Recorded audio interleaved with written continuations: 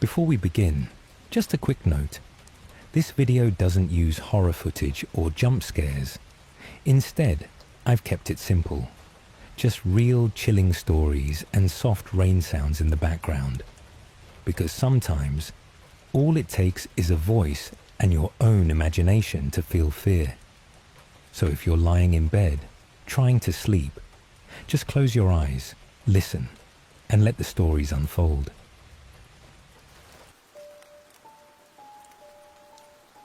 Most people today don't know what the Wendigo is. Some say it's a myth, told by Algonquian-speaking Native American tribes. Just another folktale to scare children away from wandering too deep into the woods. But those who've lived long enough near the pine forests of northern Minnesota know better. They whisper its name with dread, not because they believe in fairy tales, but because too many have vanished, too many have gone mad, and some have come back wrong. The Wendigo is a creature of winter and starvation. It's said to be born from desperate acts when a person consumes human flesh out of hunger. The transformation isn't instant. It happens slowly, with the soul rotting first, followed by the body stretching and contorting into something unrecognizable. Emaciated, tall as a tree, eyes glowing faintly in the cold dark, and a heart that no longer beats. The Wendigo is cursed with eternal hunger. No matter how much it eats, it is never full. This story isn't about legends though. It's about something that happened to a man named Thomas Keller and his 12-year-old son, Luke. In the fall of 2016, Thomas, a single father and a former forest ranger, decided to take his son on a camping trip. Not just for fun, he wanted to show Luke the same woods he grew up in, to toughen him up, and to create the kind of bond he'd missed with his own father. They drove 6 hours from Duluth into the dense expanse of the Iron Range, near a forgotten part of the Superior National Forest where Thomas once worked. It was off-season, cold enough for frost, but not quite snow. The forest was dying, the trees bare, and everything felt like it was holding its breath. They parked the truck on a service trail and hiked 5 miles in with their gear. No cell reception, no other campers, just endless trees, the sound of wind through branches, and the crunch of dried leaves underfoot. By dusk, they set up camp near a clearing. Thomas taught Luke how to start a fire, pitch the tent, and boil water from a stream. Everything was going as planned. They roasted hot dogs, shared stories, and laughed under the dull glow of the lantern. But just before they turned in for the night, Luke pointed toward the trees. "Dad, someone's watching us." Thomas stood up quickly. He saw nothing, just trees and darkness. "It's probably a deer, or your imagination. We're the only ones out here." But Luke wouldn't let it go. He kept looking over his shoulder, nervously glancing at the shadows that grew longer and darker as the night deepened. And then came the smell, rank, like rotting meat mixed with wet soil. It drifted through the campsite and made Thomas gag. Animals sometimes died nearby. He knew the forest well, but this smell wasn't just death. It was old, heavy, and wrong. They zipped themselves inside the tent for the night, but neither of them slept. Around 2 a.m., they heard it, a dragging sound, something large, moving slowly just outside the tent. Then, a soft sniffing, right up against the nylon. Luke was trembling beside his father. Thomas reached for the hunting knife he always kept nearby. He held his breath, listening. The sniffing continued, then stopped. There was silence for nearly a full minute. Then, something spoke. "Luke," a whisper, dry, hollow, almost unsure of itself. Thomas bolted upright, knife ready. He burst out of the tent, flashlight in hand, blade in the other. Nothing, only trees, cold wind, silence. But that smell was stronger now. He circled the tent, found no tracks, no animal prints, no boot marks, nothing. Just leaves and dirt. But Luke didn't imagine that voice. Thomas didn't say anything. He didn't want to scare his son. But he knew something was out there, and it wasn't human. They should have left the next morning. But they didn't, and they would regret that for the rest of their lives. By the next morning, the woods had changed. What was once an eerie silence now felt watchful, like the trees themselves had taken notice of them. Every rustling leaf, every distant snap of a twig sent a tremor through Ethan's chest. The air felt heavy, oppressive. Elijah, who had always loved the outdoors, looked pale. His eyes darted constantly. Even the birds seemed absent, as though nature had taken cover. Around 7:30 a.m., they set off deeper into the woods, crossing a narrow stream and following the faint trail left behind by the older hunter from the night before. Ethan wanted to talk, maybe tell his son everything would be okay, but a lump sat in his throat. Every word he could think of felt like a lie. About a mile in, they came across a shredded backpack near a half-rotted tree. Blood smeared across the bark. Elijah bent down to examine it, but Ethan stopped him. "Don't touch it," he said firmly. The boy nodded, his face expressionless. Next to the pack lay a rusted canteen, a hunting knife bent in the middle, and what looked like claw marks across the frozen soil. Not the kind of claw marks you'd associate with a bear or a wolf. These were too deep, too deliberate, as though something with fingers, long, bony ones, had dragged them along. Ethan took out his phone again. Still no signal. They continued on. By midday, the forest had gone quiet again. Not peaceful, quiet in a way that screamed of danger. Elijah clutched his small flashlight even though the sun was still out. That's when they saw it. A massive pile of animal bones arranged in a crude circle, with symbols carved into several of the skulls. Not tribal, not random. These were old, etched deeply and repeatedly, as if scratched with desperation. Ethan knelt and touched one, still warm. "Elijah," he said, "we're not alone here." The boy looked at him, wide-eyed, and nodded silently. They backtracked fast, but the woods didn't look the same anymore. Trees twisted slightly inward. Shadows fell where no sunlight should have touched. At one point, Elijah stopped, pointing at the ground. "Dad, my footprints are gone." Ethan looked behind them. The trail had vanished. There was no sign they had ever walked this way. They made camp before sunset, setting up near a large stone formation to use as cover. Ethan kept the fire small, almost out of fear it would attract attention. Elijah didn't ask for dinner. He just stared at the flames, silent, while Ethan kept his rifle close and scanned the tree line. Around 10 p.m., the whispering began, faint at first, like wind caught in pine needles, but then clearer, rhythmic, mocking. "Elijah!" The boy jerked his head. "Did you hear that?" Ethan nodded, lifting the rifle. He stood up slowly, circling the fire. Snap. A branch broke just beyond the tree line. Another whisper. "Ethan." That voice, it wasn't human. It was as if someone was trying to imitate human speech, but had never actually spoken before. Distorted, wet, slurred. Ethan motioned Elijah toward him. "Get behind me." But the whispering grew bolder, closer.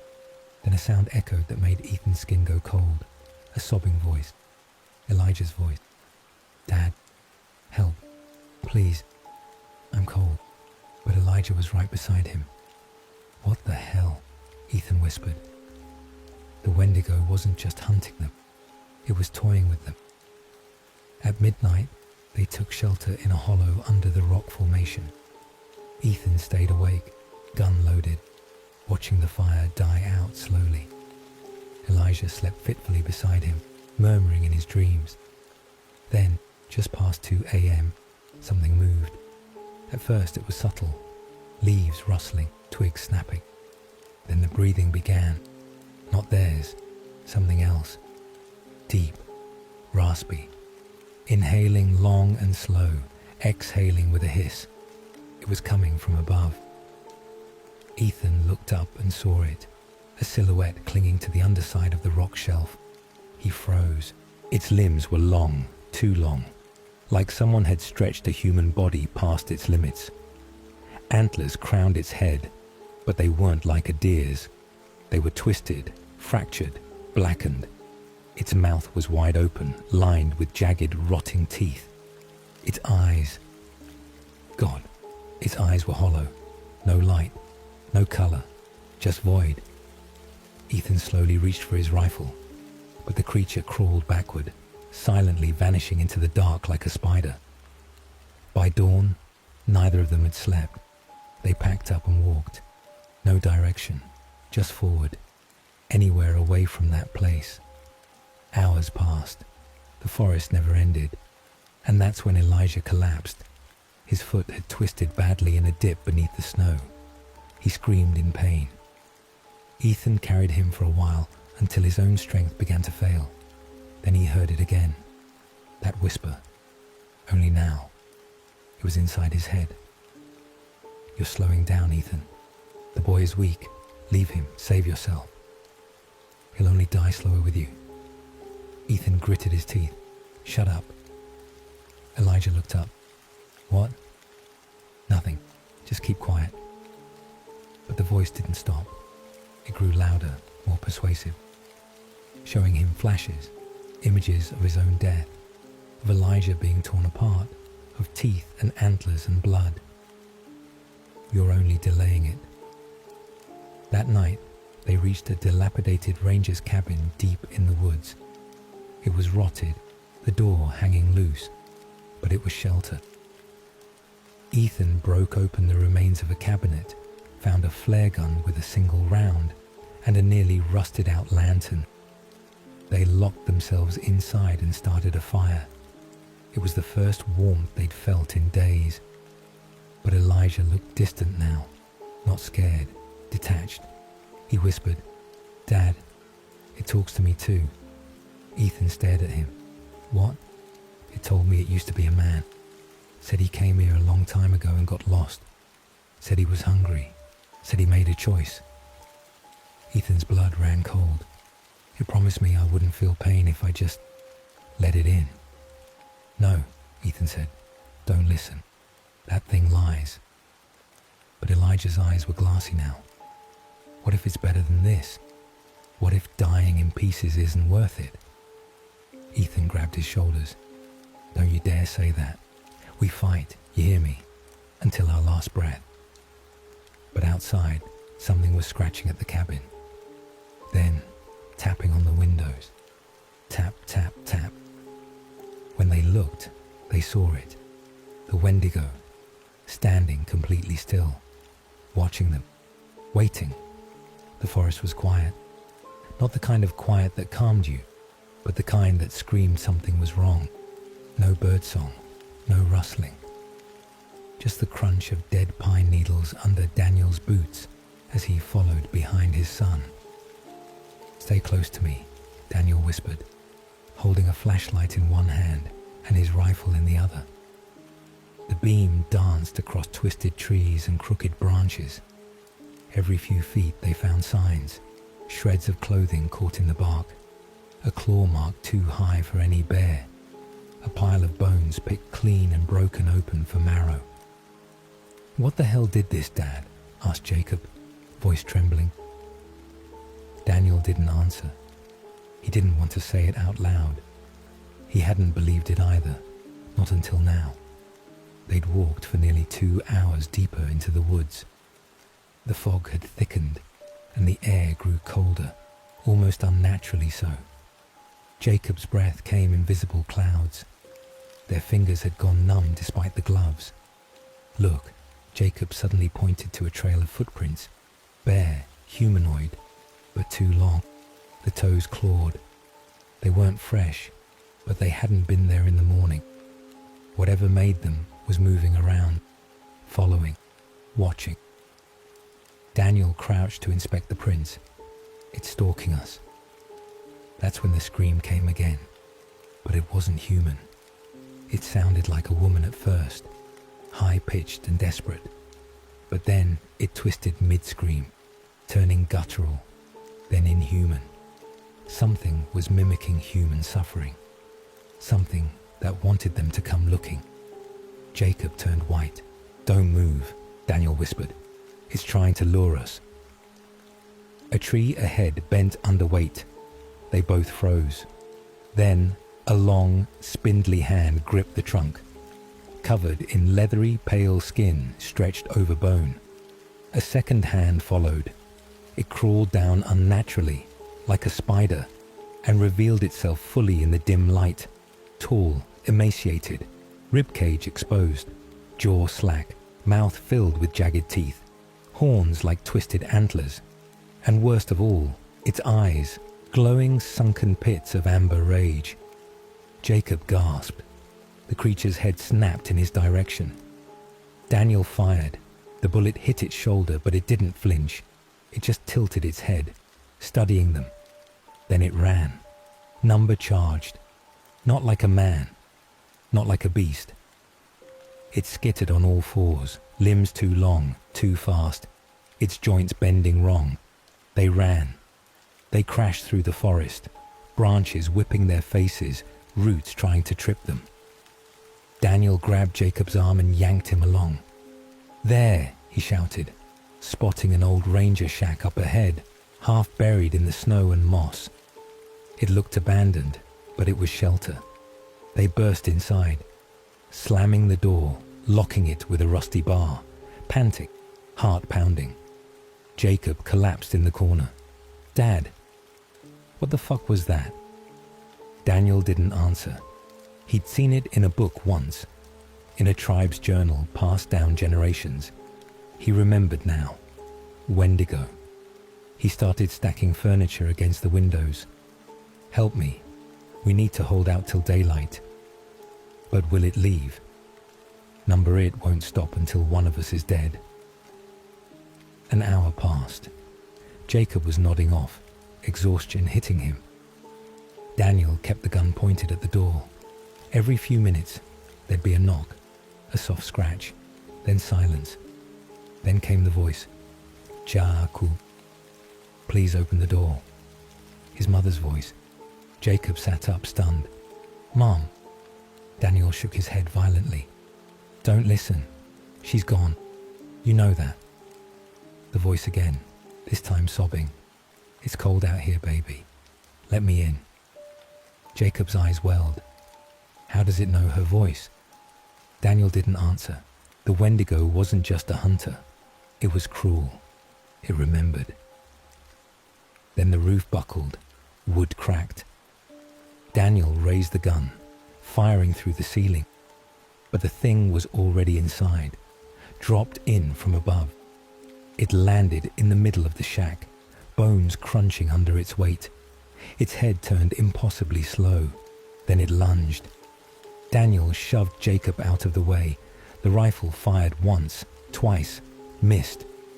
The Wendigo was on him, jaws clamping down on Daniel's shoulder, ripping into flesh. He screamed. Jacob grabbed the axe by the wall and charged, slamming it into the monster's spine. It shrieked, not in pain, in anger. It backhanded Jacob across the room, his head hitting the wall with a sick thud. Daniel, still bleeding, reached for the flare gun on his belt. One shot left. He aimed it at the beast's face, fired. The flare burst into blinding red light, setting part of its antlered head ablaze. The Wendigo screamed and thrashed. Smoke filled the room. It clawed its way through the broken window, vanishing into the trees. Silence. Jacob groaned, barely conscious. His father crawled over, pulling him into his lap. I think it's gone," Jacob whispered. Daniel didn't answer. He looked down. The bite mark was already turning black, veins bulging, skin rotting. Jacob noticed. Number no. No, Dad, tell me it's not. Daniel smiled sadly. You have to run, son, while I still have time. Jacob was crying now, shaking his head.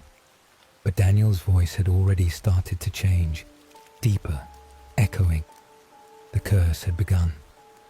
The third morning was colder than before. Snow clung to the branches like veins of ice. The tent's thin walls barely kept the chill out, and when James opened his eyes, his breath hung in the air, thick and slow like smoke. Across from him, Daniel was already up, tying his boots. His eyes looked darker, more sunken. Neither of them had really slept. Daniel hadn't spoken much since the second night. Whatever he had seen in those trees had taken something from him. His jokes had stopped. His voice was quieter now, rough and detached, like someone watching himself from the outside. James stepped out, stretching his arms, trying to shake off the nausea of restless sleep. The silence in the woods had deepened. No bird calls, no rustle of small animals. It was like the forest was holding its breath. Daniel pointed to something in the snow.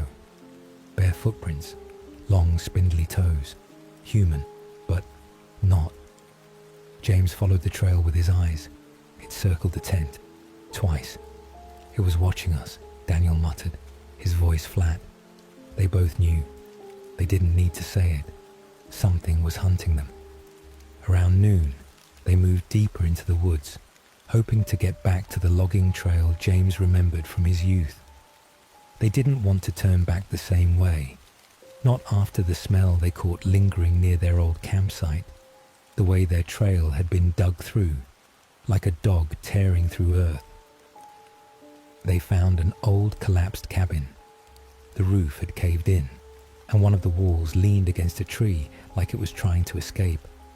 Inside bones, deer, maybe, and a stench like mold and wet fur. Daniel stood outside staring into the tree line. His eyes were twitching slightly. You hear it, he whispered. James paused. At first, nothing. Then from deep within the woods, the crunch of branches, slow, deliberate. He reached for the axe strapped to his pack. Daniel didn't move. He was locked in place. Don't look at it, he said suddenly. If you see it, it knows. James's blood turned to ice. That night, they didn't bother with the tent. They holed up in the remains of the cabin, stacking broken boards and branches across the opening. James lit a fire with trembling hands. He didn't want to look outside. He didn't want to listen either, but the noises always came. It started with wind, whistling through the trees unnaturally. Then the whispering. Daniel. James froze. The voice was low, breathy. It came from the trees. Daniel, come out. Daniel stared at the fire, not blinking, his face pale and still. It's not her, he whispered, more to himself than James. You think it's her? Daniel looked up. She used to call me like that, from the porch, when I was a kid. James leaned in. Daniel, look at me. That's not your mother. That thing is using you. A long silence. Then scraping, clawing. Not on the walls, on the roof. James grabbed the axe. Daniel grabbed nothing. The roof broke, not fully, just enough for something to slither through. A long, emaciated limb reached in, fingers tipped with curved yellow claws. Its skin was grey, tight against bone. The fire crackled louder, sparks flew. James swung. The axe connected, and the scream that followed was inhuman, high-pitched, shrill, like metal screaming against metal. Daniel was crying, not out of fear, but longing. It knows what I want, he said. It's not real, James shouted. It says it can bring her back. And just like that, Daniel was gone. He bolted into the woods, without the axe, without a flashlight. Gone. James stayed by the fire, clutching the axe until sunrise. The forest didn't sleep. He heard snapping branches, laughing. Sometimes it sounded like Daniel, sometimes like someone else entirely. When daylight broke, he ran. He didn't look for Daniel. He couldn't. Instead, he made for the mountain ridge. A few miles out, the trees grew sparse. Maybe there'd be signal, maybe not. Maybe it didn't matter. By late afternoon, snow began to fall again. Light at first, then thick, blinding. James slipped once, smashing his knee on a rock. He tied it tight with his shirt, limping forward. As he reached a clearing, he saw it. Daniel, standing still, staring into the trees. James called his name. No response. He got closer. Daniel turned. His face was wrong, too pale, eyes all black, mouth twitching upward, as if he didn't know how to smile. His voice came out slowly. Wrong. You left me, James. James stumbled back, raised the axe. Stay back.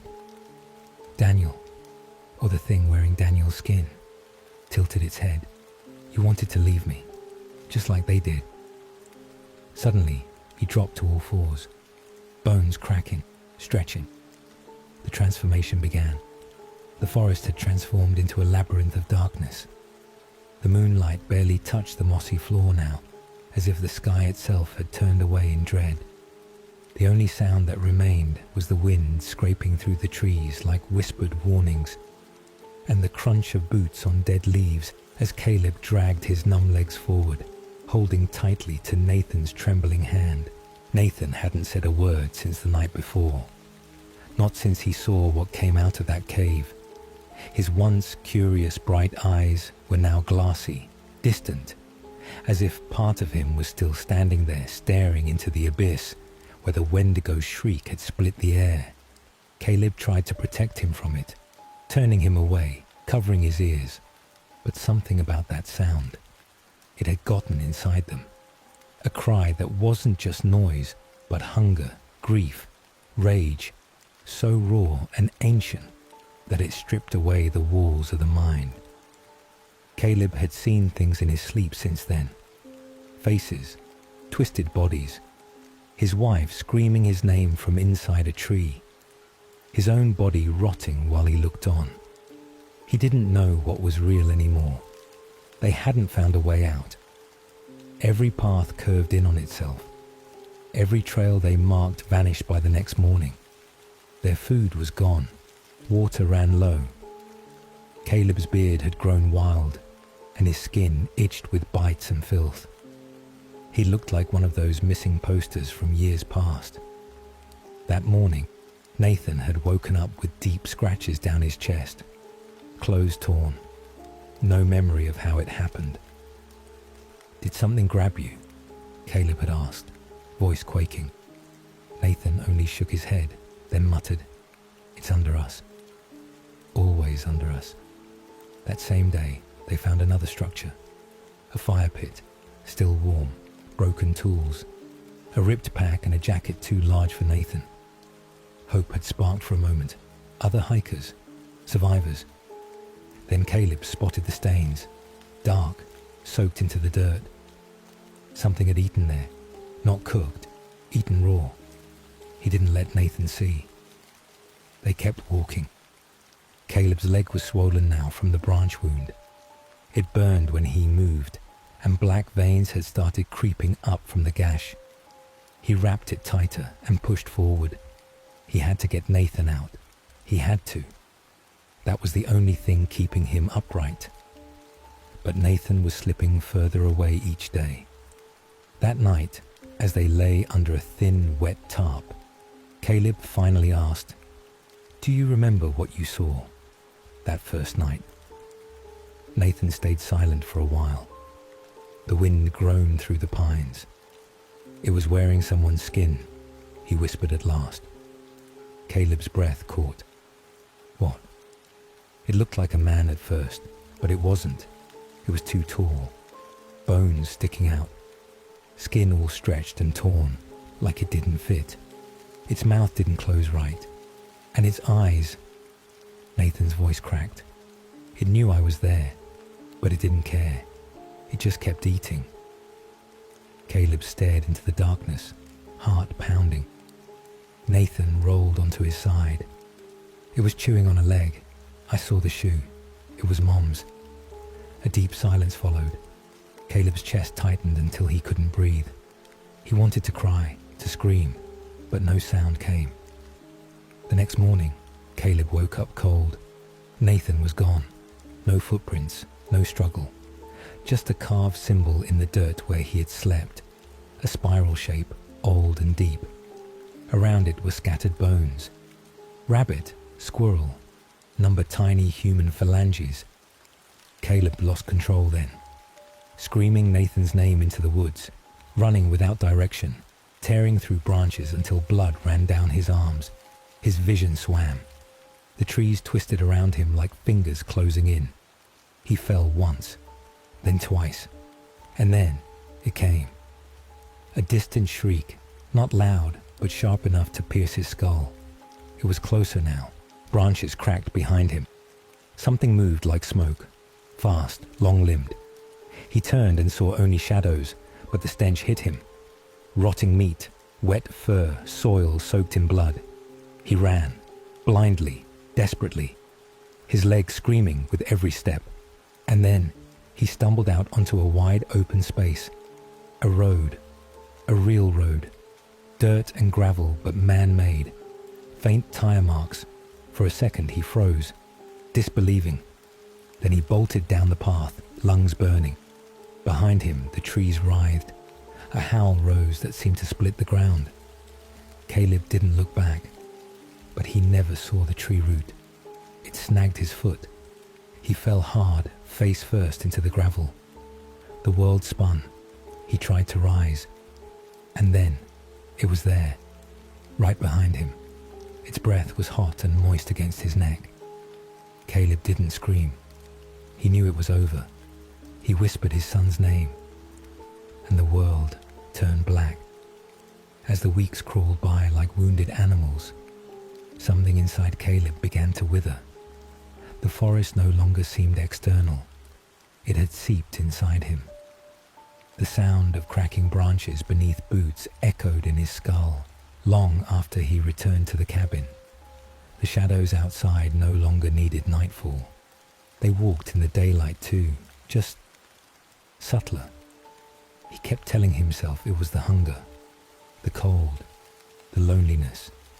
But it wasn't. It was the Wendigo. He'd read everything the old native books in the attic could offer. Wendigo was no mere beast. It was a curse, a spirit born out of starvation and greed. It wasn't just something that hunted. It was something that infected, took root, and once it had you, it never left. You became it. He thought about killing himself. One night, he stood outside the cabin, snow falling like ash, shotgun in hand, barrel in his mouth, finger pressing slowly. And that's when he heard the voice again. Caleb. It was Ethan's voice this time. His son, software fragile, coming from deep within the trees. He staggered back, dropping the gun. No, you're not real. But the voice came again. Dad, please help me. He bolted into the trees, snow up to his knees, heart hammering, voice twisting his soul in directions that no compass could understand.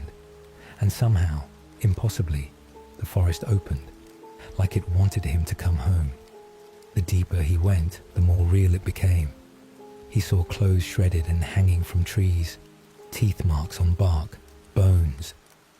Oh God, bones scattered along the frozen earth. Tiny ones, some with tufts of hair, some still wearing shoes. Then he saw the red, a thin trail of it winding through the snow like a thread.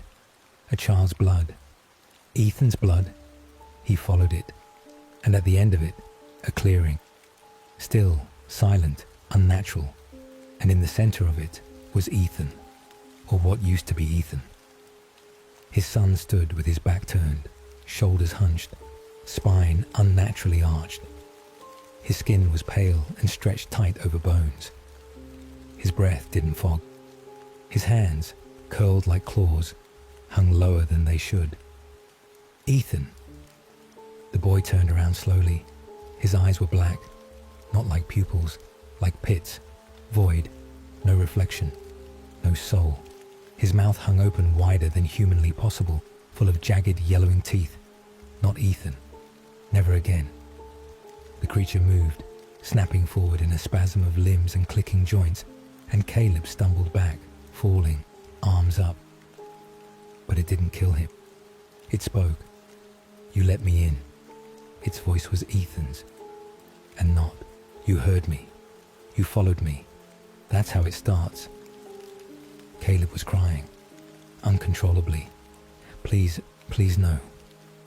"You think I'm the monster," it hissed. "You fed me, Caleb, with your grief, with your guilt. Every night you listened, every night you hoped. That's the taste I wanted." It moved closer, claws inches from his face. "And now, you're ready." Something broke inside him then, like a dam cracking open, and he screamed, not in fear, but in surrender.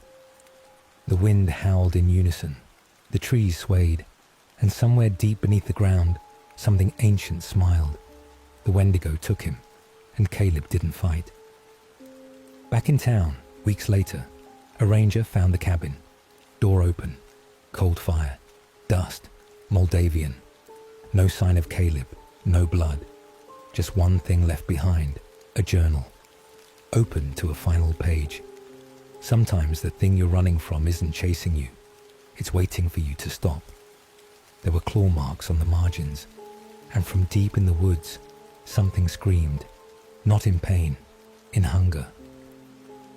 For 2 days, David and Isaac stayed in the ranger station, surviving off whatever canned food and bottled water they could find.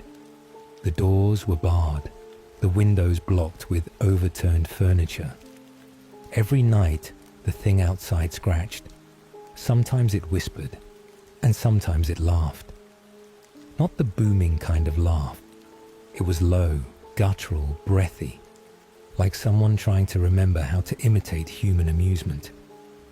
David barely slept. Isaac started mumbling in his sleep, and by the 3rd day, his condition worsened.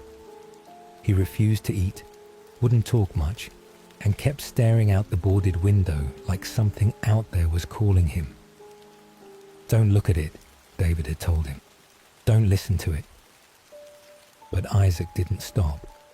And then, around midnight, David awoke to the sound of the front door unlocking. He scrambled to his feet and ran to stop it. But he was too late. The door creaked open, and Isaac was gone. David ran out barefoot into the cold, dense forest night, screaming his son's name. The mist had returned, heavier than ever, and it clung to the trees like wet cotton. Every few steps he'd hear rustling, a whisper or a growl. He followed a trail of tiny footprints, Isaac's, deeper into the trees. The forest opened up to a small clearing near a dried-up streambed. And there stood Isaac, his back to David, arms at his side, staring at something. A towering, rotting figure crouched just beyond the tree line. Ribs jutting out like jagged bone fingers, skin stretched too tightly across a skull with black, empty sockets, its mouth wet and twitching, unhinged wider than a human's ever should. David whispered, "No, no, please." The Wendigo bent forward, its limbs cracking with every movement. Its breath steamed the air like smoke from a dead furnace. And then it spoke, but the voice that came out was Isaac's. "Daddy, come closer." David froze. "Please, Daddy, I'm scared." It wasn't his son. The voice had that mimicry again, almost right, but not quite, just like that laugh. Then the creature stepped aside. Behind it, crawling on all fours, emaciated, pale, and bloodied, was the real Isaac. His eyes were wide with terror, face sunken, lips blue. He had bite marks across his shoulder, like something had been feeding on him slowly, savoring. David bolted forward, but the Wendigo was faster. It lunged. David threw himself over Isaac and tried to fight it off. He grabbed a broken tree branch and stabbed it into the creature's eye. It didn't flinch. It didn't even bleed. It simply grabbed David by the throat and lifted him like a sack of meat. Isaac screamed, but it was no use. With a sickening crunch, the Wendigo threw David into the trunk of a tree. His back snapped like dry twigs. Still alive, barely. David watched helplessly as the Wendigo crouched next to Isaac. It didn't kill him. It whispered something into his ear, and then walked away into the woods. 3 days later, search and rescue found David barely clinging to life, spinal injuries so severe he would never walk again. He'd crawled a mile on his belly, dragging himself with shattered hands and bleeding elbows. He was hospitalized, sedated, questioned. But Isaac was never found. The ranger station had blood on the floors, a child's sweater near the back wall, and strange marks carved into the trees. Symbols that didn't match any known language, and no sign of animal tracks, nothing human either. They said David was suffering from psychosis. That grief had made him hallucinate. But David knew better. He'd seen what was inside the Wendigo's eyes, and every night since, in the psychiatric facility where he now lived, he heard it outside his window, scratching and laughing. Evening turned to night. The wind roared louder than ever, and the snow now came down in hard diagonal sheets. The lantern inside the cabin flickered and hissed against the cold. Jacob sat on the floor, his back to the wall, holding Nathan's hunting rifle across his lap. He hadn't slept in over 30 hours. His eyes were swollen, ring-dark with fear and exhaustion. The sound of branches cracking outside hadn't stopped in hours. Something was circling the cabin, not pacing, circling. For the past hour, it had scratched once, just once, on each wall of the cabin. Then silence, then a sound on the roof, then more silence. It was intelligent, patient, toying with them. Nathan sat near the small stove, bundled in every blanket they had left. His breath came in trembling waves, and his face was sickly pale. He had barely spoken since they found Arlo's mangled remains. It was more than just shock. It was terror with no bottom. "I think it's still out there," Jacob whispered. Nathan didn't answer. "I don't think it ever left." They had bolted the doors and reinforced the windows as best they could. But a thin wood cabin in the middle of the wilderness wasn't a fortress. It was a coffin waiting to be filled. Suddenly, the lantern blew out.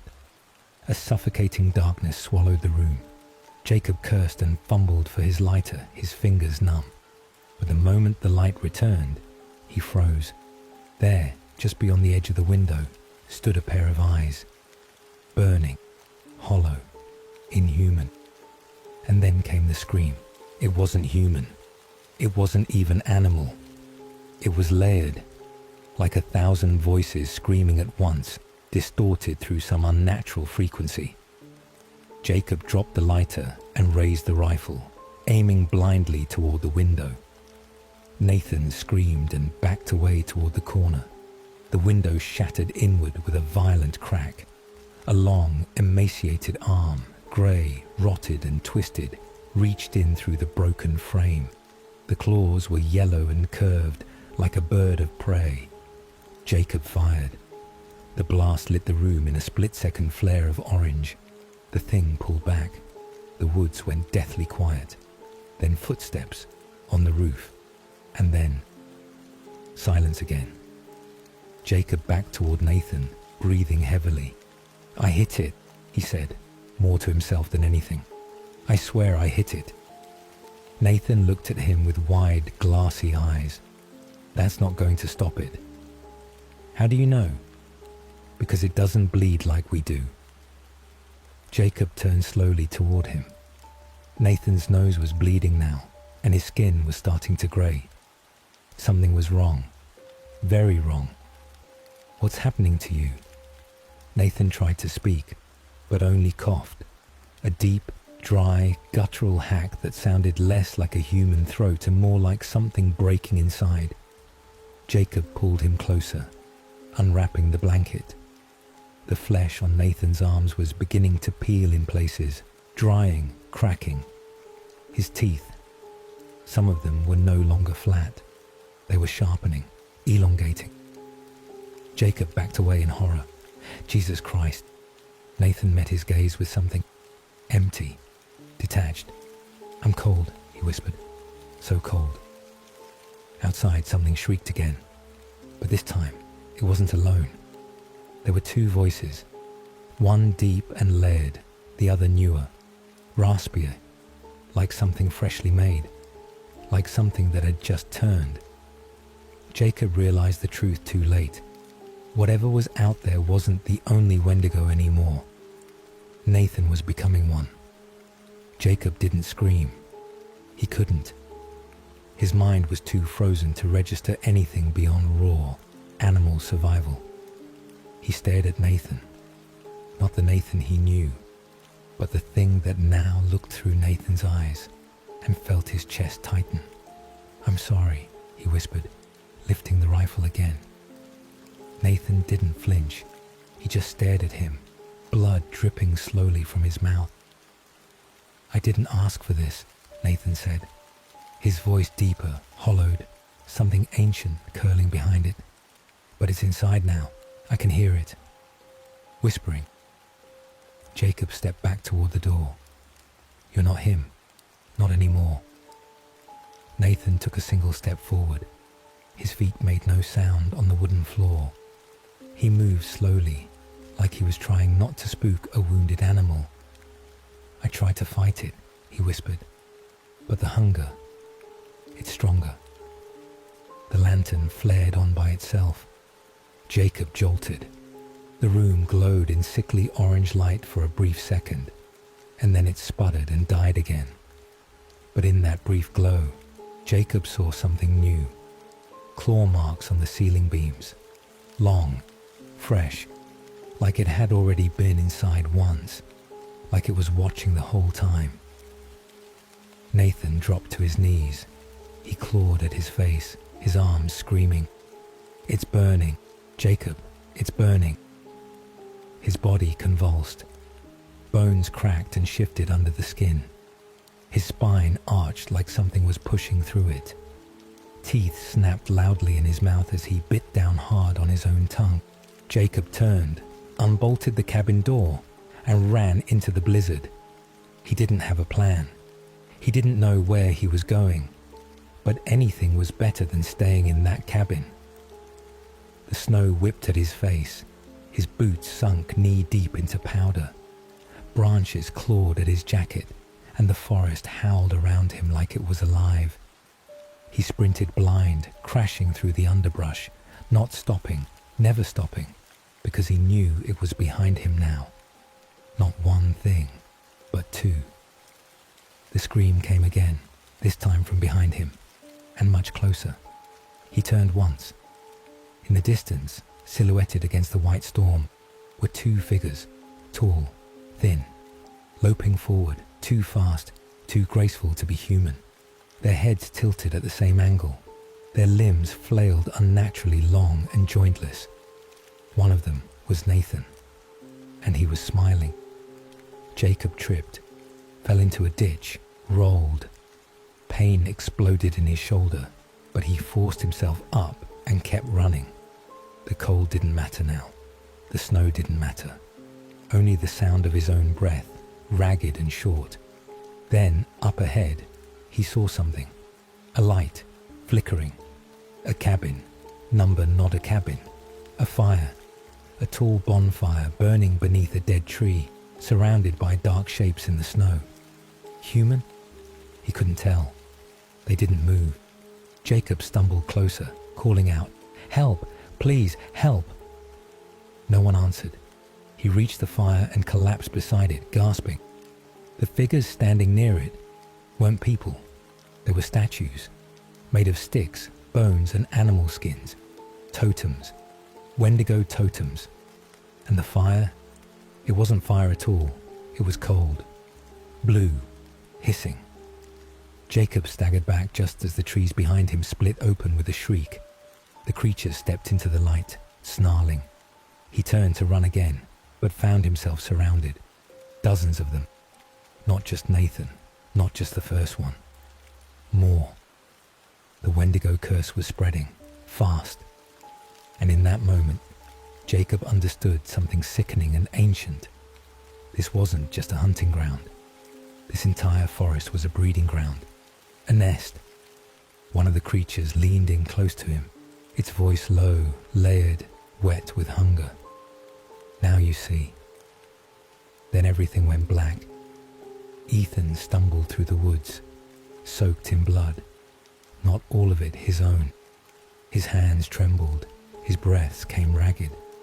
The image of his father being dragged off into the dark by that thing, the Wendigo, burned into his mind like a brand. The forest was no longer just trees and wind. It breathed. It hungered. The flashlight he carried was nearly dead. Its beam flickered, casting twisted shadows that danced like ghosts along the bark of trees. Every crack of a twig, every flutter of wind through the leaves made him jerk his head in terror. He no longer knew where he was going. His compass had shattered in the scuffle, and the GPS had lost signal hours ago. He had to keep moving. Ethan's feet dragged along the muddy ground as his adrenaline waned. The wound on his shoulder, deep claw marks, throbbed with every heartbeat. Infection already setting in, or maybe something worse. He remembered the stories. Those who are wounded by the Wendigo either die or change. But he couldn't stop now. Suddenly, up ahead, a clearing. He emerged into a patch of moonlight, breath hitching.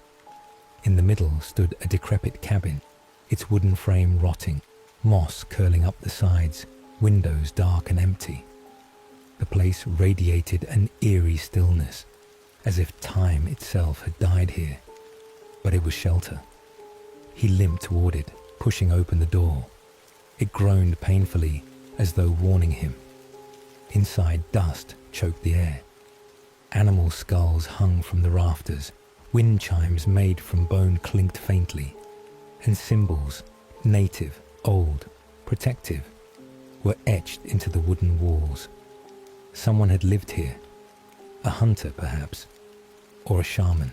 There was a journal on the table, bound in leather, yellowed with age. He opened it.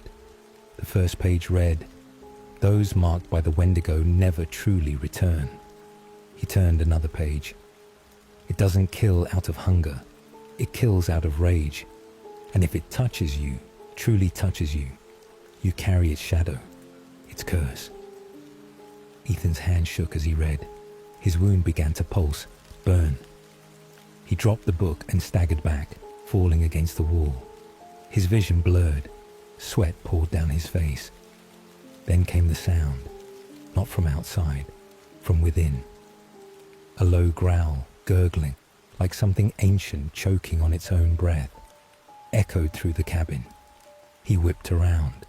The shadows shifted unnaturally. A coldness enveloped the room. The symbols on the walls began to bleed. Real blood. No, it can't be here, he muttered, backing away. But it was. Out from the darkest corner, the Wendigo emerged, towering, bones cracking as it moved.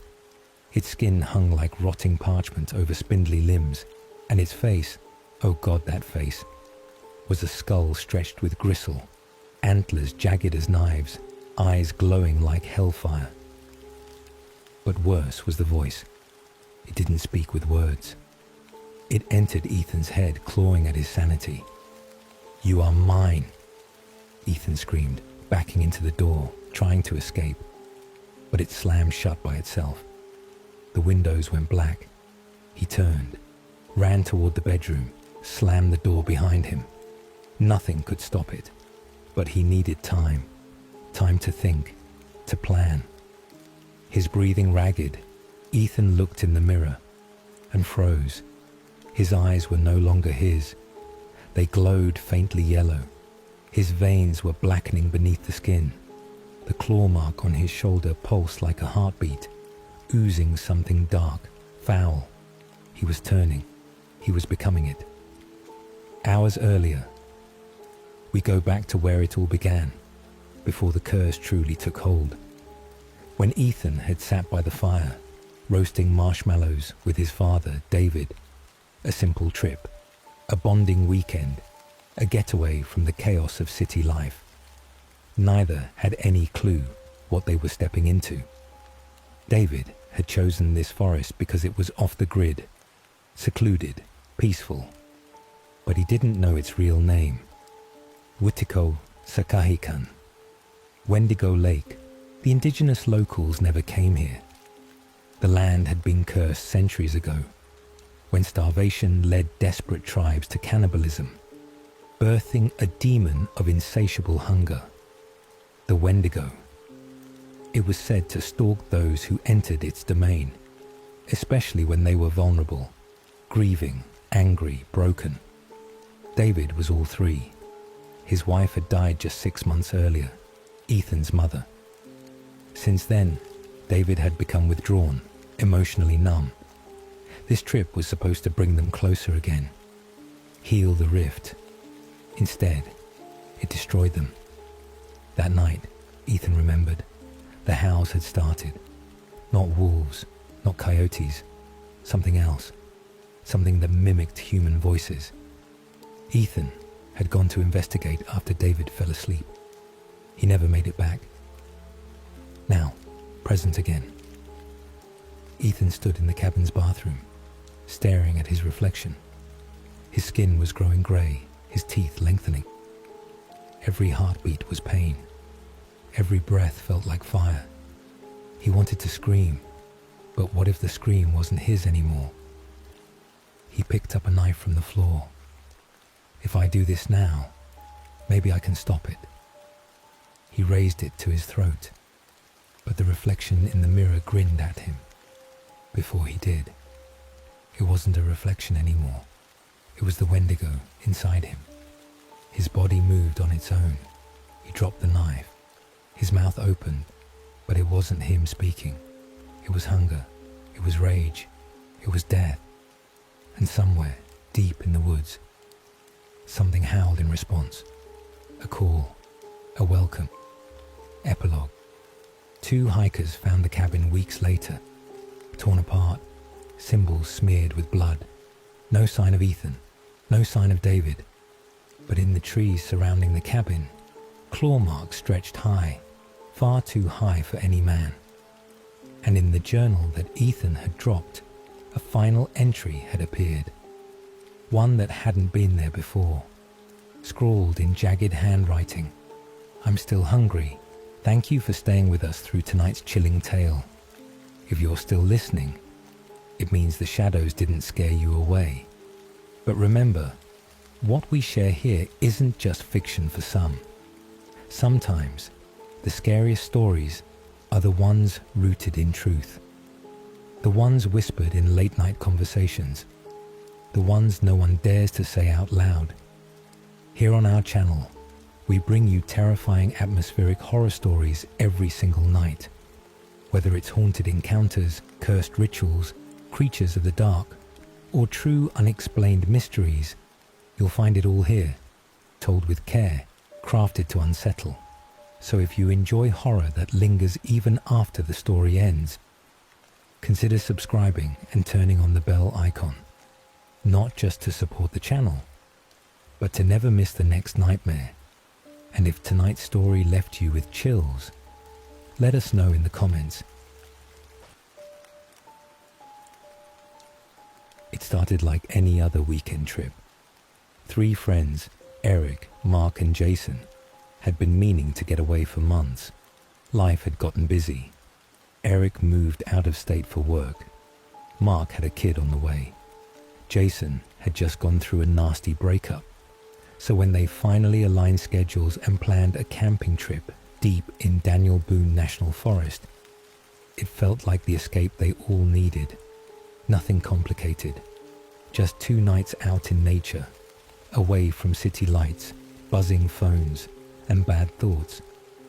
Eric had found a thread online. Some obscure forum about forgotten trails in Kentucky. Most of it was ghost stories and Bigfoot nonsense. But one comment caught his eye. Rockhouse Creek. Take the unmarked trail past mile marker 6. If the forest goes quiet, turn back. I mean it. The others laughed when he showed them. Perfect, Jason had said. If we vanish, at least Reddit will know where to look. By Friday afternoon, they were piled into Mark's dusty Tacoma, barreling down winding roads into the green heart of the forest. The sun dipped low, turning the trees gold. They passed the last gas station an hour back. No cell signal, just woods, real woods. After an hour of bad directions and worse map reading, they finally found the unmarked trail. A narrow break in the tree line barely wide enough for a person to squeeze through. Jason grinned. We're definitely trespassing. Eric rolled his eyes.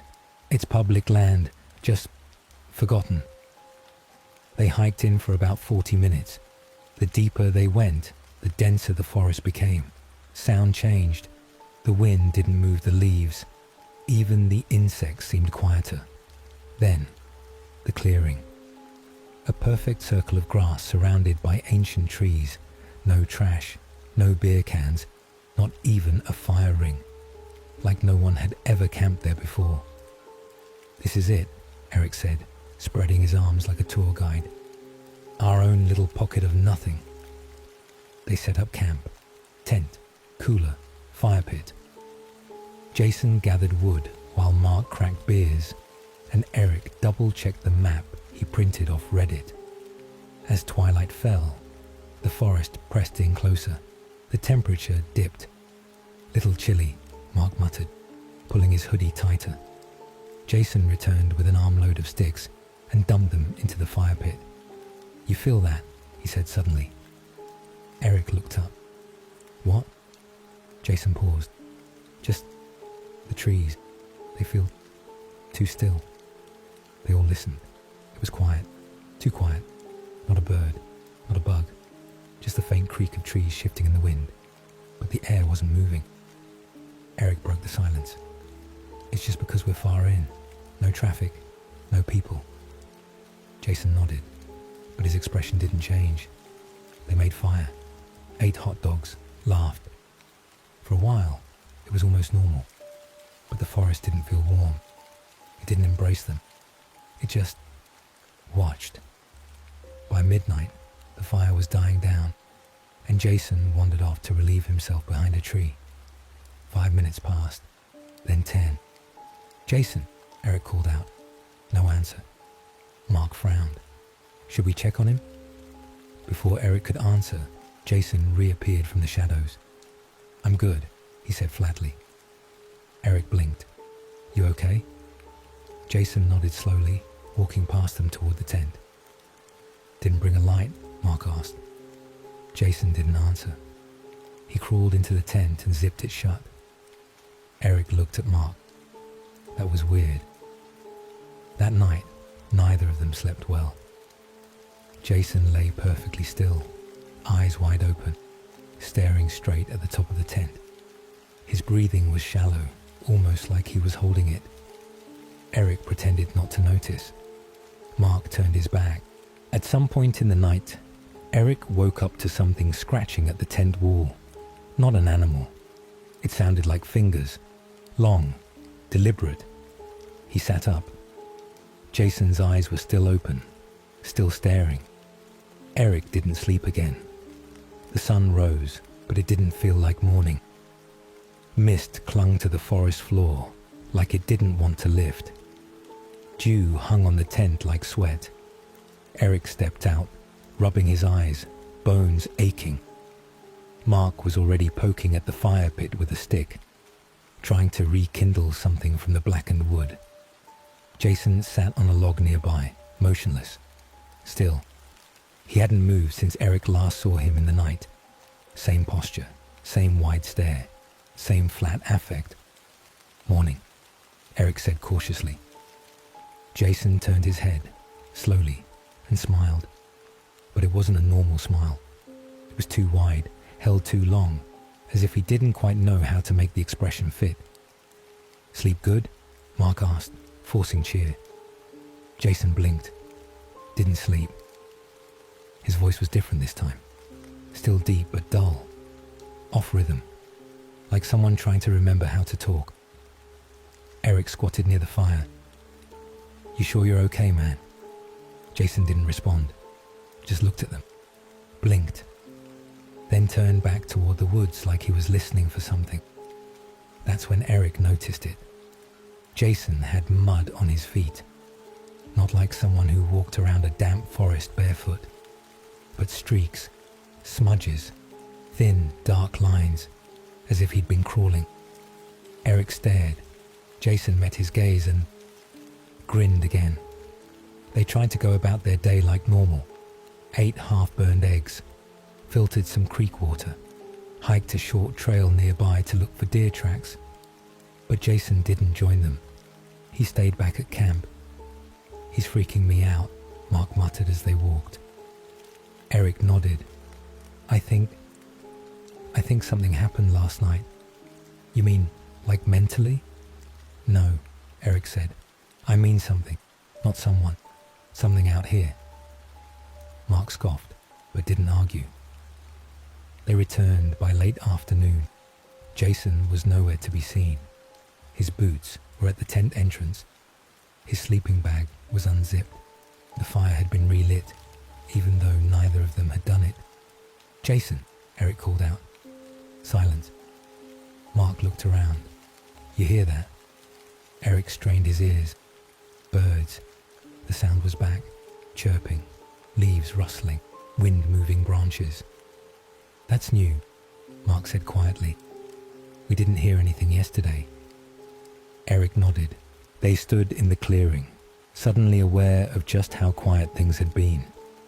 Almost like the forest had been holding its breath. But now, it was exhaling. Jason walked out of the trees 5 minutes later, but something wasn't right.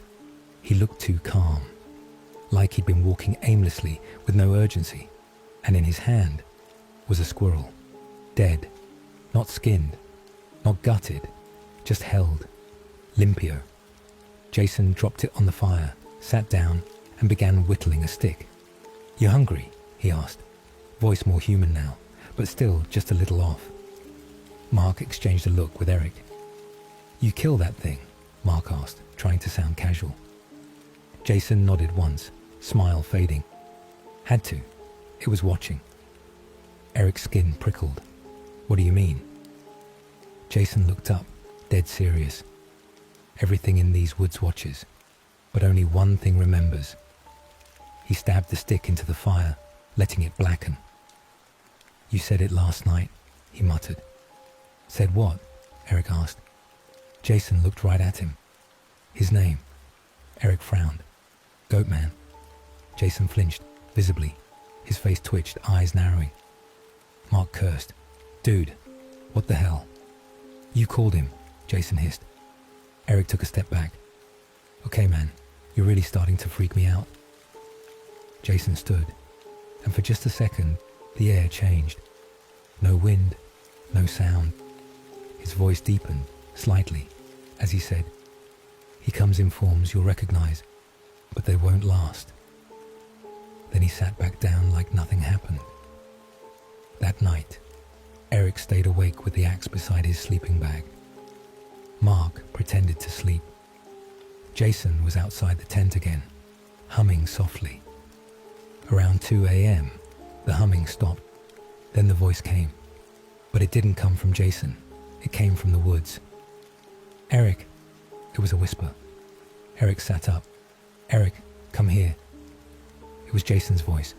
But Jason was right outside the tent, visible through the mesh flap, still facing the dying fire. Eric's breath hitched. Mark opened one eye, heard it too. "Eric, please," Eric whispered. "That's not him." The voice got closer. Then, "Mark, it hurts." Now it was Mark's name. Now it sounded like Eric's voice. They both froze. Then the footsteps came, light, software barefoot, circling the tent. Then a new voice. "I see you." A whisper, but no longer familiar. Low, hollow, like it echoed inside their skulls. Then scratching. On the nylon of the tent wall. Mark grabbed the axe. Eric held the flashlight tight. The zipper moved. They shouted. Eric shined the light. Mark raised the axe. But no one was there.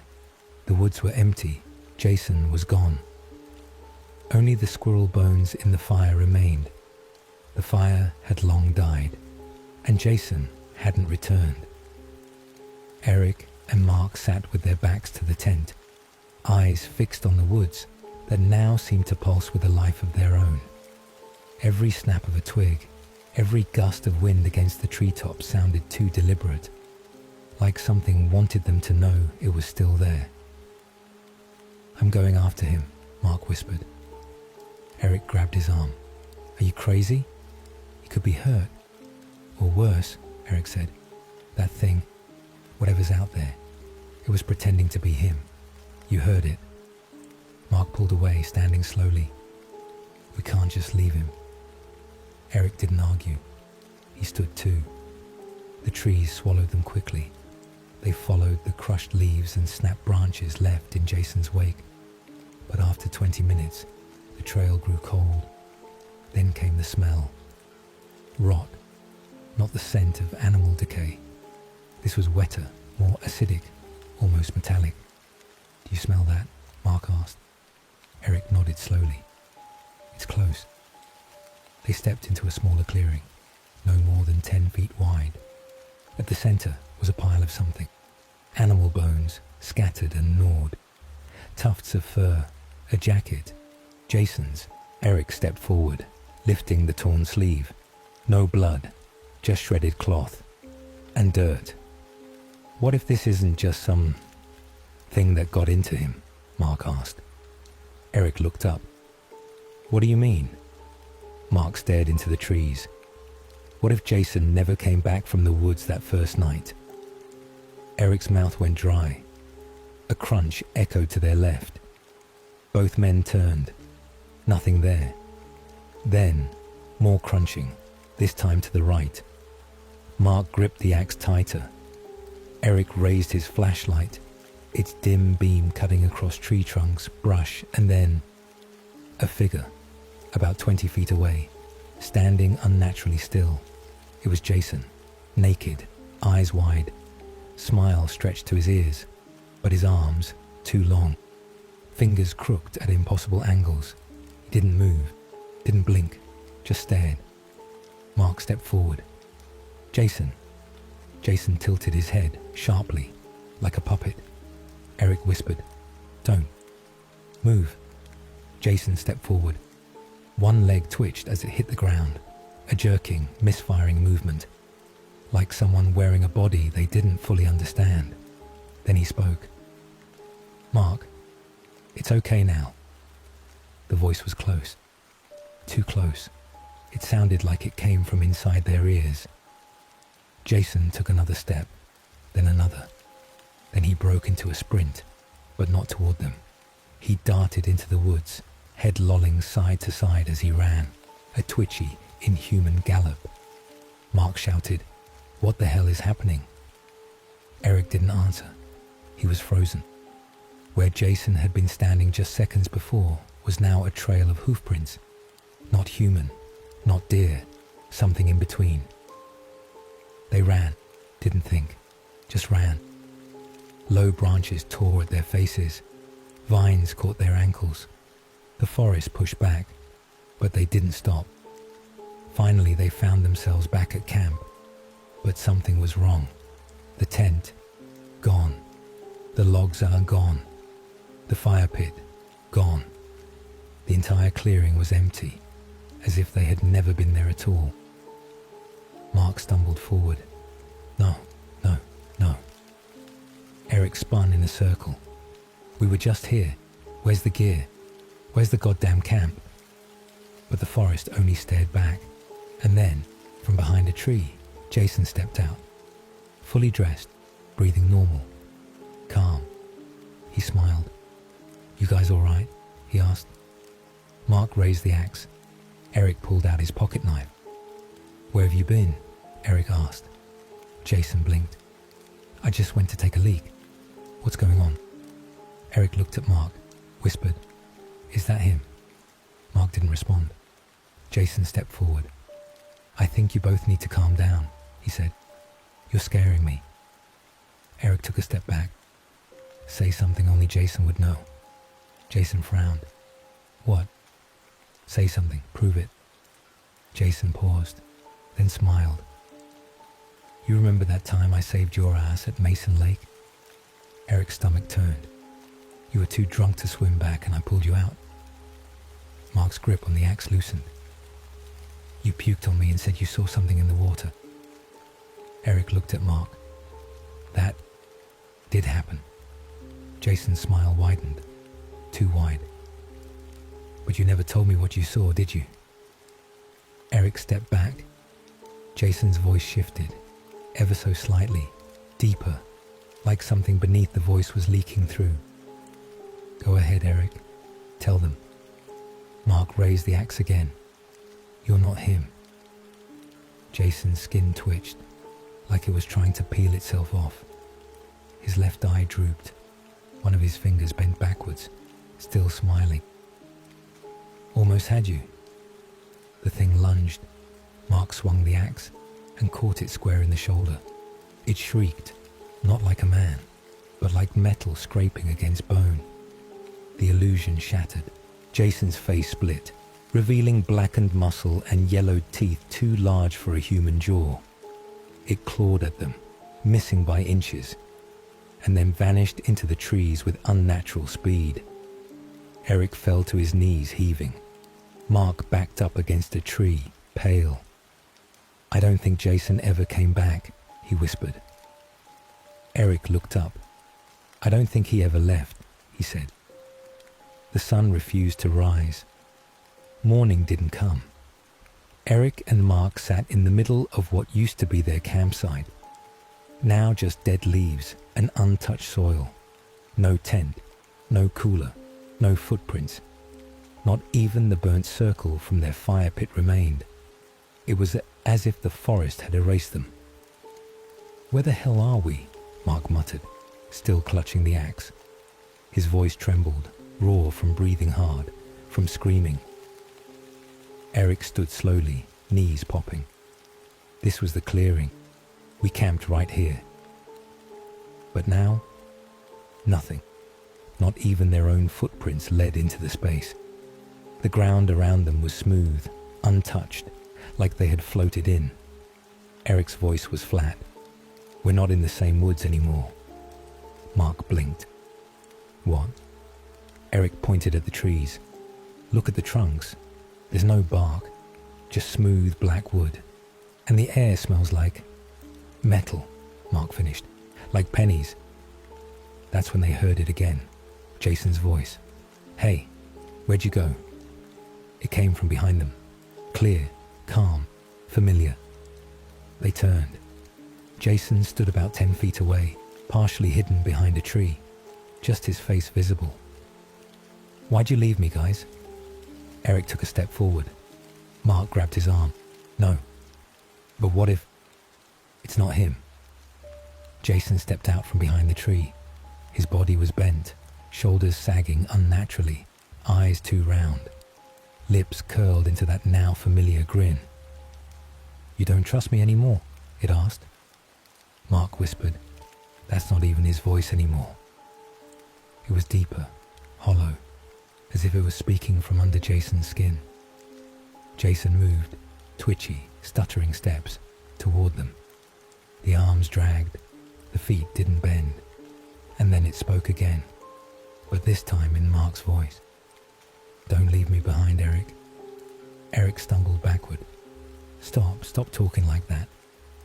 The thing shivered, and Jason's body split at the collarbone, just a little. Black, wet skin peeled up from his sternum like an old coat. Inside, something moved. You know what this is, don't you? It whispered. You've heard the name. Mark stepped forward, trembling. What are you? The thing stopped, tilted its head, and smiled wider. Goatman, it whispered. Wendigo. Skinwalker. Pick a name. We don't care. We wear what we kill. Then it lunged, but not toward them. It vanished, like smoke sucked backward into the trees. Mark and Eric spun wildly, trying to find where it went. The forest around them seemed to breathe. Trees shifted. Shadows bled across the ground. We need to move, Eric said. Now. They stumbled downhill, trying to follow the sunless light filtering through the grey canopy. Every few yards, they found something off. A tree, sliced clean across at the base but still standing. A crow, crucified with twigs, its beak sewn shut with grass. And then, a backpack, Jason's, still zipped. Eric knelt and opened it slowly. Inside his knife, the canteen, a half-eaten protein bar, and a note. Folded, damp, torn at the edges. He opened it carefully, written in Jason's handwriting. If you find this, it's already wearing me. Eric's breath hitched. Don't follow it. Don't speak to it. Don't believe anything it says. It's not Jason. It never was. Mark sank to his knees, holding his head. What is this thing? He whispered. Why us? Eric looked at the trees, the way they curled inward toward the trail, like a throat ready to swallow. I think we were just next. That night, they didn't try to make camp. They just walked. Every now and then, they heard Jason's voice again, behind them, ahead of them, sometimes whispering, sometimes laughing. Once, it screamed Eric's name in a pitch so high, it sounded like glass cracking. Once, it mimicked Eric's mother's voice, asking if he was cold. At some point, Mark stopped. He turned to Eric, eyes wide. Do you remember what road we drove in on? Eric blinked. What? What road? The gravel, the turnoff, the marker. Do you remember any of it? Eric opened his mouth. Stopped. He didn't. He remembered Jason handing him the map. He remembered the trail, but not how they got there. Mark whispered, I don't think we ever came in on a road. Then behind them, a low groan rose into the trees, a sound like wood cracking and bones breaking at the same time. Then silence. Eric whispered, It's stalking us. Mark looked up. No. He turned slowly, pointing at the canopy. It's above us. They ran. Branches slapped their faces. Roots grabbed at their ankles. Something laughed in the trees above. A wet, clicking sound. Then Eric stumbled, fell, cracked his elbow on a rock. Mark skidded to a stop, turned, helped him up. And that's when they saw it, perched on a limb above them. Not Jason anymore. A massive, long-limbed creature, its skin torn and hanging, its face stretching with seams like someone had stitched it from several animals. Eyes glowing faintly yellow. Its antlers scraped the bark above, and its voice, low, crawling through the forest, said, You should have run faster. They didn't scream. They couldn't. They just ran. Behind them, they heard it drop from the tree and begin to crawl, on all fours. The sound of its limbs pulling across the ground was like wet leather and broken sticks. They saw a light. In the distance, a cabin. Mark didn't stop to question it. They burst through the door, slamming it behind them. Dust filled the air. Spiderwebs clung to their faces. But they were inside. Wood walls, no windows. A bolt on the door. They locked it. And then the pounding began. Slow, deliberate, as if whatever was outside knew they had nowhere else to go. Knock, knock, the thing whispered through the wall. Let me back in. You owe me that much. Eric and Mark stood frozen in the dark. The door was locked. The walls seemed solid. But the pounding outside, slow, patient, confident, didn't stop. It wasn't like something trying to break in. It was like something reminding them, it can wait. Mark slid down the wall to the floor, breathing heavily. This place, he whispered, I don't think it's real. Eric didn't answer. He was watching the walls, listening to them. They weren't creaking like old wood should. They were shifting, almost imperceptibly, expanding, contracting, like lungs. The house was breathing. Something scratched along the outside, circling them slowly. But Eric was focused on something else now. A faint sound under the floorboards. It wasn't footsteps. It was whispering. He's hiding something from you. Eric spun to Mark. You hear that? Mark looked up slowly, eyes glassy. The voices. Eric blinked. Yeah. Mark nodded. They started whispering to me right after we ran, telling me to leave you behind. Eric stared at him. And you didn't think to mention that? Mark stood. His hand hovered near the axe again. Because I didn't. I stayed, Eric, didn't I? I didn't leave you. Even when the thing wore Jason's face. He chose the wrong one. That voice, this time from the ceiling. Eric and Mark looked up simultaneously. Above them, scrawled in long, blood-red letters, were words they hadn't noticed before. You let it in. Suddenly, all four walls shuddered. Not from impact, from inside. The sound of nails tearing into wood echoed around them. The back wall cracked vertically, splinters blooming like flowers. Eric whispered, Mark, back away from that wall. Mark had already stepped forward. There's something behind it. No, listen to me. Mark put a hand on the wall, and it exhaled. A long, low sigh. Wet. Rotten. The boards warmed under his touch. Mark staggered back, staring at his palm. It was covered in something black, sticky, breathing. Thud. Something slammed against the outside. Again and again. The door cracked at the hinges. Eric grabbed the nearest broken chair leg and raised it like a weapon. Mark grabbed the axe again. Then silence. And then a voice. Eric's voice. Mark, it's me. Mark's grip on the axe tightened. Please open the door. I'm outside. Mark looked at Eric. Eric whispered, Don't. But Mark was trembling. That's your voice. Exactly. How? Eric shook his head. Because it's not me. It's what it does. It wears us. The voice spoke again, this time with a sob. I'm scared, man. It took Mark. Please let me in. Now it was his voice. They both stood there, breathing hard. You're the last one left, Eric. Now the voice wasn't either of them. It was someone else entirely. Female. Old. You'll die in here. Might as well open the door. The walls began bleeding. Thin rivulets of black ichor ran from the seams between boards. The writing on the ceiling began to melt. You let it in, became you are it. Mark backed into the corner. Eric fell to his knees, covering his ears. The voice whispered, You were never going to escape. No one does.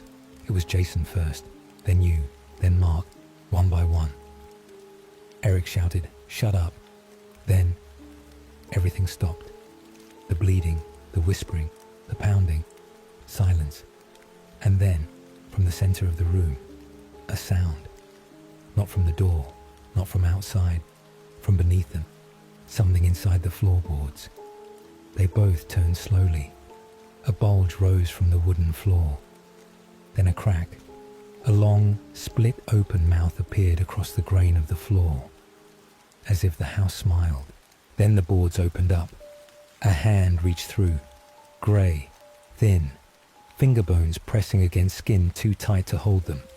Then another, and then Jason's face, or what was left of it, slowly rising from the floor. But his eyes were wrong. They weren't Jason's anymore. They were wide and blank and hungry. He looked directly at Eric. "You said its name." Eric didn't wait. He swung the chair leg and smashed it across the thing's face. It didn't bleed. It didn't flinch. It just laughed, low and guttural. Mark yelled and swung the axe, cutting deep into the thing's shoulder. That worked. It screamed. The entire house shook. Then more hands began clawing out from the floor. Arms, faces, stretched and rotting, peeling apart mid-form. Not just Jason. Others, dozens, hundreds, all half-formed, half-human. Mark screamed, "The whole house is a mouth. It's a trap." Eric turned and kicked through the weakest part of the wall. Splinters exploded outward. "Go!" They dove through, back into the woods. But now, the woods had changed. Trees bent toward them as they passed. Faces blinked inside knots in the bark. A deer stood with its legs twisted backwards. Its eyes followed them. The moon, if it was the moon, was moving, chasing them. Eric tripped again and landed on something soft. A coat. Jason's. He screamed and rolled away. The coat got up. Eric's scream echoed into the trees as the coat lifted off the ground. Empty sleeves stretching unnaturally, as if filled with invisible arms. The shape beneath it formed slowly, like fog solidifying into muscle and bone. A face emerged, Jason's face, but it was not Jason. Its grin was too wide, the eyes too glassy, the head tilting at an inhuman angle. It didn't blink. It didn't even breathe. It just watched. Eric scrambled backward. Mark yanked him to his feet, adrenaline numbing the pain. "Don't look at it," he hissed. "Just run." They sprinted again, deeper into the trees. Branches lashed their arms. Roots rose like claws to trip them. The air had turned thick, heavy with rot, and something chemical, like old meat left in the sun. The whispers were back. "He's tired. Leave him behind." He said the name. "You should have been first." After what felt like an eternity, they broke through the tree line into a clearing and stopped dead in their tracks. A road, a real paved road, painted lines, a faded wooden signpost. Route 56 north, exit 4 miles. Eric almost dropped to his knees. "Jesus, we made it." Mark stared, wide-eyed, struggling to believe it. This can't be real. This can't be real. But the asphalt was warm beneath their feet. They could smell tar. Distant wind brushed over the grass at the roadside. It felt real. And then, headlights. A rumbling engine. A pickup truck. Old, rusted, but moving down the road toward them. Eric ran into the road, flailing his arms. "Hey, please stop." The truck slowed. Headlights lit up their dirt-covered faces. It rolled to a stop. The window rolled down. The driver was a man in his 60s, thin, wearing a patched hunting jacket and thick glasses. A rifle sat behind the seat. He looked them over calmly. "You two lost?" Eric nearly cried. Yes. We've been out here. We've seen something's in the woods. Please, we need help." The man nodded slowly, then said flatly, "Which one of you said the name?" Mark froze. Eric's stomach dropped. "What?" The man stared through the windshield. "You said it, didn't you?" Eric stepped back. "How do you know about—" The man sighed. "You boys don't get it. You don't say its name. Not out loud, not even in your head." Mark stammered. "But you know what it is?" "I know enough," the man said, voice tightening. I've lived by these woods 40 years, seen kids wander in and not come out. You can't stop it. You can't kill it. All you can do is not invite it in. He pointed to Eric. You invited it. Mark turned to Eric. You, when? When did you say it? Eric shook his head. I didn't know. There was a book. Just a name in a book. I didn't mean to. The man looked down at his dashboard. Then it's too late. Bang! The back of the truck exploded in glass and metal. Something huge had landed on it. A dark, spindly blur with antlers and claws like hooked blades. The windshield shattered. The old man barely got his hand to the rifle before the door was ripped off the hinges and he was gone, dragged into the dark with an awful tearing sound. Mark screamed, "Go!" They jumped into the truck, no keys, but it was still running. Eric slammed the gear into drive. The tires shrieked as the truck swerved down the road, sparks flying from the twisted metal on the back. Behind them, the thing followed, running on all fours, faster than the truck. Its limbs weren't shaped like a man's. They were too long, bent backwards. Its face flickered in the mirror. Not one face, but many. Jason's, the old man's, their own. It was them. It was everything they feared. The road twisted. Eric struggled to stay on it. Trees blurred past. Mark was in the passenger seat, clutching the rifle the old man had dropped. "Shoot it," Eric yelled. Mark turned, aimed, fired. Boom! The windshield cracked. The creature flinched but didn't fall. It shrieked, an awful, layered cry, like children screaming beneath a woman's wail and the howl of something ancient. Mark loaded again, fired, nothing. The truck skidded around a bend. And there, ahead, headlights, another car. They swerved, too late. The truck clipped the other vehicle, flipped, spun into the ditch. Crash. Everything went black. Silence, then ringing. Eric woke upside down, bleeding, something sharp in his arm. Mark was hanging limp beside him. He crawled out the shattered window, dragging his body into the dirt. No sign of the other car, no sign of the creature, just trees. And then, footsteps, crunching leaves. From the trees a figure emerged, not tall, not twisted, a woman, mid-30s, hiking jacket, holding a flare. She approached slowly. "You boys okay?" Eric blinked. "Who?" She knelt beside him. "I'm a guide. I found the other car down the road, heard the crash, been calling for you, thought you were..." She paused, looked at him closely, then whispered, "Did you say its name?" Eric's eyes widened. The woman smiled. "It's okay, we all do." Her mouth split at the corners, too wide. Her voice changed, all the voices at once. "Welcome home." Eric screamed and tried to crawl away, but his arms gave out. His body felt too heavy, like something inside him had started unraveling. The woman, or whatever she was, rose slowly to her feet. Her limbs creaked, joints bending in wrong directions. Her skin shifted, sagging, tightening, reshaping itself like warm wax in the firelight of her flare. And her smile, it never faded. "You shouldn't have spoken the name," she said, voice low, layered. "But that's how it starts. You say it, then it hears you, then it shows you everything you've ever feared." Eric coughed up blood, whispering, "Mark." The woman tilted her head. "Mark? Oh, sweetheart." She took a step closer. "You've been alone since the second night." Eric blinked. His memory flickered.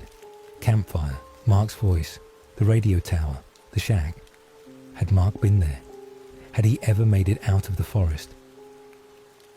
A moment returned. The shack. Eric screaming for help. The thing climbing on the roof. Mark had shouted something. Or had he? "No," Eric croaked. The woman crouched beside him, her hands grazing the bloody dirt, fingers too long, nails peeling upward like bark.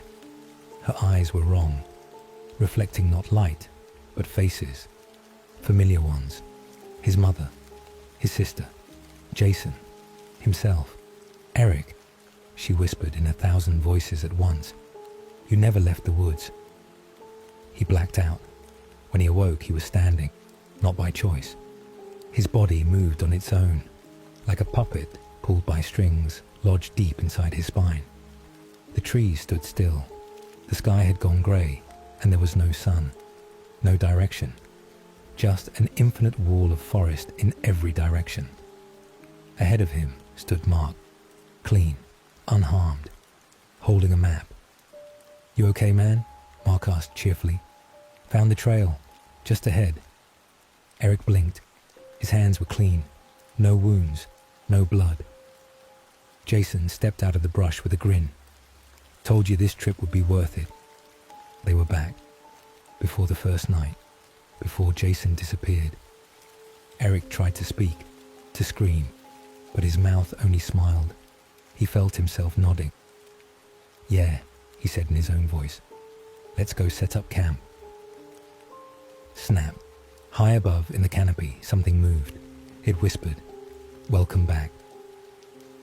That night, around the fire, Eric sat between his friends. They laughed, told stories, roasted hot dogs, just like the first time. Except the fire gave off no heat. The food had no taste, and the laughter echoed too long, too hollow, too empty. In the distance, beyond the circle of firelight, a second Eric stood between the trees, watching. His body was covered in ash, his mouth sewn shut, eyes wide with terror. He screamed, but no sound came out, and the forest swallowed him whole. Mark didn't know how long he had been walking. The forest had grown stranger. The branches bent unnaturally, gnarled like fingers reaching toward him. The air felt wrong, too still, too heavy, as though the forest itself was waiting for something. He hadn't seen Eric in hours. After the two of them had tried to escape the clearing, and Jason's horrifying transformation, they'd gotten separated. Mark had turned to check if Eric was behind him, and when he looked forward again, the trail was gone. Just trees, endless, choking trees. He heard twigs snapping behind him now and then. Heard his name spoken in whispers that faded before he could fully hear them. But nothing ever came into view. He found himself in front of an old wooden bridge. Something out of place in this remote part of the forest. It stretched across a dry ravine, ancient, sagging under its own weight. On the other side, a cabin. At first glance, it looked like a hunter's shelter, half-rotted and overgrown with vines. He crossed. The bridge creaked with each step. Below, rocks and dry weeds waited to catch a fall. Mark didn't look down. He kept his eyes on the cabin. He knocked on the door. Nothing. He pushed it open. Inside, the room was dusty, filled with relics of someone who had once lived off the grid. Tools, old newspaper clippings, a pot-bellied stove, a pile of firewood, a cot, and pinned to the walls, sketches, drawings of a creature, half man, half goat.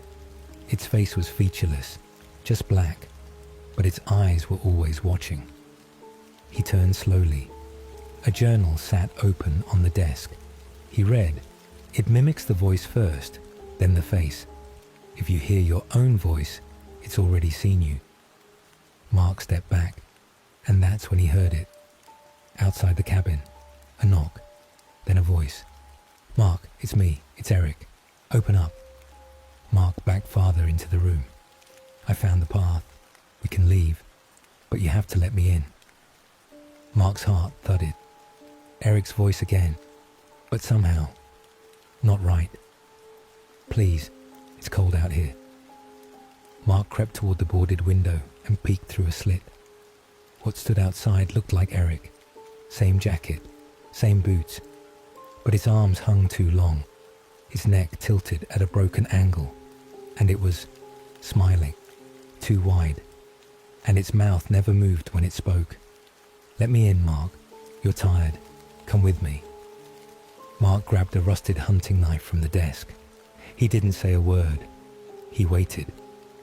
After a minute of silence, he checked the window again.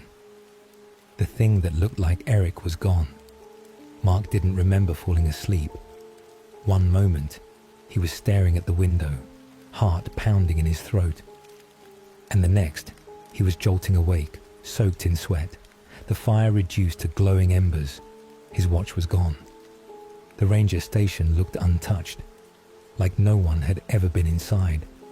But the door was open, not wide, just cracked, a sliver, like someone had opened it halfway through the night, then changed their mind. Mark stood slowly. Every bone in his body ached. He didn't speak. He didn't even breathe loudly. The forest outside was too still, the kind of silence that hums in your ears. He stepped out carefully, gripping the axe with both hands. His boots crunched on gravel. There was no trail anymore, no sign of the path he'd followed the night before. The station had disappeared behind him like a memory, and where it had stood, only thick woods and fog. Mark turned in place. The trees were closer than they had been. They leaned in slightly, like they were listening. Then, a sound. Footsteps. Rhythmic. Measured. Not running. Not charging. Just walking. He ducked behind a tree, peeking toward the direction of the sound. A man was coming up the hill, tall, wearing old dirty jeans and a flannel shirt, limping, holding something. It was a lantern, but the flame didn't flicker. It glowed too evenly, too steadily. The man's face was hidden under a dark hood, but when he got closer, Mark saw his own face, identical, the same scar on the eyebrow, same stubble, same tired eyes. Mark froze. The figure walked right past him, 10 feet away, and didn't flinch. It didn't sniff the air, didn't look around, but it spoke. Mark's own voice. "I knew you'd watch me. I would." Mark stumbled backward, tripping over a root. The figure didn't react. It walked into the woods, lantern swaying side to side, humming a low tune, the same song Mark's mother used to hum when she put him to bed. He waited, let it vanish into the trees.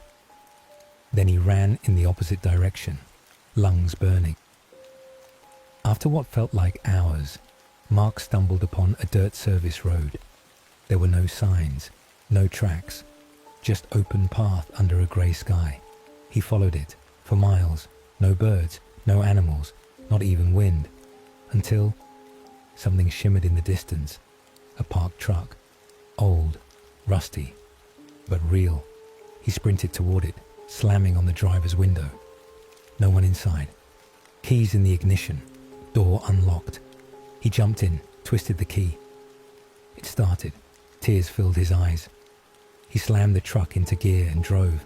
Didn't think, didn't stop. Dirt gave way to gravel, then pavement, then a gas station. He pulled over, screaming for help, stumbling out of the truck like a madman. The clerk called the police. Later, at the hospital, they sedated him. He tried explaining what happened. They said his friends were still missing. They found only scraps of a campsite, no gear, no bodies, no blood, just the burnt remains of a journal near a tree, pages unreadable, except one, scorched, but legible. It said, "Goatman wears your memories. He speaks in your voice. He only needs you to let him in." Mark never went back into the woods. He never heard from Jason or Eric again. But sometimes, at night, especially when it rains, he hears footsteps outside his house, slow, measured, a knock on the back door, and a voice that sounds just like him saying, "Mark, let me in. You left me there." Mark moved across the country a year later. New town, new name, new job. Anything to outrun what happened in those woods. He told people his friends died in a hiking accident. A bear attack, maybe. Something clean and explainable. No one ever found Jason or Eric. No remains, no bodies. Just one blood-stained hiking boot lodged in a tree nearly 20 feet up, found weeks after the search had ended. Mark kept quiet. He tried to move on. But the goat man doesn't let you. It waits. It learns. It copies. It wears you. A few months after he settled into his new life, Mark began receiving strange phone calls. No caller ID. When he picked up, no one spoke. Just breathing. Slow. Familiar. Sometimes the calls came at 2 a.m. Sometimes while he was at work. Always the same.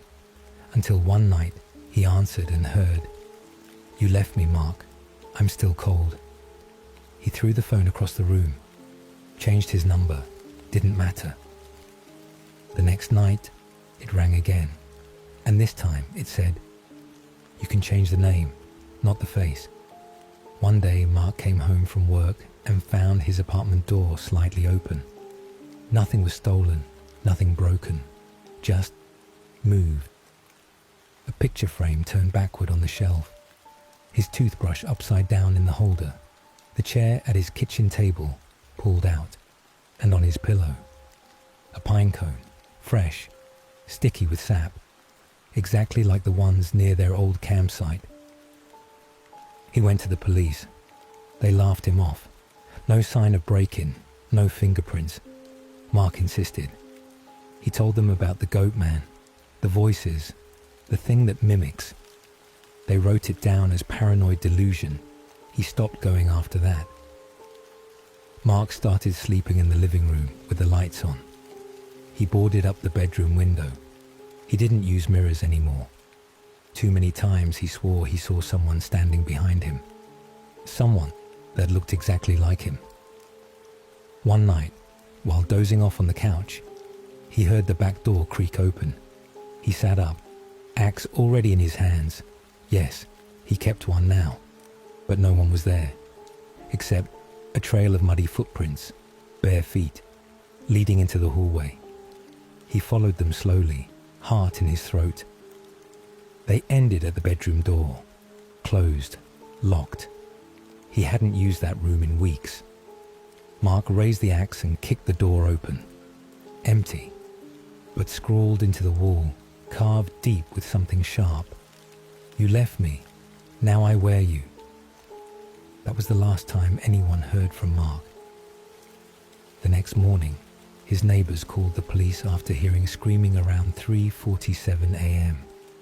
The apartment was found in shambles, the lights all smashed, the windows broken from the inside.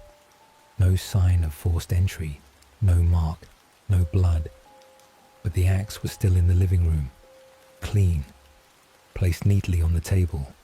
And in the bathroom mirror, written in fog though the glass was dry, 4 words, "Don't answer the voice." 2 months later, a man showed up in a small town 1 state over. Same height, same building, same stubble as Mark. He introduced himself as Eric. He said he'd just moved from Kentucky. He worked nights, kept to himself. But every now and then, when he walked past someone's window late at night, a child would wake up crying.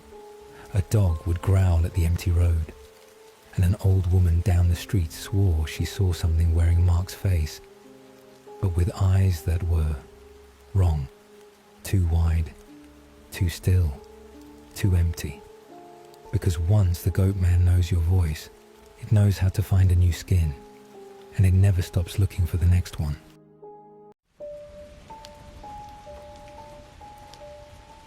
This story was shared with me by someone I trust deeply. I've changed the names and locations to protect their privacy, but the person who experienced it firsthand, we'll call him Nathan, was always different. Even as a kid, He had this strange ability to sense when something wasn't right, like he could feel something coming before it happened. Not in a dramatic psychic kind of way, just warnings, dreams, intuitions. He never made a big deal out of it, but it was always there. The story takes place in eastern Kentucky, around the Appalachian foothills, way out where cell phone signals die, and the air always smells like pine and coal dirt. This was back in the early 2000s, when Nathan was in college. He lived in a rented house with 3 of his friends, Cameron, Josh, and Luke. They were all in the same year, shared classes, played video games all night, pulled pranks on each other. The 4th guy in the group, Eric, was a year younger. He moved into the house mid-semester after his previous roommate dropped out. He was quieter than the rest, kind of awkward at first, but he blended in quickly. Before long, they were like brothers. One weekend, right before winter break, they got a few days off from classes. Everyone was planning to go home, but Nathan's place was only about 30 miles out, in a small rural town surrounded by forests and back roads. The rest of the guys were from way farther out, Michigan, Illinois, and Pennsylvania. So when Nathan offered for all of them to just come chill at his place for the long weekend, they agreed. No parents around, he'd said. Fire pit out back, snow's coming in. It'll be great. The plan was to leave around sunset, take the bikes down through the old scenic route, a winding, isolated stretch of road that cut through the Appalachian woods. Nathan's house was in a sleepy little town called Hollow Creek, surrounded by hills, barely even on the map. They figured the ride at night would be peaceful, maybe even a little thrilling. So they packed up snacks, extra clothes, beer, a Bluetooth speaker, and by around 5:30 p.m. they rolled out. It was cold, but not bitter. Just enough for that sharp winter air to sting your face. The roads were practically empty, just them, their headlights slicing through the darkness, tires humming against the old asphalt. They rode in a loose formation, laughing, shouting over the wind, overtaking each other for fun. The kind of carefree energy that only happens in your early 20s, like you're untouchable. They had no idea how fast that energy would collapse. About 10 miles into the ride, Nathan, who was leading, suddenly slammed his brakes. The others swerved, confused, pulling up behind him. "What the hell, man?" Cameron yelled. But Nathan didn't respond. He just sat there on his bike, staring ahead, unmoving, like he wasn't hearing them. The road was narrow. To the right, a steep hill leading down into thick trees. To the left, a sharp wall of rock. There were no streetlights, only the glow from their bikes cutting through the dark. "What are you looking at?" Luke asked. He followed Nathan's line of sight, but saw nothing, just the road. But Nathan saw her. There was a woman standing about 40 feet ahead, right where the glow of the headlights started to fade. She wasn't facing them. She stood perfectly still, like her feet were rooted into the pavement. Nathan couldn't make out her face, only that she was wearing some kind of tattered white dress, and her hair was long and dark, almost soaking wet, hanging forward over her shoulders. She wasn't doing anything, not waving, not calling out, just standing there. And then she moved. She started walking toward them, slow, limping. And as she got closer, Nathan's eyes widened, because suddenly the world split in two. He wasn't on his bike anymore, not really. It was like he was trapped, paralyzed, forced to watch, like a scene playing out in front of him, with no control. The woman, she reached each of his friends one by one and killed them. Brutally, not fast, not merciful. She pulled out a knife. a long, rusted thing, and slammed it into their stomachs again and again, ripping through their bodies like she was opening sacks of grain. He watched Cameron scream, watched Luke try to run, only to be dragged back by the collar like a doll. He saw Josh's neck snap sideways, blood shooting from his mouth like a broken pipe. He couldn't look away. He wanted to scream, but nothing came out. The worst part, his friends were still alive, sitting right there behind him, shouting his name, asking what was going on. But in this other version of reality, they were being torn apart like animals. And finally, the woman turned to him. She didn't rush. She walked right up to him, tilted her head, and smiled. Not a warm smile, not human.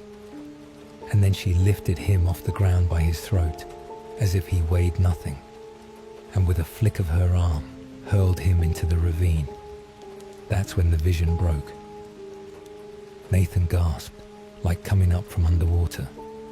The headlights were still shining. The road was still quiet. His friends were still there. Nothing had happened, except he knew something had. He looked over his shoulder, wide-eyed. "Turn around," he said. "Now, we need to go. Something's wrong." Nathan's voice cracked when he said it. "Turn around. Now." His friends didn't move at first. Luke even laughed, thinking Nathan was pulling one of his dramatic intuition moments again. But then they saw his face. Nathan was pale, genuinely pale, like the blood had drained from his cheeks. His eyes weren't wide with fear. They were dead, like something inside him had shut off. "I'm serious," he said. "There's something ahead. We can't go forward." Cameron rolled up beside him, glancing down the empty stretch of road. "You saw something?" Nathan hesitated. "Yeah." He didn't mention the woman, or the vision, or how he just watched all of them die in an alternate reality like some kind of waking nightmare. He just said, "There's something bad down there." Josh muttered under his breath, "Dude's losing it." But even he wasn't smiling. There was something off about the air, not just cold, wrong. Like the temperature had dropped 5 degrees in the past minute. The trees lining the roadside were still, too still, like they were holding their breath. That's when Eric spoke up. "You feel that?" he said softly. They all turned. Eric was staring into the woods, to the right of the road, where the ravine dipped low and the trees grew tall and narrow. "I swear I just saw someone standing there," he whispered, "in the trees, watching us." Everyone froze, even Josh, who was the biggest skeptic in the group. Cameron stood up off his bike. "Okay, that's enough. Let's just backtrack and take the main road. We've got time. Screw the scenic route." But when they turned around, the road behind them wasn't there. I don't mean it was literally gone.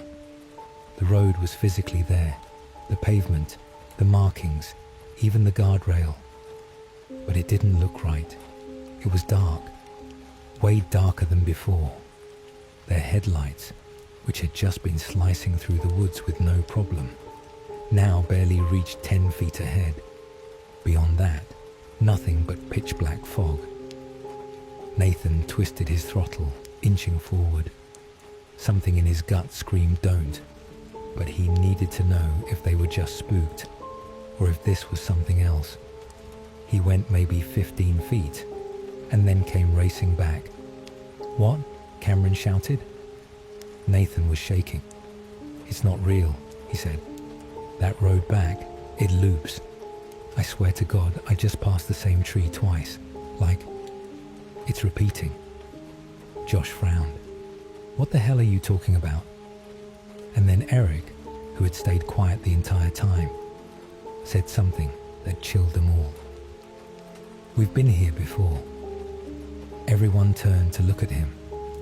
"I remember that rock," he said, pointing at a jagged chunk of limestone sticking out of the hill. And that broken road sign. We passed those already, but we never turned around, did we? A silence settled in. Nathan realized his hands were going numb, not from the cold, from fear. He looked down at his gloves. They were damp, not wet from the snow, but something else, like sweat. They were trapped. Somehow, without even realizing it, they had entered somewhere they weren't supposed to be, a part of the forest that didn't follow normal rules. "I'm not staying on the road," Nathan said. "We need to leave it, now." Cameron narrowed his eyes. "You want to walk through the woods at night? That's suicide, man." "No," Nathan replied. "Staying here is suicide." He revved his engine and peeled off into the dirt, cutting toward a narrow path that veered between two trees. The others hesitated, but the fear of being left behind was stronger than logic. One by one, they followed him. The path was tight, barely wide enough for the bikes. Branches slapped their faces. Mud sprayed up their backs. Every now and then, the trees would open up into a small clearing, only for them to realize they were going in circles again. It was like the forest was shifting around them. Worse, the further they went, the more unnatural everything became. Josh swore he saw something crawling along the treetops. Long limbs like a person, but moving sideways like a spider. Eric said he kept hearing whispers behind him, even when no one was there. Cameron's bike started sputtering randomly, despite having a full tank. And Nathan kept seeing her, not right in front of him, but always just at the edge of his vision. A pale figure in white, slipping behind trees, watching them from a distance.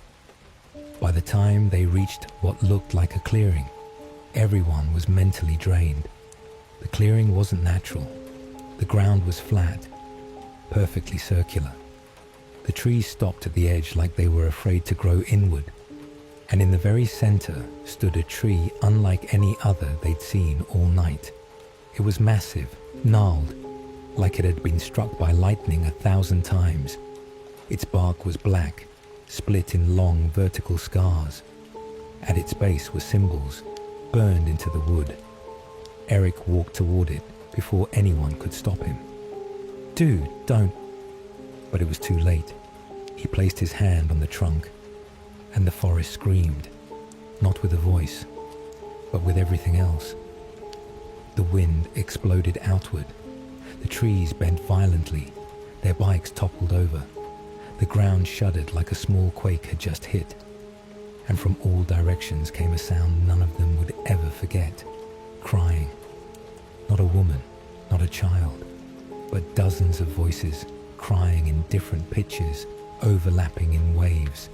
Some soft, some full of rage. Some almost sounding like they were inside their heads. Nathan dropped to his knees. He wasn't praying.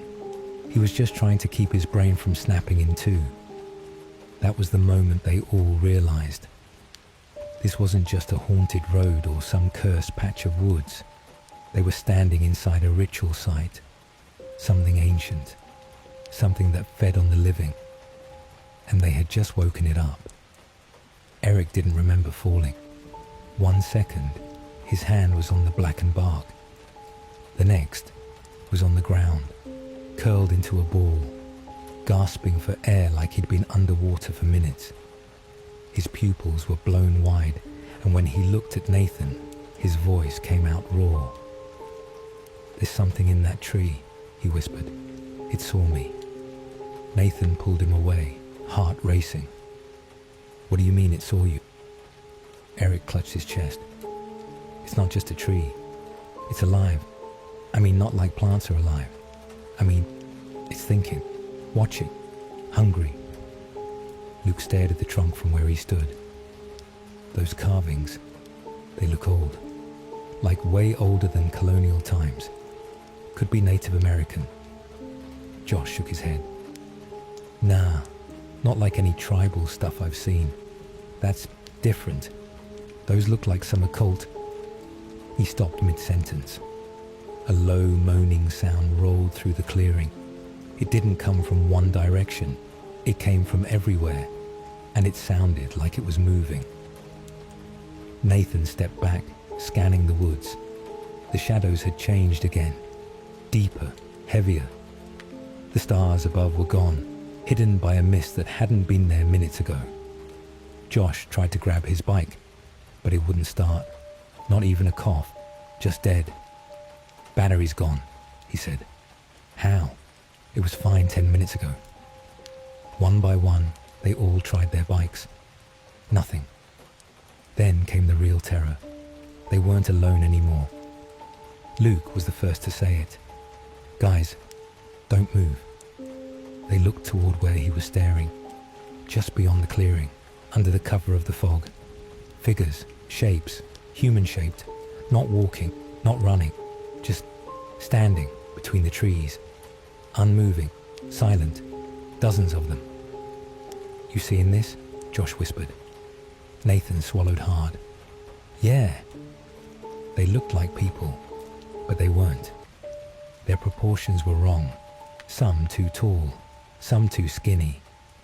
One of them looked like its arms hung below the knees, limp and lifeless. Their faces were blank, not from distance, but because they had no faces. Suddenly, snap, a twig behind them. They all turned and saw a woman standing there, pale, wearing a long, tattered white dress soaked in mud and something darker, hair falling over her face like a curtain, feet bare, blackened from walking in the cold. She was no more than 10 feet away. Nathan stepped back. "Don't move," he whispered. But Eric, eyes still dilated from his earlier contact with the tree, just muttered, "She was inside it." "What?" "She was inside the tree, screaming." The woman tilted her head at an unnatural angle, like her neck had no bones. Then she opened her mouth, but no sound came out. Instead, the air around them changed. Suddenly, it wasn't fog anymore.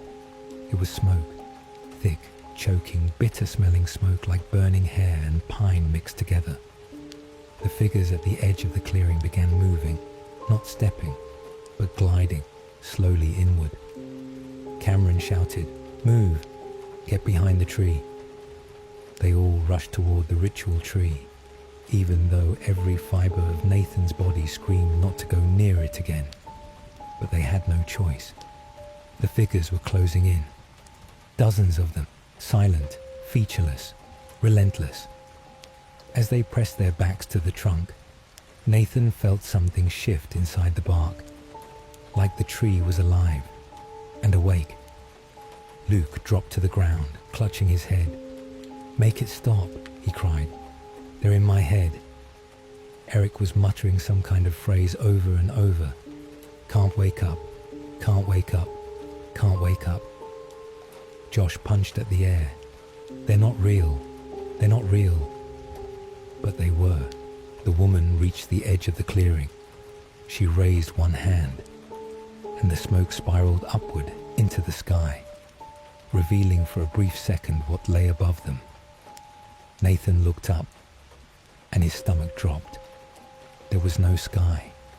Above them was a giant pulsating eye, buried deep in the mist. It blinked once, and in that instant, Nathan saw a vision so horrifying it nearly split his mind in half. A pit full of bodies, chained, buried face down, still alive, and something feeding on them. Something that wore a human shape, but wasn't human at all. When he snapped back, he realized he'd collapsed. His nose was bleeding. Cameron was shaking him. "Get up, get up." The woman stepped forward again, but now her face was visible. It was Nathan's face, twisted, hollow, dead-eyed, like a mirror of what he might become. "I don't want to die here," he whispered. Josh looked him in the eyes. "We're not dying here. We came in. That means there's a way out. But even he didn't sound convinced. Behind them, the tree groaned, and a crevice split open in its trunk, revealing a staircase leading down, stone steps covered in moss, and darkness beyond darkness. Luke stood up. Number no. Not going in there. No way. Cameron's hands were shaking. What if that's the only way out? Josh shook his head. That's not an exit. That's a grave. Nathan turned back toward the woods. The faceless figures had stopped moving, waiting, watching, like they were giving them a choice. Smoke curled around their feet again. You want to wait here and let them take us, Nathan said. Or do we go into the thing that might at least give us a chance? Silence. Then Cameron said it. We go down. The stone steps beneath the tree weren't made by nature. They were too symmetrical. Perfect, like something carved by hand or by claws. As the five of them stepped into the tree's hollow and down into the passage, the groaning bark above sealed behind them with a heavy, wet thud, leaving them in absolute darkness. Cameron flicked on his phone light. The beam barely pierced 10 feet ahead. The walls were alive with carvings, dozens, maybe hundreds of symbols. Some looked familiar, like twisted versions of runes or alchemical marks. Others were impossible to process, shapes that seemed to change every time you looked. Josh whispered, "What the hell is this place?" No one answered, because there was something else. A hum, deep, low frequency, almost like chanting. But it wasn't coming from ahead or behind. It was coming from inside their heads. They kept walking. The stairs spiraled down endlessly. Time blurred. Minutes felt like hours. Then the staircase opened into a chamber. It was vast, far larger than should have been possible underground. The ceiling disappeared into blackness, but their lights caught glimpses of what lined the walls. Faces, stone faces, hundreds, maybe thousands, all with their mouths open in silent screams. In the center of the chamber was a circle of ash, and in the middle of that, a large, flat stone slab, about the size of a bed. Chains hung from above, suspended in the air, but attached to nothing. Eric stepped closer. This is a ritual room. Luke shook his head. No, this is a sacrifice room. Nathan felt his gut tighten. This is where it happened. Whatever that tree was, this is its heart. The moment the last of them stepped into the circle, the humming stopped. Total silence. Then, the lights died. All at once. Phones, flashlights, watches, everything. They were blind. Someone screamed. Someone else ran. In the pitch dark, chaos exploded. Bodies slammed into each other. Someone tripped. Nathan shouted, "Don't move." Everyone just stay. A wet crunch. Then a scream that didn't sound human. Nathan fumbled in the dark, groping for the sound. Who was that? Josh? Cameron? No response. His hand brushed something warm, sticky. Then a match flared to life. It was Luke. Pale, wide-eyed, holding a single matchstick between shaking fingers. There were three now. Josh was gone. Eric was standing, staring blankly into the dark. And Cameron. Cameron was lying on the ground, his leg twisted in the wrong direction, eyes wide open but unblinking. What happened? Nathan gasped. Eric turned slowly. He walked into it. I tried to stop him. He heard something, a voice. Luke's match was burning fast. The shadows crept in again. That's when they heard it. A voice from deeper in the chamber, childlike. Why did you come here? Nathan froze. Who's there? The voice giggled. Then another joined it. Then another. Soon the chamber echoed with the laughter of children, but none of it was right. It was warped, delayed, like old tape. Then came the footsteps. Not heavy, soft, barefoot, moving all around them. Luke lit another match, and they saw them. Children, or things wearing the shape of children. Dozens, lining the edges of the chamber, heads twitching, limbs bent backwards, eyes too large, and mouths sewn shut with thin black thread. One of them stepped forward, raised a hand, pointed straight at Nathan. Eric whispered, "We're not supposed to be here. We weren't invited." The air shifted. The ash circle around the slab ignited, forming a ring of flame, and from beneath the slab something rose. It didn't have a shape. Not really. More like a shadow-given mass. It towered above them, twisting with smoke and bones and long black tendrils that flickered like fire. It spoke without speaking. "You woke me." Eric dropped to his knees. "We didn't mean to. We thought it was just an old sight." The shadow moved closer. "Now one of you must stay." Nathan stepped back. "Number, we're leaving." It laughed like it had heard that line 1,000 times. The stairs no longer go up, only down. Luke checked the path behind them and gasped. The staircase was gone. Where it once stood was now a smooth wall of solid stone. Trapped, the shadow began circling them. Eric's body started to shake. "It's choosing." And then the lights came back, all at once. Their flashlights flickered on. Phones buzzed. Watches beeped. And they were alone. No children, no fire, no shadow, just the chamber. Cameron's body was still there, limp and cold. But the wall where the stairs had been, now had a door carved into it. Wooden, ancient, cracked, and slightly open. Nathan looked at Eric and Luke. "Do we go through?" Luke nodded. "We're not staying here." They opened the door. On the other side was not the forest, not the night. It was a long hallway, walls pulsing like muscle. A heartbeat throbbed in the air, and the door slammed shut behind them. They were inside it now, whatever it was. The door behind them vanished, not closed, not locked, just gone, as if it had never existed. The hallway ahead stretched endlessly, the walls breathing like lungs. A slow inhale, a slow exhale. The floor beneath their feet pulsed, faintly warm, software like flesh. Luke whispered, "This place isn't dead." Nathan didn't respond. Neither did Eric. They kept walking. The lights from their phones began to flicker again, not failing, stuttering, as if something was interfering. But every time the light blinked off, even for a second, the hallway changed. First, it was the texture. The pulsing walls turned from red to black, then back to red again. Then the shapes. Once, when the lights returned, the hallway was upside down. Another time, they weren't alone. Dozens of figures lined the walls. People, or once people, trapped inside the living tissue. Their faces pressed just beneath the surface, their mouths open in eternal screams. Some of them were still moving. Eric began whispering something, over and over, a prayer, a chant.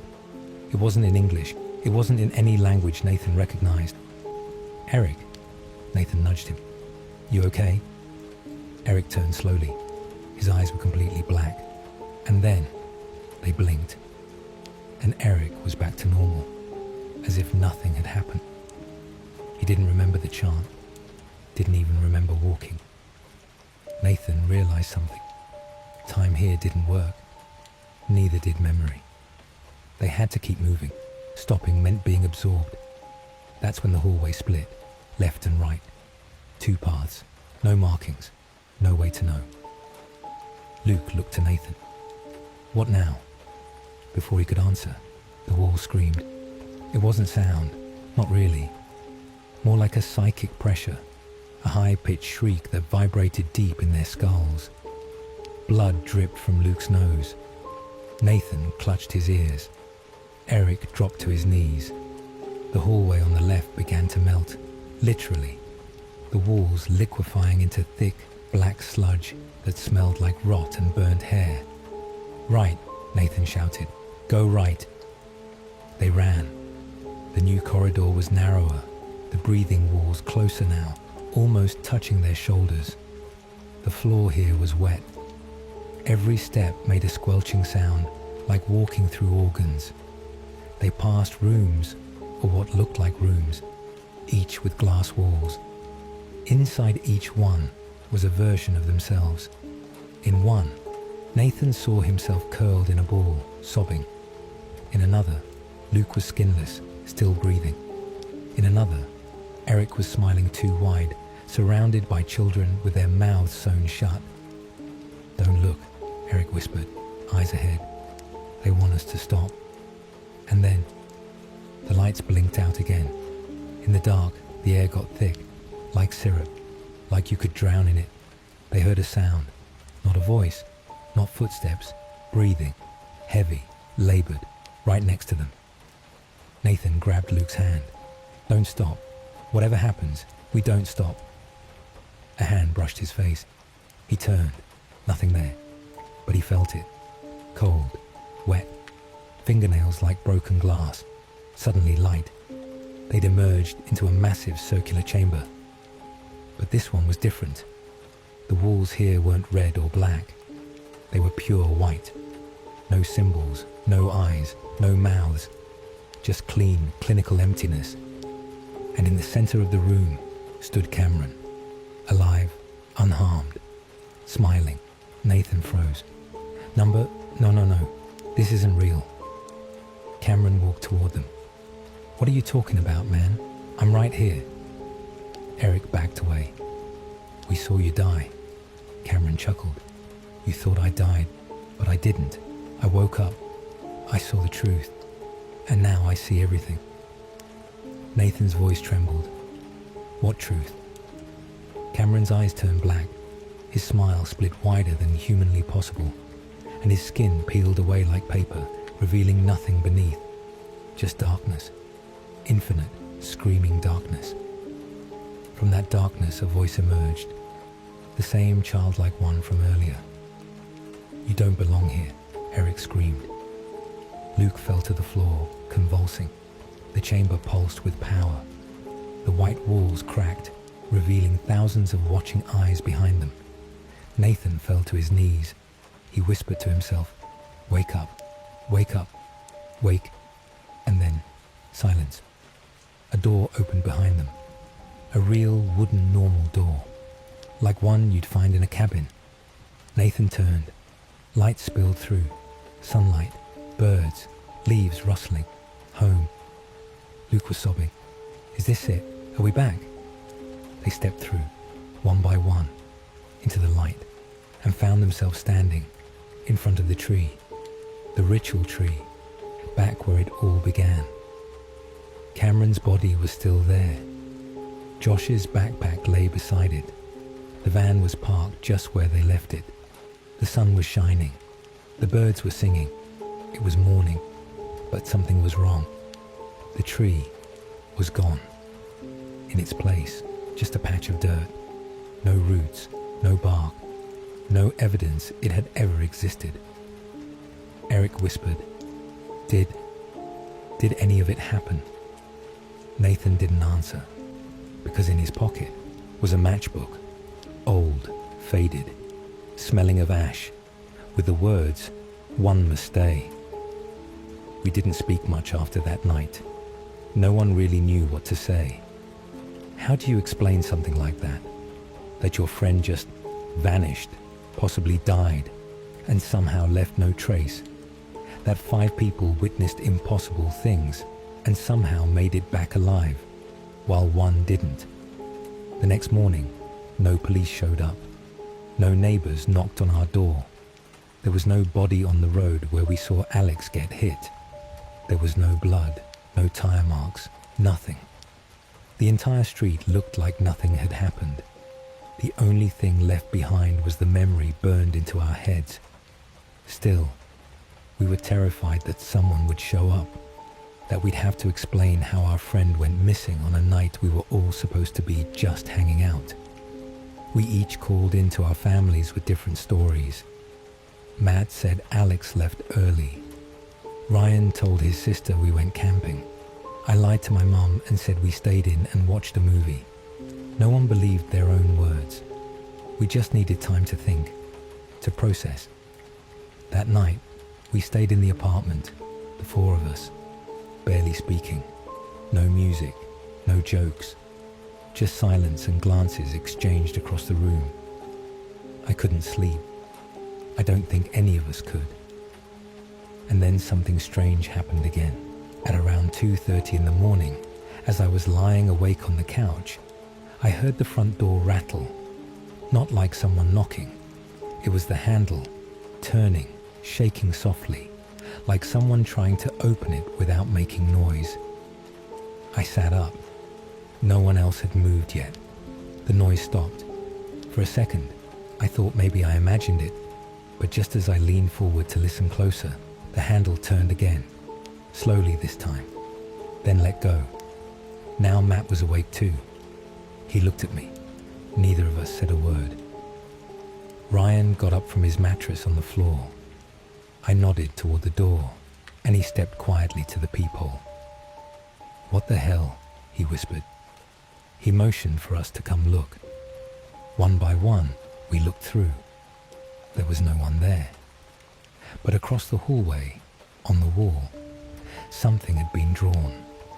It was a large symbol, crudely smeared in some dark, oily substance, almost like a spiral made of claw-like scratches, but not quite. I couldn't describe it even if I tried, but I knew somehow that it wasn't random. It hadn't been there earlier that day, and we all knew no one in our building would ever draw something like that. We didn't open the door. We just stared through the peephole in shifts, trying to make sense of it. Eventually, Ryan took a photo through the peephole with his phone. When we looked at the image, we noticed something else. In the very corner of the hallway, behind the staircase, barely visible in the shadows, a face, white, still, watching. I don't know how none of us saw it with our own eyes. Maybe it wasn't visible until the photo was taken. Maybe it was never there at all. But after that, we pushed the couch against the front door and stayed awake until dawn. When morning came, we opened the door, carefully. The symbol was gone. The hallway wall was clean, like it had been painted over. But we never heard anyone outside. We never heard footsteps, nothing. We looked through Ryan's phone again. The photo was still there. The symbol, the face, everything. We tried to show it to someone later, but the file wouldn't open. Corrupted, the phone said. All we had now were our memories, and they were eating at us. Later that day, I tried to call Alex's number, straight to voicemail. Then I got brave, or stupid, and decided to text him. Please, just tell me if you're okay. Anything, even a single word. No response. About 10 minutes later, I got a reply. But it wasn't a word. It wasn't even in English. It was the same spiral symbol we saw on the hallway wall, drawn crudely with lines and dots using keyboard characters, sent from his number. We stared at it in silence.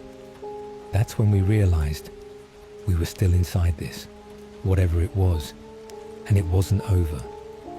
We didn't sleep for the next 3 nights, not because we couldn't, but because we didn't dare. We took turns staying up, watching the door, the windows, checking the hallway every hour.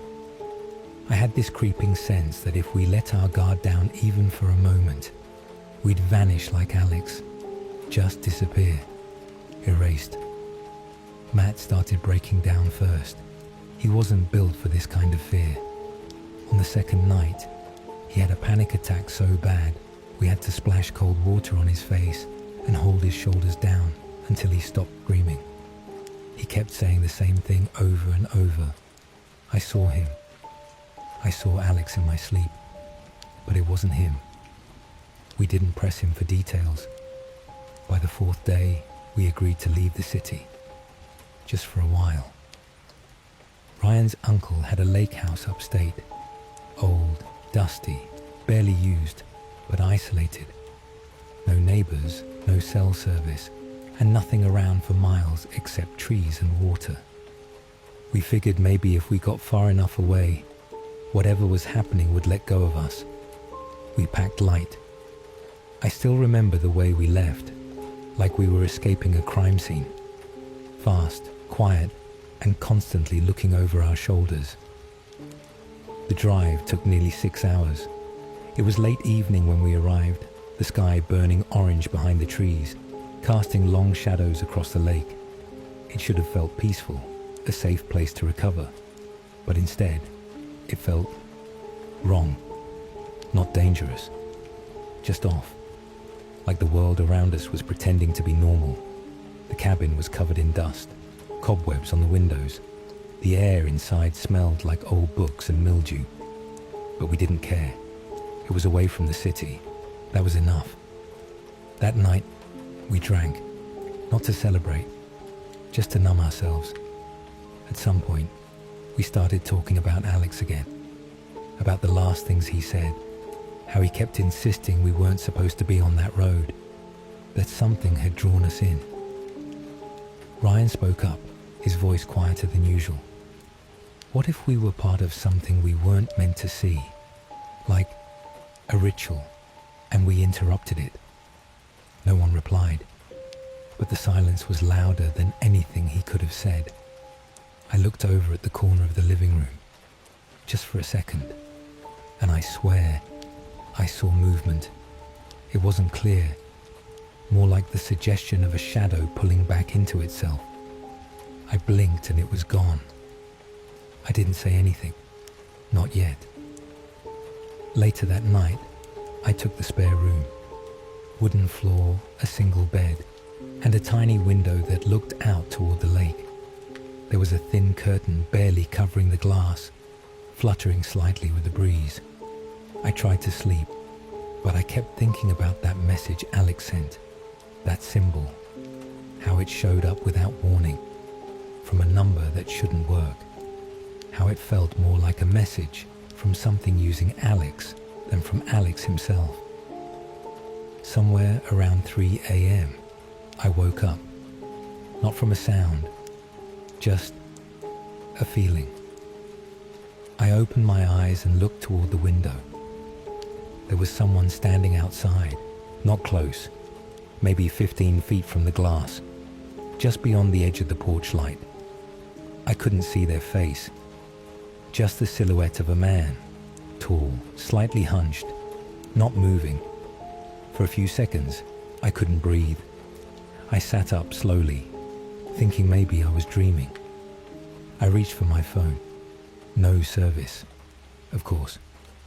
When I looked back at the window, he was gone. I stayed awake till morning. By then, the others were already up. Matt was in the kitchen, his face pale, coffee shaking in his hands. Ryan looked like he hadn't slept at all. Then he said something that made the air freeze. "Someone was walking around the cabin last night," he said quietly. "I heard footsteps. I thought it was one of you, but I checked. You were all asleep." We searched the outside perimeter, found nothing except for a trail of footprints, barefoot, long, wide apart. They circled the cabin once, then led straight down toward the dock, and just stopped. No sign of someone walking away, no splash in the water, nothing.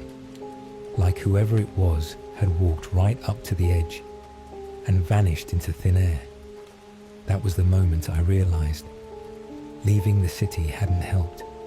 Whatever this thing was, it wasn't tied to a place. It was tied to us, and we had brought it with us. We left the lake house before sunrise. No breakfast, no packing. Just grabbed what we could and got into the car. None of us said it, but we all knew same thing. We had made a mistake coming here. Distance didn't matter. This wasn't following us. It was inside now. I sat in the back seat, staring out the window, and for the first time, I felt something I couldn't explain. Not fear, not anxiety. Something heavier, like a quiet dread thick in my chest, as if my own body was trying to warn me. A storm rolled in as we drove. The sky turned grey, then black. Rain started coming down hard, hitting the windshield like gravel. Wipers barely helped. Visibility dropped to nothing. Ryan slowed down, muttering that we should pull over. But then Matt screamed. Not yelled, screamed, raw and broken like a dying animal. Ryan hit the brakes and we skidded to the side of the road, tires sliding in the mud. Matt was clutching his face, rocking back and forth in the passenger seat. "It's in the mirror," he kept saying. "It's in the F-King mirror." I leaned forward, tried to look, but the mirror was fogged, soaked with condensation. Ryan tried to wipe it with his sleeve, but by the time it cleared, there was nothing there. Matt wouldn't stop crying, like something had shattered in him completely. He kept whispering, "It was Alex." But not Alex. His mouth. It was wrong. Too wide. Like it wasn't meant to smile. We sat there paralyzed, engine idling, rain pouring around us like a curtain. I didn't want to look out the windows anymore. I didn't want to know what might be standing just outside. Eventually, we convinced Matt to keep moving. We didn't care where we ended up, as long as we weren't there. By afternoon, we reached a small town. Quiet. One gas station, a couple stores, a diner. It felt dead, not abandoned, just like everything was holding its breath. We found a cheap motel and checked in. 2 rooms, foul-smelling sheets, peeling wallpaper, but we didn't complain. We just locked the doors and pushed furniture in front of them. Ryan fell asleep almost immediately. He hadn't rested in days. Matt took a hot shower and passed out on the bed with his clothes still damp. I stayed awake, sat near the window, watching the rain. I kept the lights off and the curtain slightly open. Somewhere around 2 a.m., I saw headlights pull into the motel parking lot. A large truck, all black, no logos, the kind used by utility workers or backwoods hunters. It sat there with the engine running. No one got out. I waited. 5 minutes. 10. The headlights stayed on, beaming straight toward our window. And then the driver's door opened. But I couldn't see a person step out, just a shape. Like the silhouette was missing. Something. Wrongly proportioned. It moved behind the truck and disappeared. Seconds later, the power in the room went out. Total darkness. I jumped back from the window, heart pounding. Tried to wake the others. Matt stirred, groggy, then suddenly sat up straight. Said he felt like something had brushed his leg under the covers. Ryan was harder to wake, almost like he was drugged. Eyes open, but unfocused. We grabbed flashlights and opened the door. The hallway lights were out too. The whole motel was dark and silent. We tiptoed down the corridor toward the manager's office, hoping someone was still awake. But the office was empty. Desk phone dangling off the hook. A half-finished cup of coffee, still steaming. We weren't alone, and we knew it. As we turned to leave, we heard something behind us. Slow, dragging footsteps, followed by a faint, wet breathing sound. Not like someone was out of breath, more like someone, or something, didn't have lungs, but was still trying to breathe anyway. We ran, back to our room, slammed the door. When I turned around, Ryan wasn't there. He had been right behind me. I saw him, but he never made it back in. Matt and I stared at each other, too terrified to speak. We waited until sunrise. Ryan never came back, and when we told the police in town, they acted like we were speaking another language, like Ryan never existed. The motel owner said we checked in as a pair, that the third man never existed, that there was no truck, and that the motel never lost power. They showed us the security footage. It cut out during the time we saw the truck, and the last frame before it blacked out. Me, at the window, with something standing behind me, not in the room, inside the reflection. After that day, nothing made sense anymore. Matt and I left the motel the next morning. We didn't speak to each other during the entire drive. It wasn't just what had happened, it was the way the world itself seemed. Off, warped at the edges, like we were stuck in someone else's dream. We drove for hours in silence, eventually ended up in a city, bustling, alive, completely detached from what we'd just experienced. It was jarring, like we had fallen out of something ancient and back into a place that didn't care. We tried filing another missing person report in the city, gave them everything, Ryan's ID, photos, texts. They couldn't find a single record of him. No driver's license, no school registration, no social media, not even a birth certificate. He had been erased. Matt got quiet after that. He stopped returning calls, didn't answer the door. I tried visiting him one night a few weeks later. His apartment was dark, windows covered with duct tape and bed sheets. I knocked for a full 5 minutes before I heard him from inside. "You shouldn't have come here." I asked if he was okay. He didn't answer that, just whispered something I'll never forget. "It's still with me, and now it knows your name too." That was the last time I ever heard from him. 3 days later, I got a call from his landlord. Matt was found in the bathtub. The official report called it a heart attack. He was 24. But when I went to identify the body, I wish I hadn't, because it wasn't just fear on his face. It was a kind of terror I've never seen before. Jaw open, eyes wide, as if something had been there with him in his final seconds, something he couldn't even scream at. I stayed in my car outside the morgue for hours. I wanted to cry. I couldn't. I wanted to pray, but I didn't know who I'd be praying to anymore. Instead, I stared into the rearview mirror. For a long time, it was raining again, and somewhere in the blur of lights and water and shadow, I saw something in the back seat. Not a face, not a shape, just a grin. So subtle you'd miss it if you weren't looking for it. But I wasn't looking for it, not anymore. It was looking for me, and it had found me. That night, I checked into a cheap roadside motel and smashed every reflective surface in the room. Mirrors, windows, even the black TV screen. Anything that could be used as a doorway. I slept with the lights on and a crucifix in my hand. Even though I've never been religious, in my dreams, Ryan called to me. Not with words, with sounds, wheezing, coughing, crying, like he was in some deep, wet place, beneath the earth, and something was whispering to him, using his voice. I woke up gasping, drenched in sweat, heart pounding so violently I thought it might burst. There was blood on the pillow, just a drop, from my nose.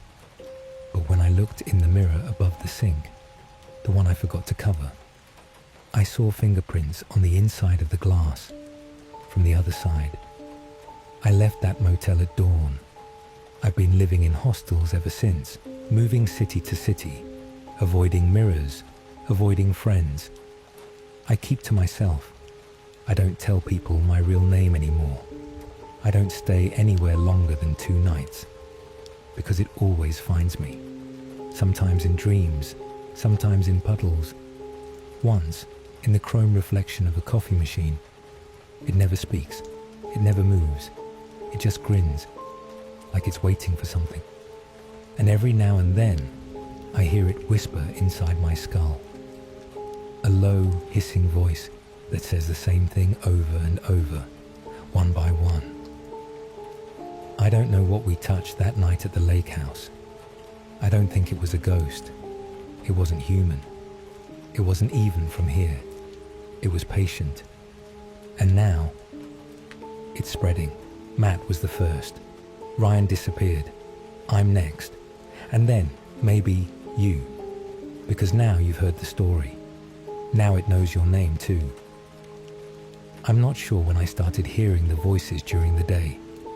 At first, they were whispers in the static of radios, in the hum of street lamps, in the screech of city buses.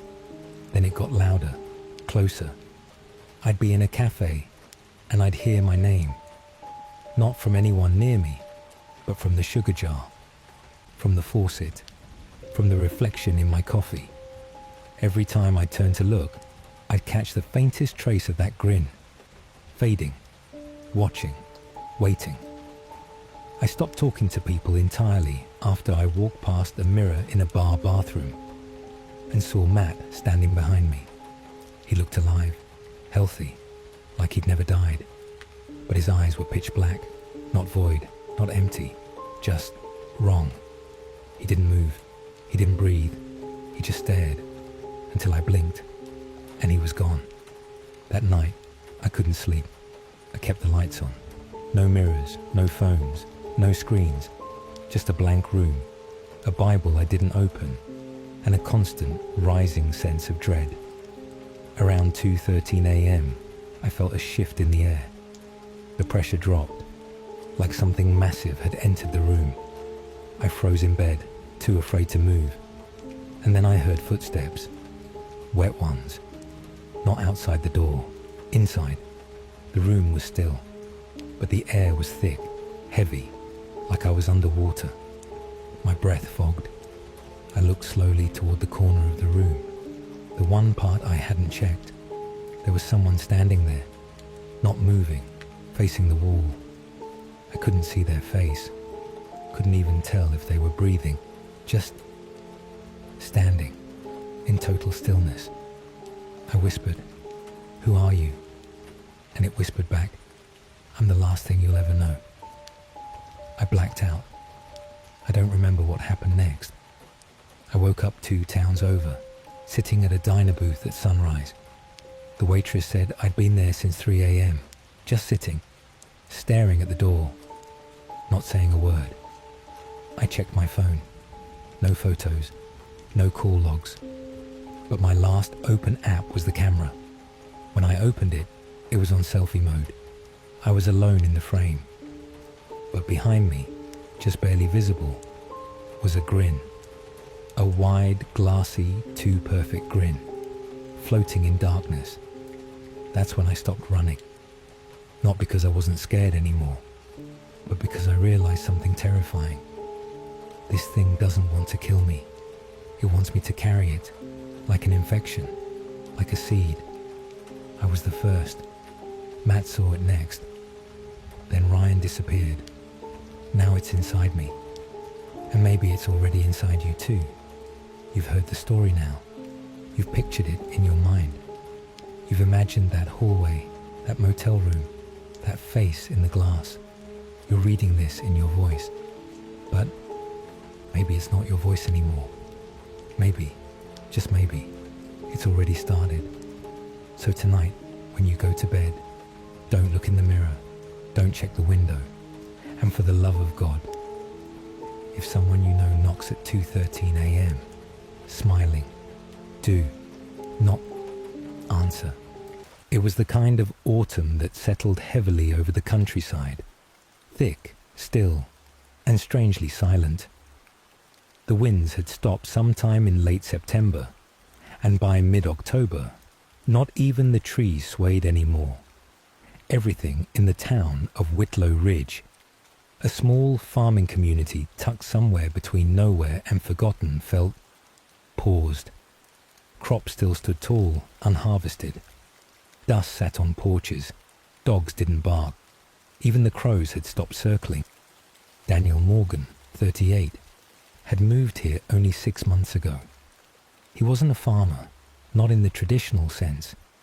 He'd worked in construction for over a decade in Chicago until a late-night panic attack at 3:12 a.m. made him throw his phone into Lake Michigan and swear off city life forever. The next week, he'd used most of his savings to buy an abandoned property out here in Whitlow Ridge, an old farmhouse with no insulation and 20 acres of mostly useless untended land. It was peaceful, or it was supposed to be. Daniel noticed the first strange thing 2 weeks after moving in. He had gone into town, a place with one gas station, a church, and a feed store run by an elderly man named Reuben Slater, who looked like he'd been alive since the invention of barbed wire. Daniel remembered walking in, asking Reuben if he knew who used to own the land Daniel had just bought. Reuben didn't say anything at first. He just looked at Daniel. Not confused, not curious, just flat. Then, without a word, he walked into the back room. 10 minutes passed. Daniel thought maybe the man had died back there or something. Just as he was about to leave, Reuben returned with a brown paper bag filled with some rusted nails, 3 oil lamps, and a handful of crushed marigolds. "I don't carry what you're asking," Reuben said quietly. "I'm not asking for—" "Don't ask again," Reuben muttered. "And don't plant anything on that land. Let the earth sleep." Daniel, who wasn't superstitious, just nodded and left. Small towns were weird like that. But over the next several days, the weirdness began to settle in. The house had no animals, yet every night, without fail, Daniel would hear the distinct sound of hooves outside his bedroom window. Not running, not walking, just waiting, standing, breathing. At first, he thought it was some deer wandering near the house, but whenever he shined a light out the window, there'd be nothing. No crushed grass, no footprints, just the whispering wind and the smell of something metallic, like old pennies. Then came the scratches, not on the door, not on the windows, but inside the walls, as if something was trapped there, something with fingers or claws that didn't know how to die quietly. Daniel didn't scare easy. He'd worked demolition. He'd seen men die on scaffolding. He'd once pulled a man's hand out of a faulty cement mixer. But this wasn't fear in the normal sense. This was something deeper, older, the kind of wrongness that seeped through the floorboards at night and settled into the hollow part of your chest where faith used to live. He tried talking to the locals. Bad idea. At the diner one morning, he brought it up casually to the waitress, a red-headed woman named Janie, who wore a crucifix and never made eye contact. "Hey, do you know anything about the land up on Route 7? The farmhouse with the red barn?" he asked. Janie froze, her spatula midair over the skillet. "You seen anything strange out there?" he added with a half smile. She didn't answer. She just turned the stove off, took off her apron, and left the diner. She didn't even ask for a ride. He didn't see her again for 4 weeks. It got worse in November.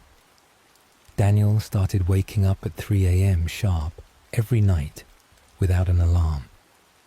Sometimes to the sound of tapping, sometimes to heavy breathing.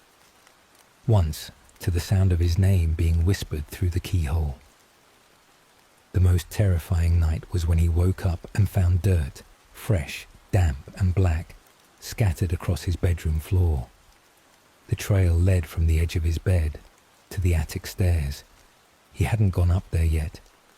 The realtor had said it was sealed off, unsafe. But the next morning, something changed. He went outside, and for the first time since buying the property, There were rows, perfect rows, as if someone had tilled his soil. And not just that, something had been planted, but Daniel hadn't planted a damn thing. He walked through the tilled earth slowly, heart pounding, trying to rationalize. Maybe some local teenagers messing with him, or a drunk farmer. Number. These were perfect rows, deep and even, like it had been done by machine, or by someone who knew the land better than him. At the end of the last row was a small wooden scarecrow, crooked, no bigger than a child. It hadn't been there yesterday. Worse, it was wearing a mask, not cloth, not burlap, but a porcelain doll face, cracked down the middle, with its eyes hollowed out. Daniel left the field and didn't return for 2 days. He was being watched. He could feel it. Not in the usual paranoid way, but in the way a deer knows it's already been seen, in the way the air stills before a slaughter. One night, desperate for answers, Daniel returned to Reuben's store. It was closed, but the door was unlocked. Inside on the counter was an old newspaper clipping under glass. He lifted it and read, "Tragedy at the Whitlow Ridge Orphan Farm. 17 children perish in blaze. No survivors found. Fire believed to be ritualistic." Beneath that was a photo, a grainy black and white. The house in the picture was his house. Same porch, same barn, same crooked window upstairs. Daniel backed away. That night, he heard the hooves again. Only this time, they weren't outside. They were on the second floor. For the next hour or so, the drive was mostly uneventful. Just the hum of tires on damp asphalt, the occasional flicker of deer eyes in the woods beyond the headlights, and the low murmur of the two friends trying to keep each other awake. "Hey, pull over," Ava said suddenly, breaking the silence. "What? Why?" Mason asked, slightly startled. "I thought I saw someone. Back there on the side of the road. Like a figure just standing near that mile marker." Mason slowed the car slightly and glanced in the rearview mirror. Nothing. "You're tired," he said. "There's no one out here." Ava didn't argue. She just looked out her window again, eyebrows furrowed. "Yeah, maybe." A few more miles passed in silence, but then the car's dashboard lights flickered. Just for a second, Mason tensed. "Did you see that?" he asked, tapping the console. "All the lights blinked." "Yeah, probably just the battery or something," Ava replied, though her voice wasn't convincing. Then the headlights dimmed briefly too. Not off, just like someone had turned a dimmer switch halfway, then back to normal. Ava sat up straighter in her seat. "Mason, pull over." "Why?" "Please, something's not right." He eased the car onto the gravel shoulder, engine still idling. The rain was picking up again, and the trees lining the road swayed slightly in the breeze. They sat in silence for a minute, staring into the woods. Mason opened his window slightly and listened. Nothing but rain and the occasional rustle of leaves. "I don't see anyone," he said. Then they both heard it. A tap, light, deliberate. From the back window, they froze. Mason slowly turned around. Nothing, no one. Just the fogged-up rear windshield and streaks of rainwater. Then came another tap, this time on Ava's side. She let out a startled breath and jerked away from the glass. But again, no one there. He rolled the windows up and hit the lock button. The doors clicked. Mason glanced at Ava. "We're leaving." He put the car into drive and started to pull back onto the road. But as the tires rolled forward, the rear-view mirror caught something, someone, in the back seat. A glimpse, just a shadow. It was gone the moment he turned around, but it was enough. Ava saw it too. Her face went pale. "Drive, drive," she shouted. And Mason did. The tires spun a little in the gravel before catching traction, and they sped back onto the wet, empty highway. Neither of them spoke for several minutes. Ava just stared straight ahead, visibly shaking. Mason gripped the wheel like his life depended on it. Eventually, he muttered, "I locked the doors." The windows were up. "There's no way." Ava didn't respond. She just reached over and turned the radio on. Static. Then a voice, just one word, whispered through the static. "Stop." Ava's hand shot out and switched the radio off immediately. Neither of them said anything. The car was dead silent except for the sound of rain and the thumping of Mason's heartbeat in his ears. Mason glanced at her, trying to stay calm. "Did you hear that?" She nodded barely. "I didn't touch the dial," she whispered. "It just turned itself on." Mason didn't answer. He just focused on the road ahead, which was quickly disappearing behind a dense wall of fog. The headlights were nearly useless now, only illuminating a few feet in front of the car. The trees on either side seemed to close in tighter, and the sound of the rain had somehow grown heavier, more urgent. That's when they saw the sign. "Welcome to Eastbrook, Pop." 248 inches, Ava frowned. "Eastbrook? That can't be right. That town's not even on this route." Mason slowed down, confused. "I took the same turn I always do, Highway 9, straight down through Millersville. Eastbrook's miles off from here." They looked around. The fog had swallowed the forest. The road behind them had vanished, and ahead, through the mist, a single street lamp flickered at the edge of a small intersection. Beyond it was a town, or something that looked like one. Except nothing about it felt alive. They passed empty houses with dark windows and overgrown lawns. The traffic lights at the next junction blinked yellow over and over, though no cars were in sight. A rusted sign on the side of the road read Cemetery Road, with an arrow pointing left. Mason hesitated at the intersection. "Don't stop," Ava said quickly. "Just keep driving." "I don't know where we are anymore," he said. "I don't care. Just go forward. Whatever you do, don't turn left." He did what she said. The fog didn't ease up, and the buildings lining the road got older, more decayed. Most looked abandoned. Some boarded up, others partially collapsed. A broken swing set sat in the middle of a cracked park. One of the swings was moving slightly, too slightly. Then they saw something ahead, a figure, standing directly in the middle of the road. Mason tapped the brakes and came to a slow stop. It was a woman, wearing a long, tattered dress that clung to her in the rain. Her face was turned down, hair hanging over her eyes. Barefoot, she wasn't moving. Mason's hands gripped the wheel. "Do we drive around her?" Ava shook her head slowly. "Reverse, just go back." He shifted into reverse and eased the car back a few feet. The woman looked up. Her face was wrong. Not injured, not deformed, just wrong. As if it was copied from someone else's memory, but imperfectly. Off by a few degrees. Eyes too far apart. A mouth that didn't quite smile right. Something human pretending to be more human. And then she started walking toward them. Not running, not rushing, just walking, calmly, like she had all the time in the world.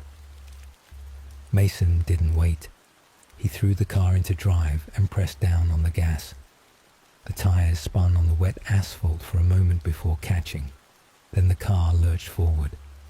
They swerved slightly to avoid the woman, who didn't react. She just turned her head slowly, watching them as they passed. Neither of them looked back. Not right away.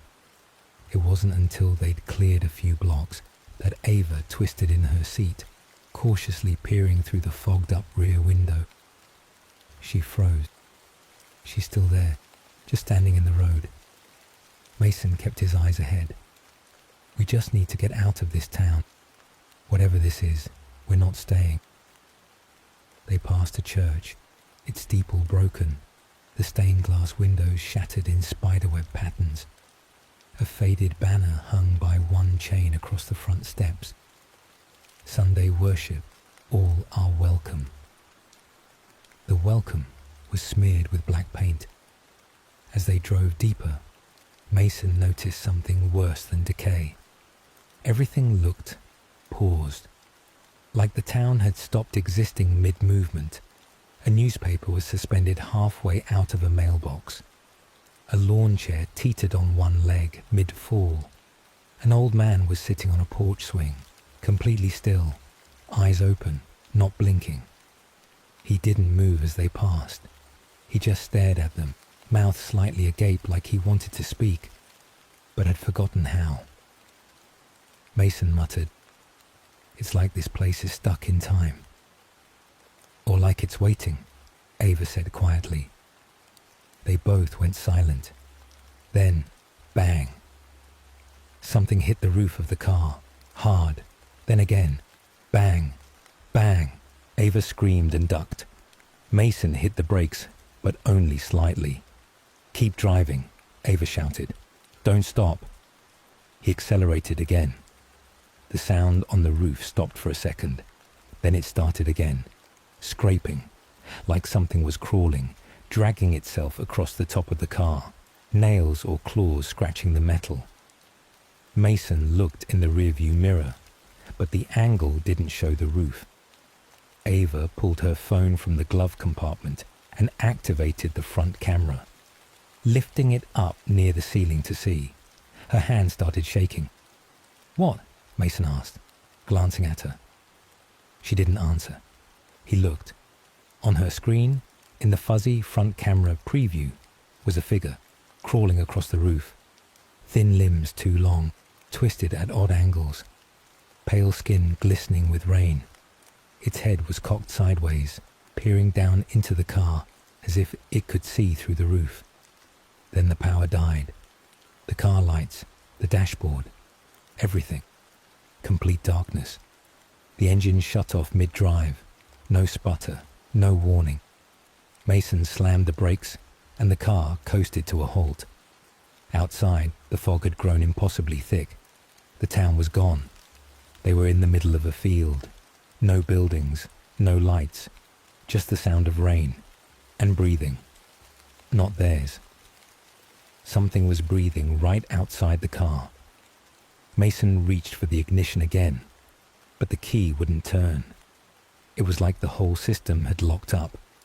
No engine light, no battery flicker. The car had simply died. Ava whispered, "It's right outside. Do you hear it?"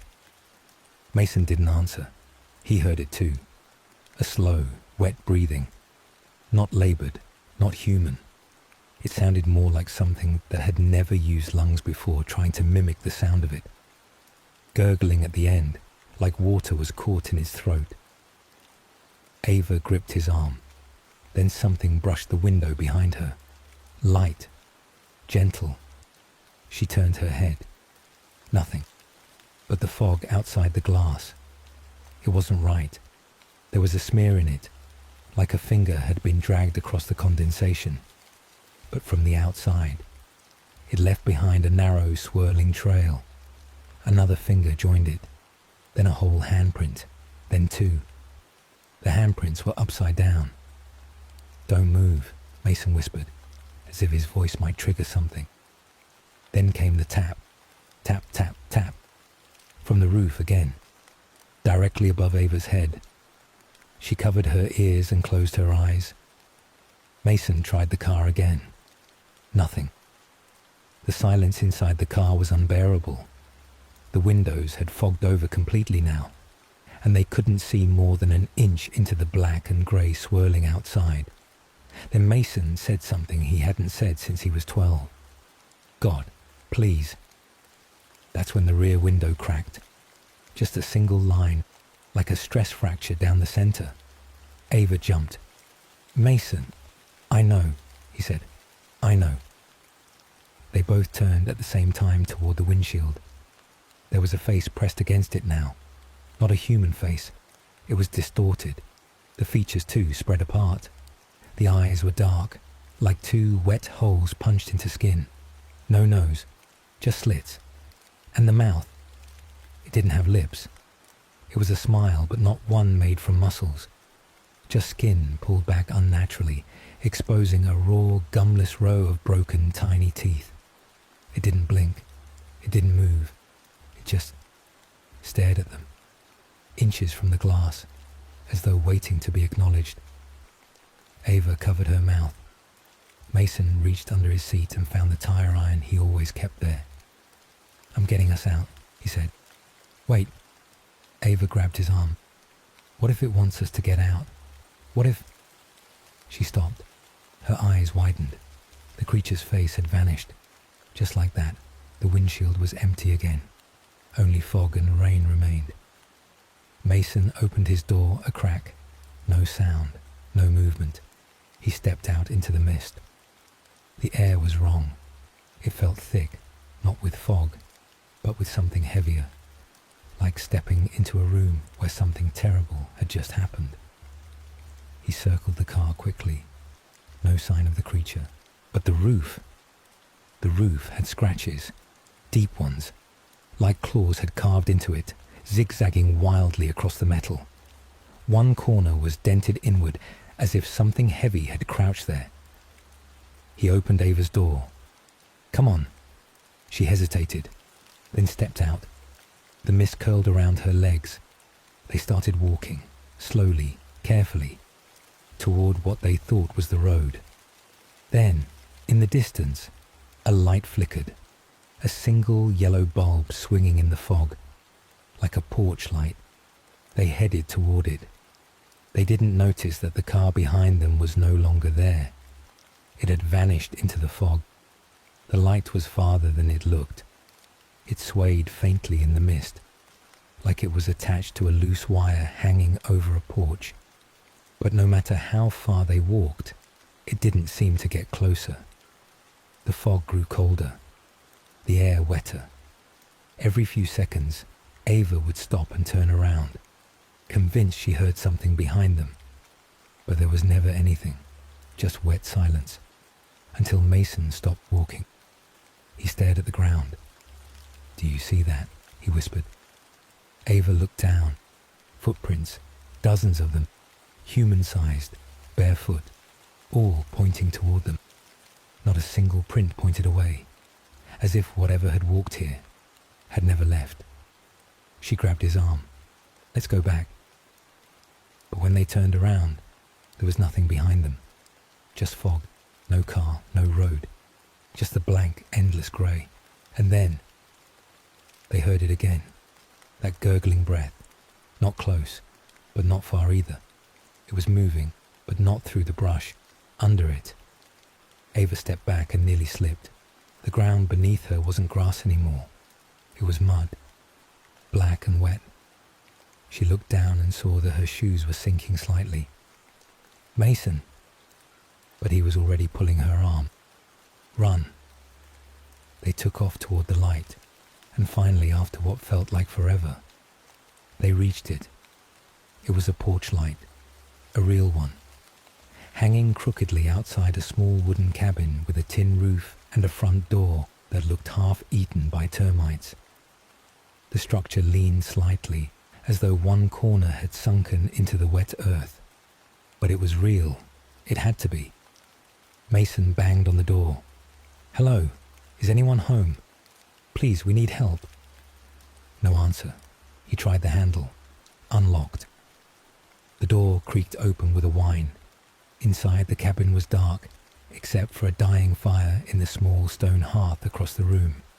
There was a table, a single wooden chair, and a photo frame lying face down.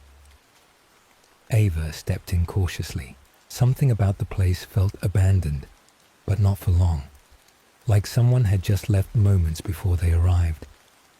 Mason shut the door behind them. "We'll stay until the sun comes up, then figure it out." They sat on the floor near the fireplace. Minutes passed. The only sound was the soft pop of the fire and the occasional creak from the roof as the wind outside shifted. Ava picked up the photo frame beside her and turned it over. It was a picture of two kids and their father, standing in front of this very cabin. But someone had scratched out all three of their faces, not just drawn over them, carved through the photo. Deep, angry gashes. She put it down quickly. "I don't like this," she whispered. "I know," Mason said. A sudden gust hit the cabin hard. The walls groaned. Something on the roof shifted, like weight being dropped up there. They both looked up at the same time. Then came the footsteps, heavy, slow, deliberate.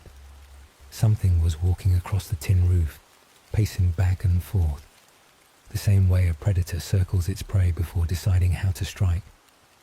The footsteps stopped, then a single thump. It jumped down, onto the porch. Mason grabbed the fireplace poker. Ava didn't move. Her eyes were fixed on the door. The doorknob turned, once, then again, slowly, like whatever was on the other side didn't care if it was heard. It knew they weren't going anywhere. Ava covered her mouth. The door creaked open an inch. Then nothing, just silence. Mason held his breath.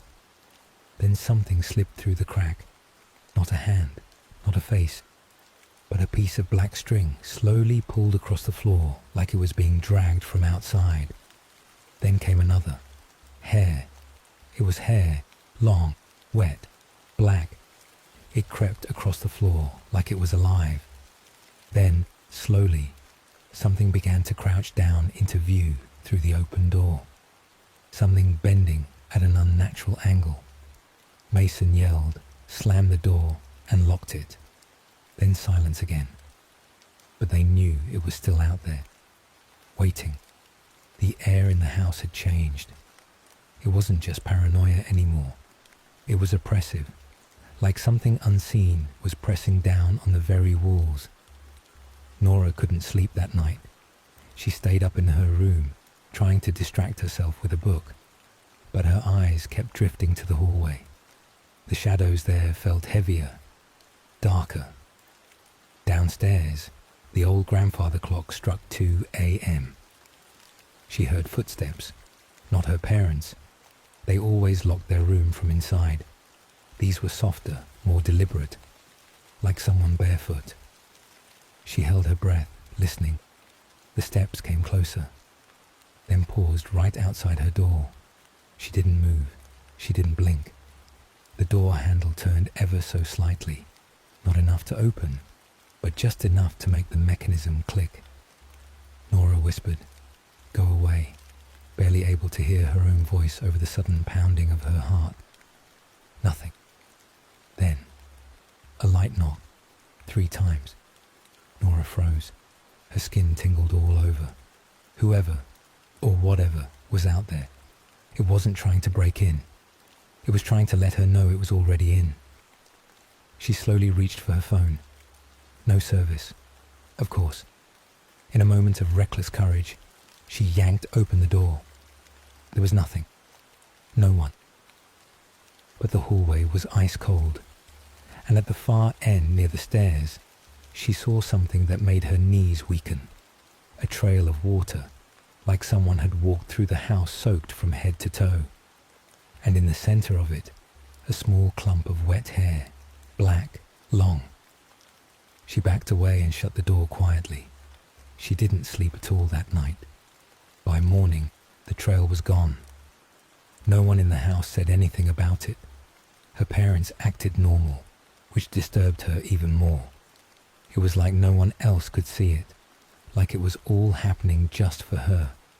That evening, while folding laundry, she found something in one of her father's pants pockets, a small paper slip, half torn and water-stained. It looked like a prayer note, but not the kind from church. This one had red ink scribbled in jagged symbols, none of which she could read. There was a word in English, though, written at the bottom in shaking capital letters, "Returned." She called out to her dad. He didn't answer. She went to the living room. He was sitting still, staring at the blank TV screen. Eyes wide open, completely unblinking. She touched his arm gently. He snapped out of it with a violent flinch, gasping like he'd been underwater. I was just thinking," he mumbled. But she saw it. The look of fear, the guilt. Whatever this thing was, he had brought it here. It wasn't random. That night, Nora didn't stay in her room. She dragged a blanket downstairs and sat on the couch with all the lights on. But at 3:12 a.m., the power went out. Again. And this time, she wasn't alone in the room. For a few seconds after the power went out, everything was pitch black. No TV glow, no street light spill from the windows, not even the little red LED from the Wi-Fi router. Just silence and heavy, suffocating darkness. Nora sat completely still on the couch, her ears straining for any hint of sound. But the quiet wasn't comforting. It felt manufactured, like the house was holding its breath. Then came the breathing, not hers. From the far end of the living room, behind the old armchair, came the sound of wet, raspy inhaling. It didn't sound human, like someone trying to breathe through waterlogged lungs. Nora slowly turned her head. Nothing visible, just dark outlines of furniture. Then she heard the floorboards creak, one soft step after another, moving toward her. Slow, careful, purposeful. She couldn't see it, but she knew it was there. And she knew if she moved, even an inch, it would know she saw it. She clenched her fists, shutting her eyes tight. A whisper tickled her ear. It wasn't a word, just a sound. A guttural, broken murmur that vibrated inside her skull like static crawling over her brain. She shot up from the couch in a panic, reaching for her phone, flicking the flashlight on. No one was there. But there were wet footprints again, fresh. They trailed from the front door to where she had been sitting. Bare feet, small, like a woman's. Nora ran upstairs, her breath catching with every step. She didn't care if she woke the house. She burst into her parents' room. Her mother was asleep. Her father was gone. The bed beside her mum was empty. Panicked, Nora checked the entire second floor. Nothing. No trace of him. No noise from the stairs. No sound of a door opening. It was like he had vanished. Then she found something on the landing near her room. His phone. It was open to the Notes app. A message, half-typed, no timestamp.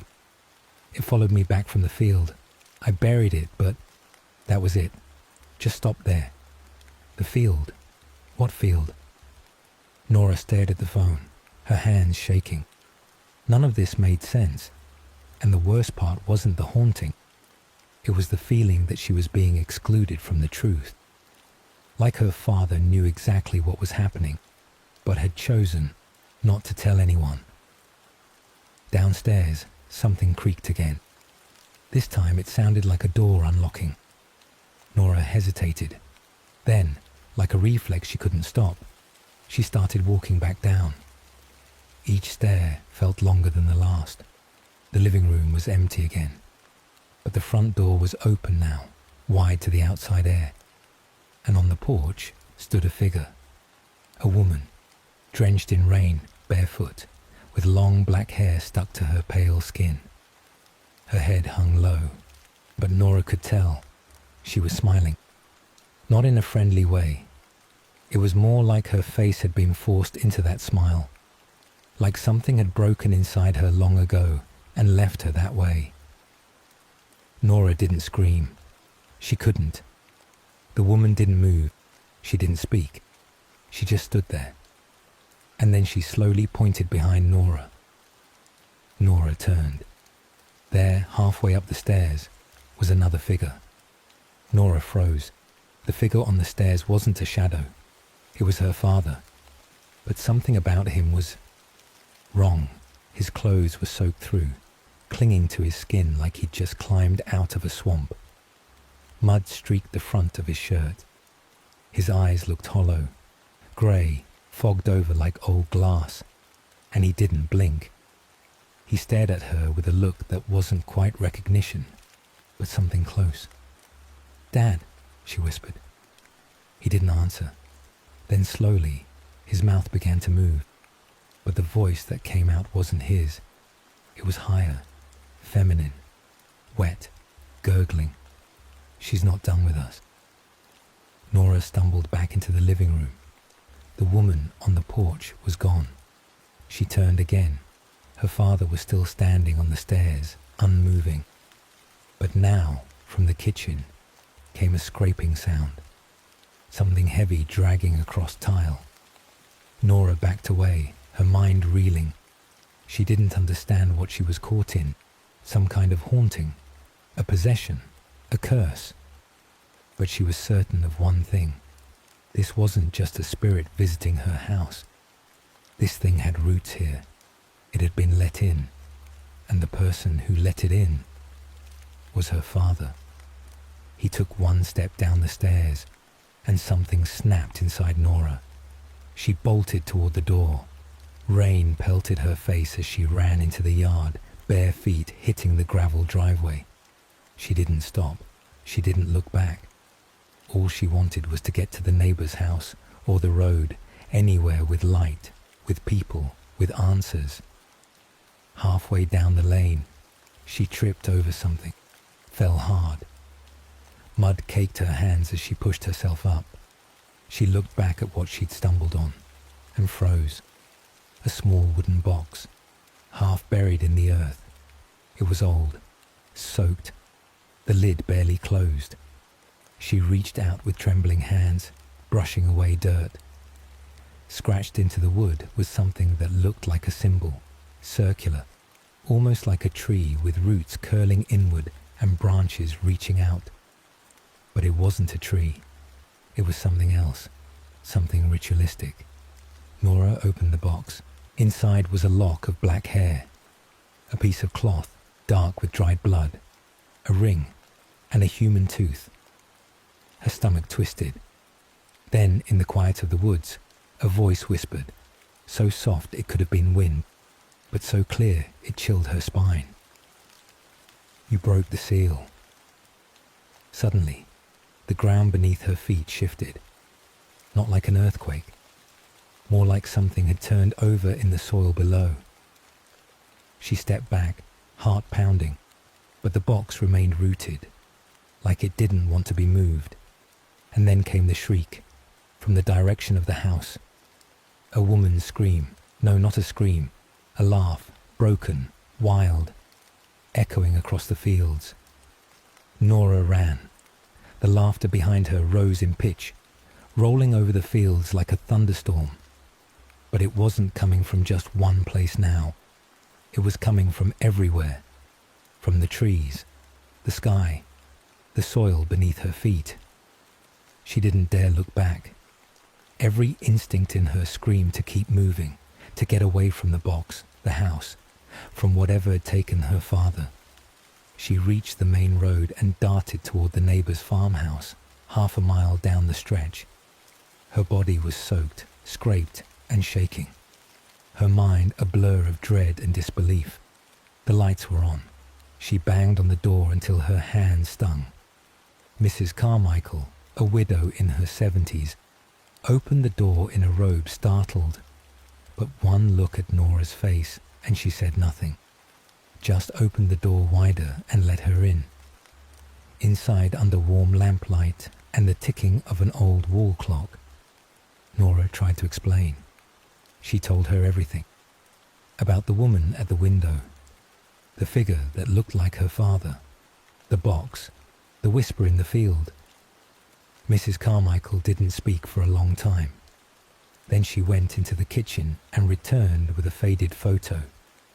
In it, there was a tree, gnarled, massive. Beneath it, several people in robes, standing around a girl tied to the trunk. At the center of the group stood a man, Nora's grandfather. Nora blinked. That tree, Mrs. Carmichael said, used to stand right where your family's house is now. She explained that long ago, before Nora was even born, the land had been the site of rituals, dark ones, blood rites that locals whispered about but never confronted. The townsfolk had suspected, but no one dared interfere with the Collins family back then. They were respected, feared. Your father, she said slowly. He left town right after high school. Wanted nothing to do with it, but something must have followed. Nora's skin crawled. You said he was muttering, that she's not done, the woman asked. Nora nodded. Mrs. Carmichael gripped her hand, suddenly very serious. There's something old in those woods. Older than your house. Older than this town. She was worshipped there. And when they built that home over the roots of that tree, they didn't bury her. They just covered her. And now, her voice trailed off, and in that silence, a sound rose from outside. Knock, knock, knock. 3 soft taps at the front door. Not frantic, not threatening, just patient. Nora and Mrs. Carmichael turned toward it. The porch light flickered. The wind picked up. Another knock. Then a voice, calm, childlike, right outside the door. He's home now. Can Nora come back? Nora's breath caught in her throat. Mrs. Carmichael whispered, don't answer. But as they sat frozen, a shadow moved past the window. A tall shape, soaked with rain, smiling. The front door handle began to turn. They never opened it, but for the rest of the night, the knocks continued. Not just at the front door, but the back, the side windows, even the attic. They never saw her again, and when the morning came, the rain had washed everything clean, except the field where the box had been. There, the grass never grew again, just a patch of dark circular dirt. This story is from 2006. There was a young man named Ethan, completely drained and frustrated by his life. The city had been eating him alive. Endless office hours, back-to-back meetings, bosses who never seemed satisfied, and a constant stream of deadlines that made each day feel heavier than the last. He hadn't felt relaxed in months. Every night, lying in his cramped apartment, he'd stare at the ceiling, feeling like he was suffocating under the weight of obligations that weren't even his own. The city's noise, the honking, the endless chatter of people chasing success, it had all begun to blur into a single oppressive hum that gnawed at his sanity. Finally, one Friday evening, Ethan snapped. He packed a small bag, grabbed his old SUV, and started driving out of the city, heading for the Appalachian Mountains, toward a place few people knew about, a tiny, quiet town called Halloridge. It was remote, tucked between the folds of dense forest and rolling hills. He had no real plan, no expectations, except to breathe, to get away from the relentless grind that had become his life. He imagined long walks, crisp mountain air, and the kind of silence that made you feel alive again. The drive itself felt like leaving one world and entering another. Skyscrapers shrank into the horizon, replaced by endless stretches of pine and maple trees, their dark silhouettes sharp against the fading sunset. The roads narrowed, curving unpredictably, and the radio signal cut out entirely, leaving only the hum of the engine and the occasional whisper of wind through the trees. Ethan felt a mixture of relief and unease. Relief, because the city's chaos was finally behind him. Unease, because the mountains were quiet in a way that almost felt unnatural, like the trees themselves were holding their breath. As darkness began to settle, he spotted Halloridge. The town was small, almost impossibly so.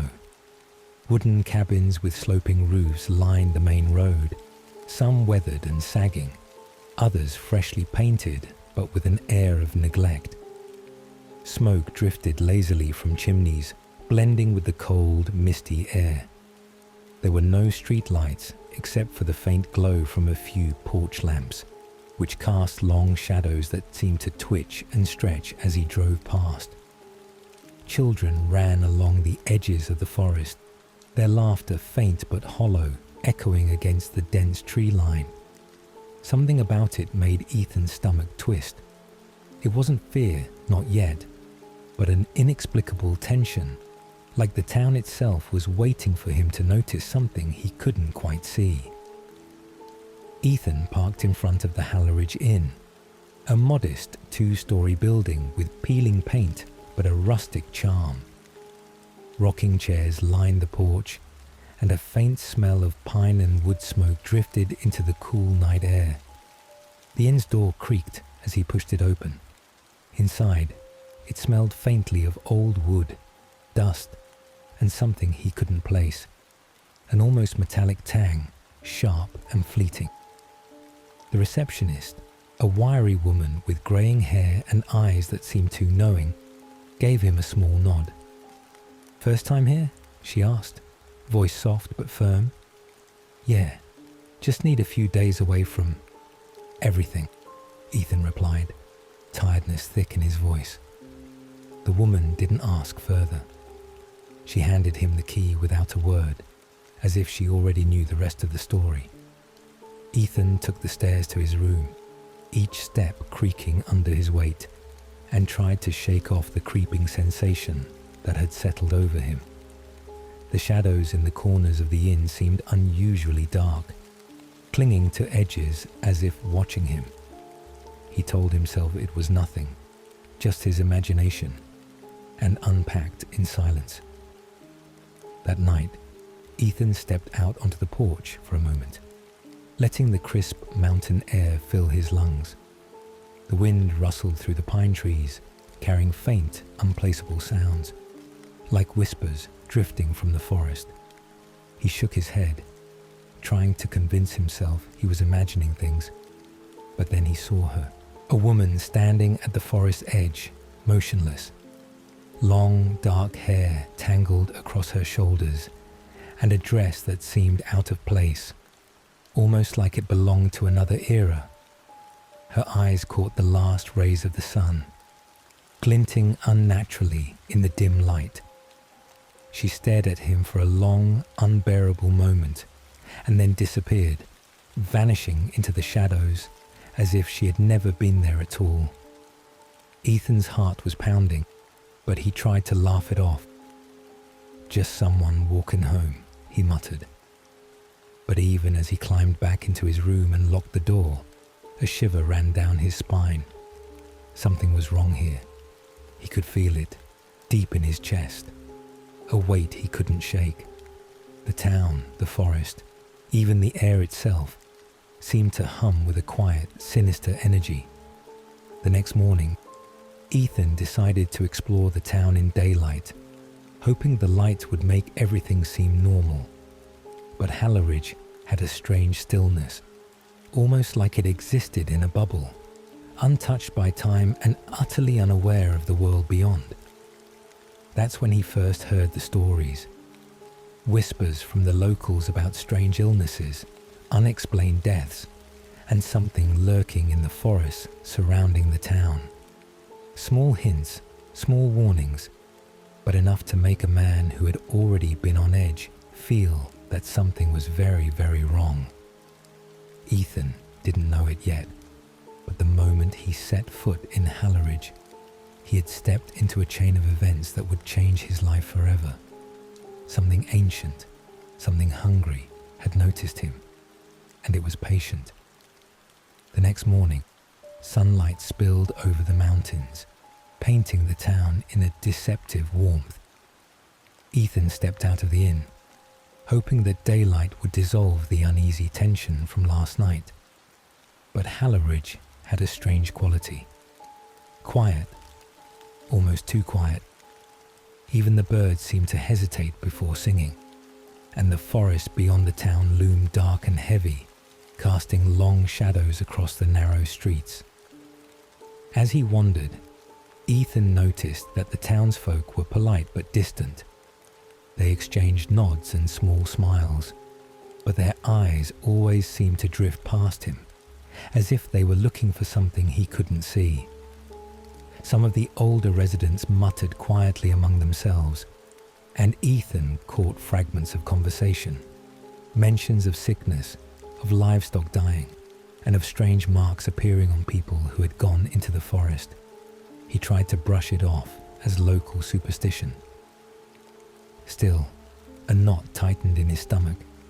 It was then that he met Marcus, a man who, from the moment he spoke, seemed to carry the weight of the mountains in his eyes. Marcus was in his late 50s, wiry but strong, with deep lines carved into his face from years of sun, wind, and worry.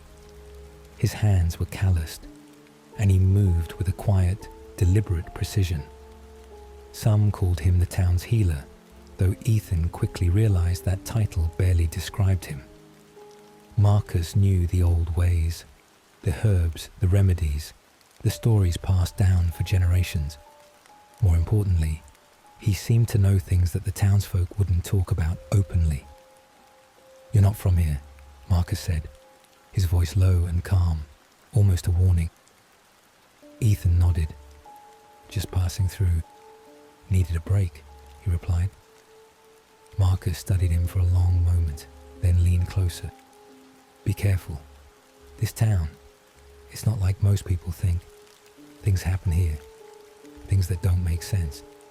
You might see them, you might not, but they're watching." Ethan's heart skipped. "Watching? What do you mean?" Marcus shook his head slightly. "It's better you don't ask yet. Just pay attention. And don't go wandering into the forest alone. Some things in those trees don't like strangers."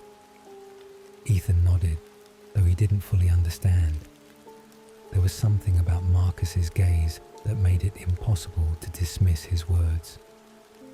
As he continued walking, Ethan noticed other strange details. A few homes had green stains on the doors or the fences, almost like dried slime. In some places, windows were boarded unevenly, as though someone had tried to keep something out, or in. He tried asking locals about it, but they either avoided the topic or changed the subject quickly. That evening, Ethan returned to the inn, restless. The shadows from the forest seemed to reach closer, brushing against the edges of the town as if testing him. On the porch, he saw movement, just at the tree line. The same woman from last night, standing perfectly still, watching him. Her presence was unnerving, but this time she didn't disappear immediately. Ethan froze, unable to look away. The air around her seemed heavier, charged, almost vibrating with an energy he couldn't identify. Suddenly, a dog barked in the distance, breaking the spell. The woman vanished, leaving Ethan trembling. He tried to rationalize it. Maybe it was a trick of the light, maybe the shadows of the trees. But deep down, he knew it was real. Something, or someone, was watching him. That night, Ethan lay in bed, staring at the ceiling, listening to the wind whistle through the cracks in the inn's walls. He could hear whispers carried by the cold mountain air, faint voices that didn't belong to any living person. Sleep was impossible. Every creak, every rustle of leaves, every distant footstep made him jump. The town seemed alive in a way he hadn't anticipated. The next morning, he returned to Marcus, seeking answers. The old man didn't hesitate this time. He spoke of a sickness that had been creeping through Halleridge. Animals, children, even some elders had been found weak, their blood mysteriously drained, leaving a pale, almost ghostly residue. No one knew why, and no one dared confront it openly. Marcus leaned in closer, lowering his voice. Some things, some people, shouldn't be here. And when strangers come, it draws attention. You, Ethan, you've been noticed. Ethan felt a chill run down his spine. Noticed? By what? Marcus didn't answer. Instead, he handed Ethan a small notebook, filled with sketches of symbols, marks, and notes about past incidents. Keep your eyes open, pay attention, and whatever you do, don't trust appearances. Ethan left, the notebook heavy in his bag, his mind racing. He didn't know what to expect in Halleridge, but he realized now that this town, this forest, and whatever lurked within it were far more dangerous than he had imagined. The days in Halleridge were quiet, almost deceptively so. But for Ethan, the sense of unease only grew stronger with each passing hour. He couldn't shake the feeling that something was following him, watching from the shadows of the dense forest or the narrow streets. Every glance toward the tree line made his chest tighten, and every creak in the inn's floorboards kept him awake at night. It was during his third day in town that he saw her again. Clara, the mysterious woman who seemed impossible, yet undeniably real. She appeared at the edge of the forest, standing motionless, her dark hair framing a pale face that carried an intensity he couldn't understand. Unlike the first time, she didn't vanish immediately. Instead, her eyes locked onto his, and Ethan felt an unnatural pull, a sense of danger coiling in the air between them.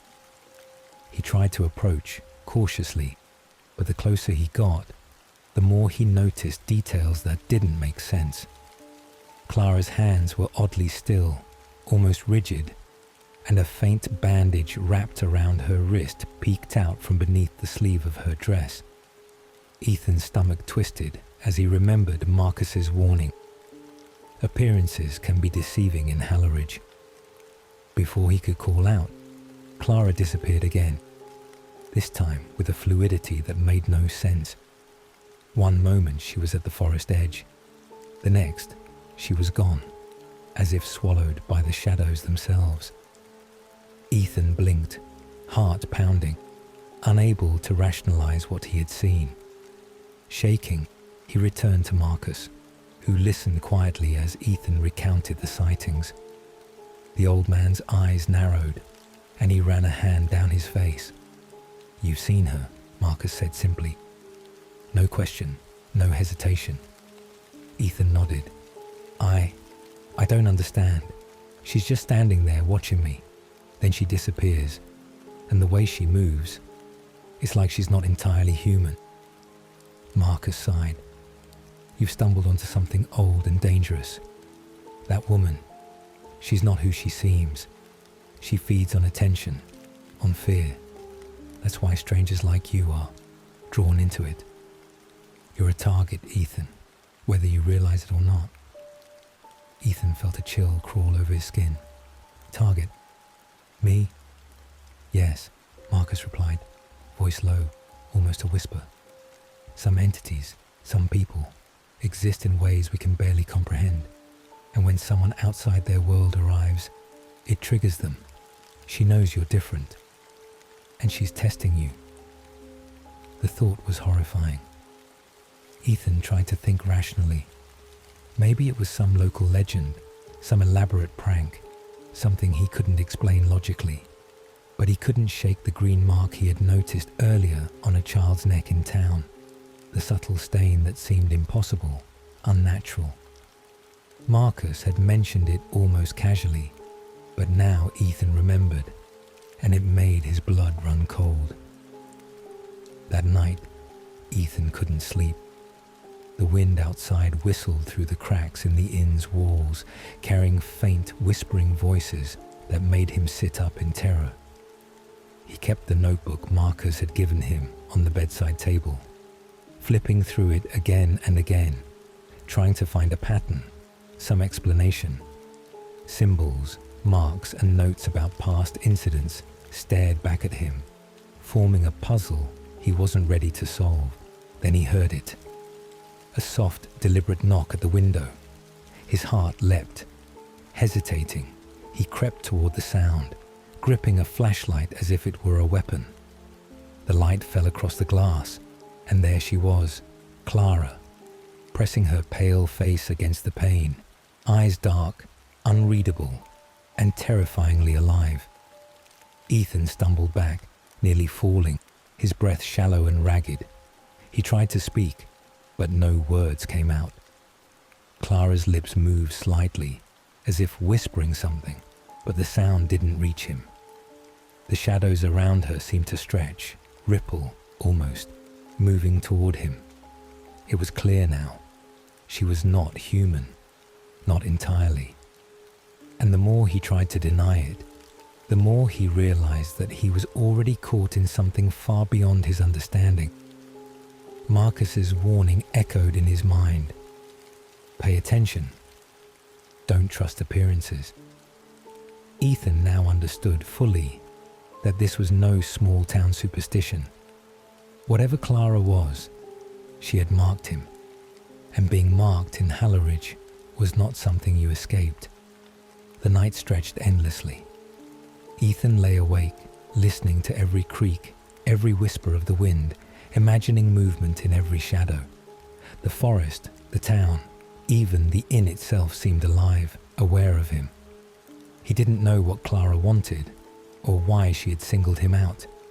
But one thing was clear. Halleridge was no longer a quiet escape. It was a trap. By the fourth day, Ethan began noticing subtle changes around Halleridge. It started with the animals. A neighbor's dog, usually energetic and playful, was found weak and listless, its fur dull and eyes sunken. Chickens stopped laying eggs.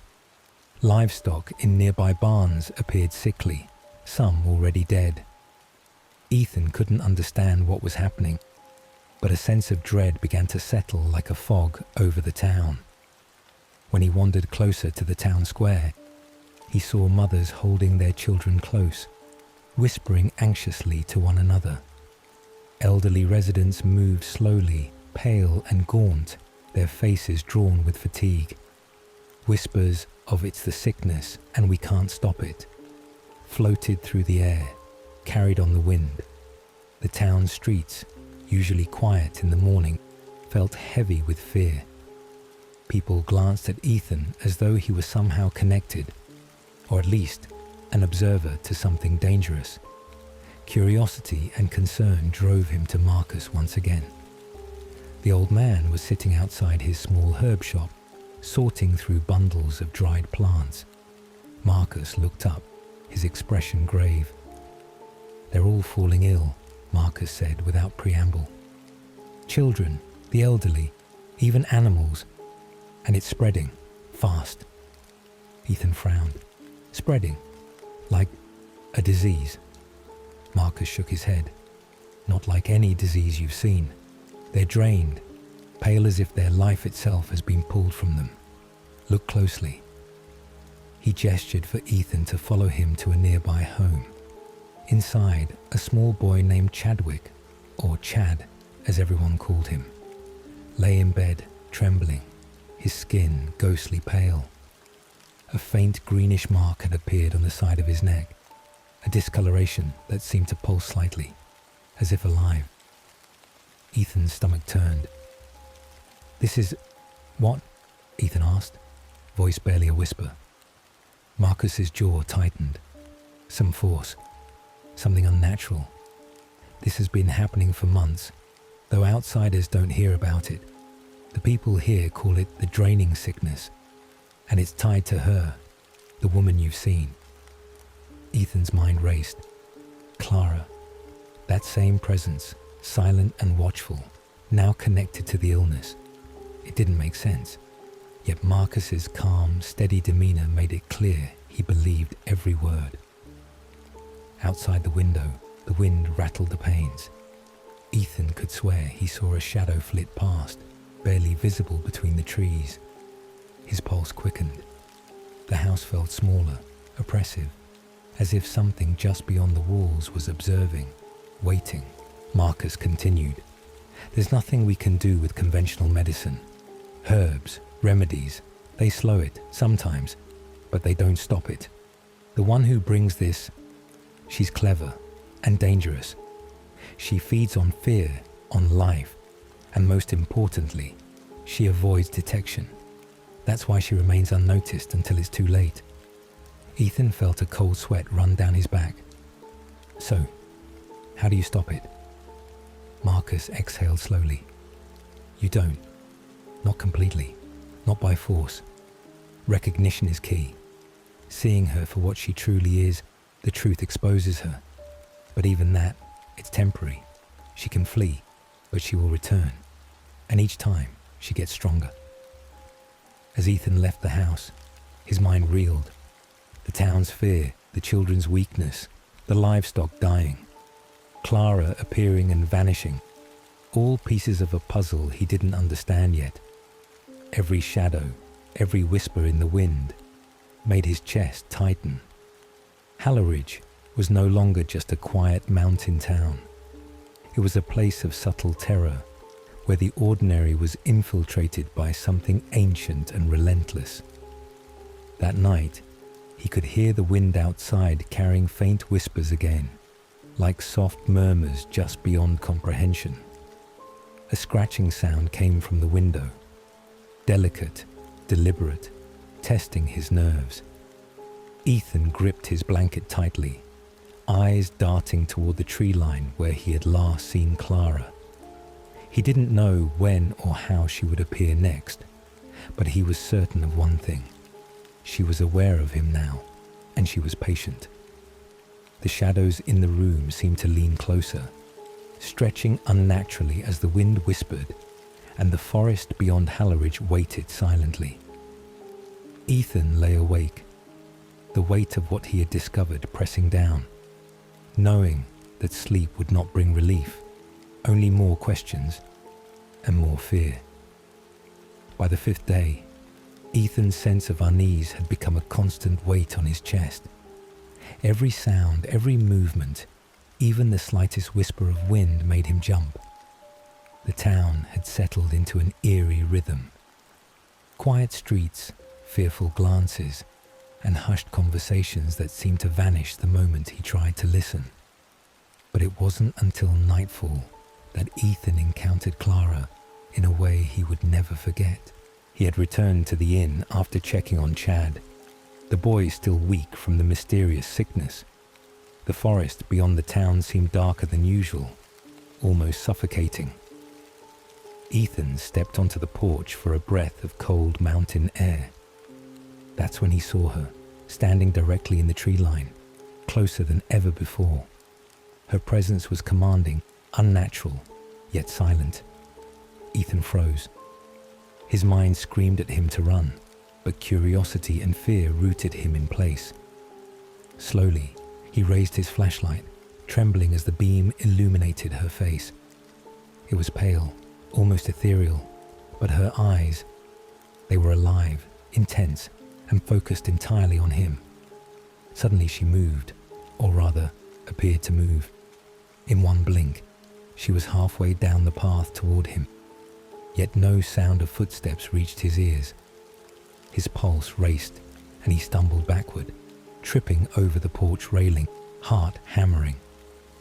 The flashlight flickered, casting her shadow wildly across the walls of the inn. She didn't speak, but Ethan could feel her intent, as if her very gaze was pressing against his mind, probing for fear, for weakness. Ethan's instincts finally overpowered his paralysis. He ran inside the inn, locking the door behind him, panting, chest tight. But the feeling didn't leave. Even through the thick wooden door, he could sense her presence, as if she had slipped inside with him, intangible, yet undeniably there. He grabbed the notebook Marcus had given him and flipped through it frantically, looking for anything, symbols, signs, rituals, that could explain or protect him. A sketch caught his eye. A green mark on the neck, identical to what he had seen on Chad. Marcus had emphasized it was a sign of her influence, and now Ethan realized that Mark wasn't just a warning, it was a connection. Those who bore it were tethered to her, vulnerable to her attacks. Then he heard it, a soft scratching sound coming from the window. His flashlight beam revealed nothing at first. Then, in a movement too fast to track, Clara's face appeared pressed against the glass. Her eyes locked on his, and for a terrifying moment, Ethan felt like his mind was slipping. The room felt smaller, the shadows thicker. The air seemed charged, vibrating with her presence. Ethan backed away, desperately trying to recall Marcus's words. Recognition is key. Seeing her for what she truly is exposes her. He forced himself to focus, to look beyond her human guise. And as he stared, the subtle unnaturalness of her features became undeniable. The rigid posture, the strange stillness in her limbs, and the glint of something inhuman in her eyes. A scream tore from his throat, not fully human, not fully controlled.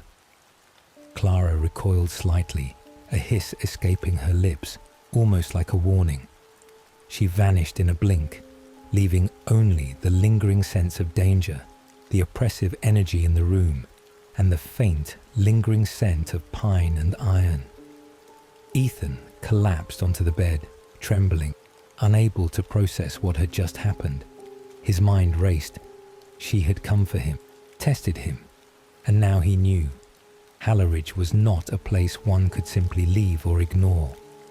And the notebook, the green mark, Marcus's warnings, they all pointed to the same terrifying truth. Clara was far more than human, and she had chosen him. Sleep was impossible that night. Every shadow seemed alive, stretching and writhing with unseen intent. Even the walls of the inn felt like they were pressing inward. Ethan lay awake, gripping the notebook, aware that this confrontation was only the beginning, and that escaping Halleridge's grasp would require more than courage. It would require understanding. By the sixth day, Halleridge was no longer just uneasy. It was gripped by fear. The sickness had begun spreading faster, affecting more children, elderly, and even animals. Ethan walked through the town, noticing the changes with a growing sense of dread. Families stayed inside, doors and windows tightly shut. Shops that were once open in the morning were now closed, and the faint smell of antiseptic and herbs lingered in the cold air. Children, who once played near the forest edges, were now pale and listless, their eyes dull. Mothers whispered frantically, trying to care for them while avoiding the subtle marks that sometimes appeared on their necks or wrists. Elders moved slowly, clutching canes, their faces drawn with exhaustion and fear. Ethan felt the weight of it all pressing down on him. Halleridge was a town under siege by an invisible force. He returned to Marcus's herb shop, desperate for guidance. Marcus was sitting at the counter, surrounded by jars of dried herbs, crystals, and small amulets. His face was etched with concern, deep lines carving shadows across his features. "They're getting worse," Ethan said. His voice shook, but he tried to keep it steady. "The children, the elderly, even the livestock." Marcus nodded, running a hand through his graying hair. "Yes, the sickness isn't ordinary. It's tied to her presence. She feeds on fear, weakness, and the life force of those who are vulnerable. And she avoids detection. That's why it seems random, but it's deliberate." Ethan's stomach tightened. "So, what do we do? How do we stop it?" Marcus leaned closer, lowering his voice. "You can't fight her with medicine or weapons. That only delays her. The key is recognition. Seeing her for what she truly is weakens her. But even then, it's temporary. You can buy time, but she will return." Each encounter will be more dangerous. Ethan swallowed hard, feeling the weight of Marcus's words. He had seen Clara, had felt her presence, had almost lost his sanity to her gaze. And now, knowing the children and townsfolk were suffering, he realized the stakes were far higher than his own fear. Outside, the wind rattled the inn's windows, carrying faint, whispering voices. Ethan's gaze fell on the forest edge, where shadows seemed to twist unnaturally, bending and stretching. He knew she was there, watching, waiting. That evening, Ethan visited one of the affected homes. Inside, he found a family huddled together, fear etched into every line of their faces. A young boy lay trembling on the bed, pale and weak, a faint green mark visible on his neck. Ethan knelt beside him, trying to offer comfort, but the child's eyes were distant, vacant, as if something unseen was pulling at him. I don't know how to stop it, Ethan whispered, more to himself than anyone else. The mother's voice was hoarse, trembling. We've tried everything. Herbs, prayers. Nothing works. It's her, the woman in the forest. She's cursed us. Ethan felt a chill crawl up his spine. The words confirmed what he had feared. The woman, Clara, was not just a threat to him, but to the entire town. Her presence, her influence, was spreading, and Halleridge had no defense. That night, Ethan lay awake in the inn, the notebook from Marcus open beside him. He flipped through the pages again, trying to memorize symbols, protective charms, anything that could give him an edge. Outside, the wind whispered, carrying the faintest rustle of movement from the forest. Shadows seemed to move in the corner of his vision, almost alive. And then he saw it, a faint glow through the window, greenish and pulsing, like the mark on the children. Ethan froze. She was close, too close. And this time, it wasn't just observation. He felt her intent, a hunger that pressed against his mind. The town was trapped, and he was at the center of it. Sleep did not come. Every shadow, every whisper, every distant rustle of leaves reminded him that Clara was patient, calculating, and aware of him. Halleridge was no longer a refuge. It was a cage. By the seventh day, Ethan could no longer ignore the relentless presence of Clara. Every step he took outside the inn, every glance toward the forest, made his chest tighten.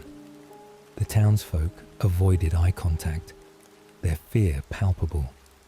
They whispered about her in hushed tones, but no one dared say her name aloud. Ethan realized that she was more than a mere presence. She was an active force in Halleridge, invisible yet undeniably threatening. That evening, the wind had picked up, carrying a sharp metallic tang that made the air feel heavy. Ethan decided to investigate the edge of the forest, despite Marcus's warnings. He needed to understand what he was dealing with, and waiting in the inn felt like inviting doom. He grabbed the notebook, a flashlight, and a small lantern, stepping into the shadowy path leading toward the trees. The forest swallowed the light almost immediately. The shadows deepened unnaturally, stretching like dark tendrils between the trunks. Every rustle of leaves, every snap of a twig made Ethan flinch. Then he saw her, Clara, standing motionless among the trees, closer than ever before. Her eyes glinted with unnatural intensity, and her pale hands were outstretched slightly, almost as if reaching for him. Ethan's heart raced. He raised the flashlight, its beam flickering over her face. It was human enough at first glance, but the unnatural rigidity of her posture, the subtle contortions in her shadow, and the eerie glint in her eyes made it clear she was not human. She moved silently, almost gliding toward him. Suddenly, a sharp, bone-chilling scream erupted from the woods behind him. Ethan spun around, heart pounding, but the shadows offered no explanation. When he turned back, Clara was closer, her gaze fixed, her intent palpable. The air felt thick, pressing against him, and the forest seemed alive, almost conspiring with her presence. Ethan remembered Marcus's words. Recognition is key. Seeing her for what she truly is exposes her. He forced himself to focus, ignoring the rising panic. He studied her closely, looking past the human disguise, noticing the distorted proportions, unnatural stillness, and a faint, pulsing green aura. Like the mark on Chad and the other afflicted villagers, she recoiled slightly, emitting a low hiss that vibrated through the air, as if Ethan's recognition had hurt her. Then, with blinding speed, she lunged. Ethan barely rolled out of the way, tripping over a root and falling hard onto the cold forest floor. Pain shot through his shoulder, but he scrambled to his feet. The forest around him seemed alive with movement, shadows bending unnaturally, closing in on him. He ran blindly, heart hammering, flashlight swinging wildly.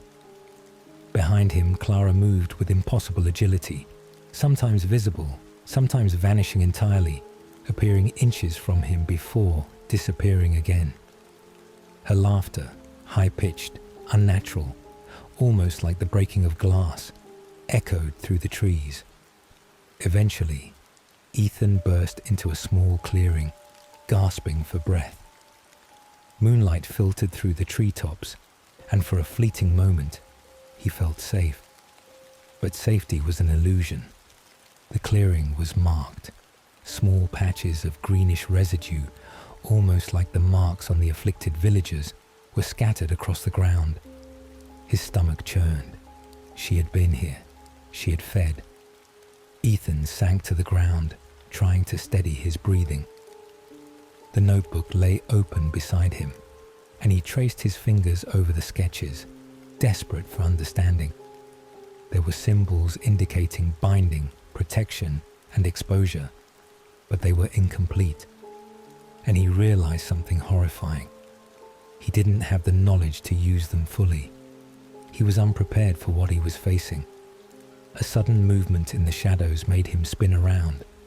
Clara was gone, but her presence lingered, heavy and suffocating, pressing against his chest. The wind whispered faintly, carrying the sound of distant footsteps that weren't his. He shivered, knowing the forest was no longer just a backdrop. It was part of her. She could manipulate it, use it to corner, trap, and terrify. Ethan's mind raced. The sickness in town, the green marks, Clara's supernatural presence, and the townsfolk's fear. It all connected. But he realized one thing clearly. He could no longer remain passive. Waiting, hiding, or ignoring her presence would only make things worse. He needed answers, and he needed a plan. The morning after his terrifying encounter in the forest, Ethan could barely sleep. Every shadow in the inn seemed alive, every creak of the floorboards a potential signal of Clara's return. His body ached from the fall, but the thought of leaving Halloridge without understanding the force that haunted it was impossible. He had to act. Ethan returned to Marcus, hoping for guidance. The old man was waiting, as if he had anticipated Ethan's arrival.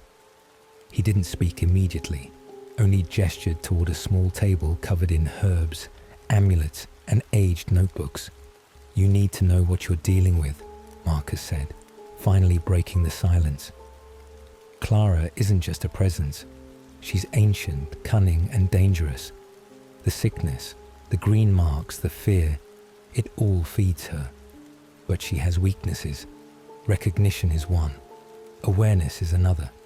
And knowledge, that's your strongest weapon." Ethan nodded, taking a deep breath. "What do I need to do?"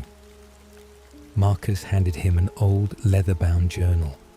The pages were filled with sketches of symbols, locations in the forest, and accounts from previous encounters. Each entry detailed the moments when she had been confronted, how she had reacted, and the aftermath. She targets outsiders, Marcus explained. Someone like you, unfamiliar, curious, makes her appear. She tests, probes, and if she senses fear or hesitation, she strikes.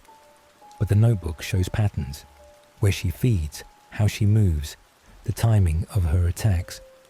You can anticipate her, maybe even survive. Ethan studied the sketches. Among them were small illustrations of green marks, similar to what he had seen on Chad. Symbols indicating protective wards, mostly incomplete, were scattered across the pages. Marcus pointed to one sketch. See this? It's an old binding symbol. Alone, it's useless, but combined with recognition and a direct confrontation, it can force her to flee temporarily. You need to learn it, understand it, and prepare. There's no permanent solution yet, only buying time. Ethan felt the weight of it all pressing down. The town was sick, the forest was hostile, and Clara was relentless. But knowledge offered him something he hadn't felt since arriving: control, even if partial. That evening, Ethan ventured out again, notebook in hand, flashlight casting long, trembling shadows. The town seemed quieter than usual, but that only heightened his unease. Doors were shuttered tightly, windows barred. From the distance, faint whispers seemed to echo off the mountains, almost human, almost not. He reached the clearing where Clara had attacked him the previous night. The greenish residue was still faintly visible on the ground. Ethan knelt, examining it closely. He traced the patterns with a finger, noting how they aligned with symbols in Marcus's journal. Then, movement caught his eye. From the shadows, Clara emerged silently, her eyes locked on him. Ethan froze for a heartbeat, then remembered Marcus's instructions. Recognition. He focused, forcing his mind past her human facade, seeing the unnatural rigidity of her form, the pulsing green aura, the subtle distortion of her shadow. She hissed, recoiling slightly, as if her presence had been pierced by his perception. For the first time, Ethan realized that his awareness could influence her actions. She was vulnerable, not permanently, but enough to give him a chance. The wind shifted, carrying the faint sounds of distant cries from the town. Ethan knew that the sickness was spreading, that Clara's influence extended further than he had imagined. But now he had a tool: recognition, awareness, and the symbols Marcus had shown him. As he stood, notebook clutched tightly, Ethan felt both fear and determination. The town needed him, not just as an observer, but as someone willing to confront the darkness. Clara was patient, yes, but patience was finite, and Ethan, for the first time, felt that he could fight back, even if only temporarily. By the 9th day, Halleridge was teetering on the edge of panic. More villagers were falling ill, their skin pale, eyes hollow, and subtle green marks appearing across their necks and wrists. Even the animals were weaker, some lying in barns, unable to rise. The town's unease was palpable, a tangible weight in the air. Ethan could feel it pressing on him with every step, every glance at the forest. That night, he decided it was time to act. Marcus's journal lay open on the inn's table, sketches and symbols carefully memorized. Ethan had marked the areas where Clara had appeared most frequently, noting the patterns of her movements, her timing, and the green residue she left behind. It wasn't perfect, but it was a start. Ethan ventured toward the forest again, carrying a small bundle of protective herbs, a lantern, and his flashlight. The air was heavy, damp, and charged with an unnatural energy. Shadows stretched unnaturally between the trees, and the faint whispering of the wind carried voices that weren't there. From the darkness, she appeared, Clara, more immediate, more threatening than before. Her eyes glowed faintly green, and her movements were sharper, faster. She hissed low, a sound that seemed to vibrate through the ground itself. Ethan felt his chest tighten. This was no longer a distant threat. She had come for him directly. He remembered Marcus's instructions: recognition, awareness, and the use of protective symbols. Taking a deep breath, Ethan focused intently on her, seeing past the human guise. He traced her outline in his mind, noting the unnatural rigidity, the subtle distortions, the faint green aura.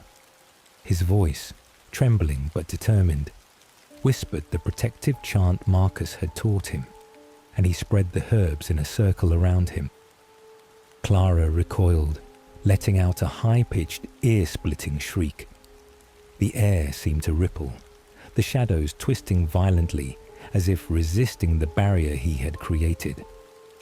The green glow around her flared brightly, illuminating the clearing with an otherworldly light. For a moment, it seemed she might attack anyway, but then she faltered, slowed, hesitated, the first tangible sign that Ethan's actions were effective. Ethan's pulse raced. He pressed further, reinforcing the circle with movements from the journal, keeping his eyes locked on her. Clara's hissing intensified, her form flickering between visibility and invisibility like smoke caught in the wind. The forest itself seemed to pulse with her anger, branches shaking violently, leaves swirling in unnatural patterns. Suddenly, a weak cry from the town pierced the night. Ethan realized the green marks, the sickness. They weren't confined to the forest.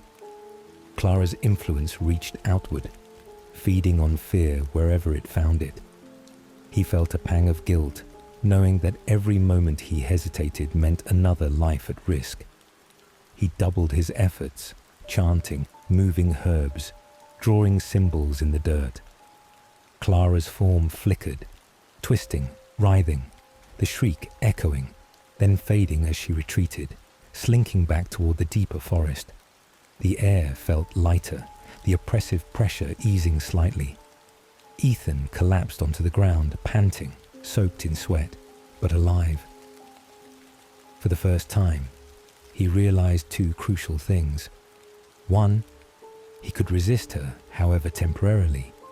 And two, the fight was far from over. The sickness in town, the green marks, and Clara's relentless pursuit meant that Halleridge was still very much under her grip. This was not victory. It was a momentary reprieve, a brief pause in the ongoing horror. Ethan sat in the clearing, lantern flickering, notebook clutched tightly. The forest was silent again, but the shadows seemed watchful, waiting. And somewhere in the distance, he knew Clara was still there, plotting, patient, and deadly. Halleridge was not safe, and he was not prepared. But now, at least, he had a glimmer of control, a weapon against the darkness, however fragile it might be. By the 10th day, Halleridge had sunk into near-total silence. Shops were shuttered, families huddled in their homes, and even the wind seemed cautious as it whispered through the trees. The sickness had spread further, green marks appearing more frequently on children and the elderly. The town lived in constant fear, waiting for the unseen to strike again. Ethan knew that waiting passively was no longer an option. The notebook lay open beside him, symbols memorized, herbs arranged for protection. His heart pounded as he approached the forest edge, the same path he had walked countless times in the past week. This time, he was prepared, not entirely, but as much as he could be. The forest greeted him like an old predator, shadows stretching unnaturally, branches twisting as if alive. Ethan gripped his flashlight and the small bundle of protective herbs, chanting softly the incantations Marcus had taught him. Every step forward felt heavier than the last. He could feel Clara's presence before he even saw her, a pulse in the air that made his chest tighten. Then she appeared, Clara, standing between the trees, her eyes glowing faintly green, her posture rigid yet fluid, every movement deliberate. She tilted her head slightly, as if amused by his courage. The wind carried a faint hiss, her voice almost merging with the rustling leaves. Ethan took a deep breath and stepped into the clearing, tracing the protective symbols on the ground. He spoke clearly, deliberately, forcing recognition into every word. "I see you. I know what you are." Clara recoiled, letting out a shriek that reverberated through the forest. For a fleeting moment, the shadows seemed to waver, her form flickering like smoke caught in the light. But she was far from defeated. The green marks on the nearby trees pulsed faintly, showing her influence extending beyond her visible form. Ethan realized that confronting her directly was only part of the battle.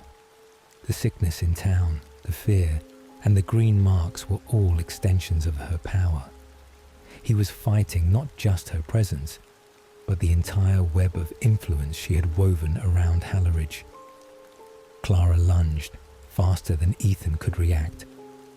He activated the protective circle, herbs and symbols amplifying his resolve. The forest seemed to resist her movement, shadows bending against her, leaves swirling violently.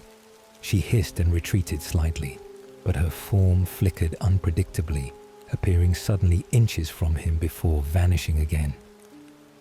Ethan's pulse raced, but he stood firm. He whispered the incantation again, focusing on recognition, awareness, and control. For a moment, Clara faltered, a visible tension in her rigid form. Ethan realized that his courage, his focus, and his understanding of her patterns were his true weapons. Then the wind shifted, carrying faint cries from the town. The green marks flared in the distance, showing that Clara's influence was far from contained. Ethan felt a pang of helplessness. This confrontation might buy time, but the fight was far from over. Suddenly, Clara vanished completely, leaving the clearing eerily silent. Ethan stood alone, lantern flickering, notebook clutched tightly. The forest was quiet, yet oppressive, as if holding its breath. He knew she had retreated, but she was not gone. Never gone. Her patience, her cunning, and her hunger remained, waiting for the next opportunity. Ethan exhaled slowly, aware that Halleridge was still in danger. The town needed him, and he needed answers. The notebook, the herbs, Marcus's guidance. They were tools, not solutions. The battle was ongoing, and the darkness was patient.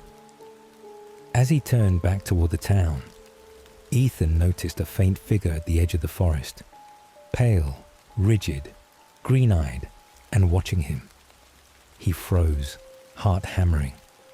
A whisper carried through the trees, almost human, almost not. He couldn't understand the words, but he felt the intent. She was aware, she was waiting, and the story was far from over.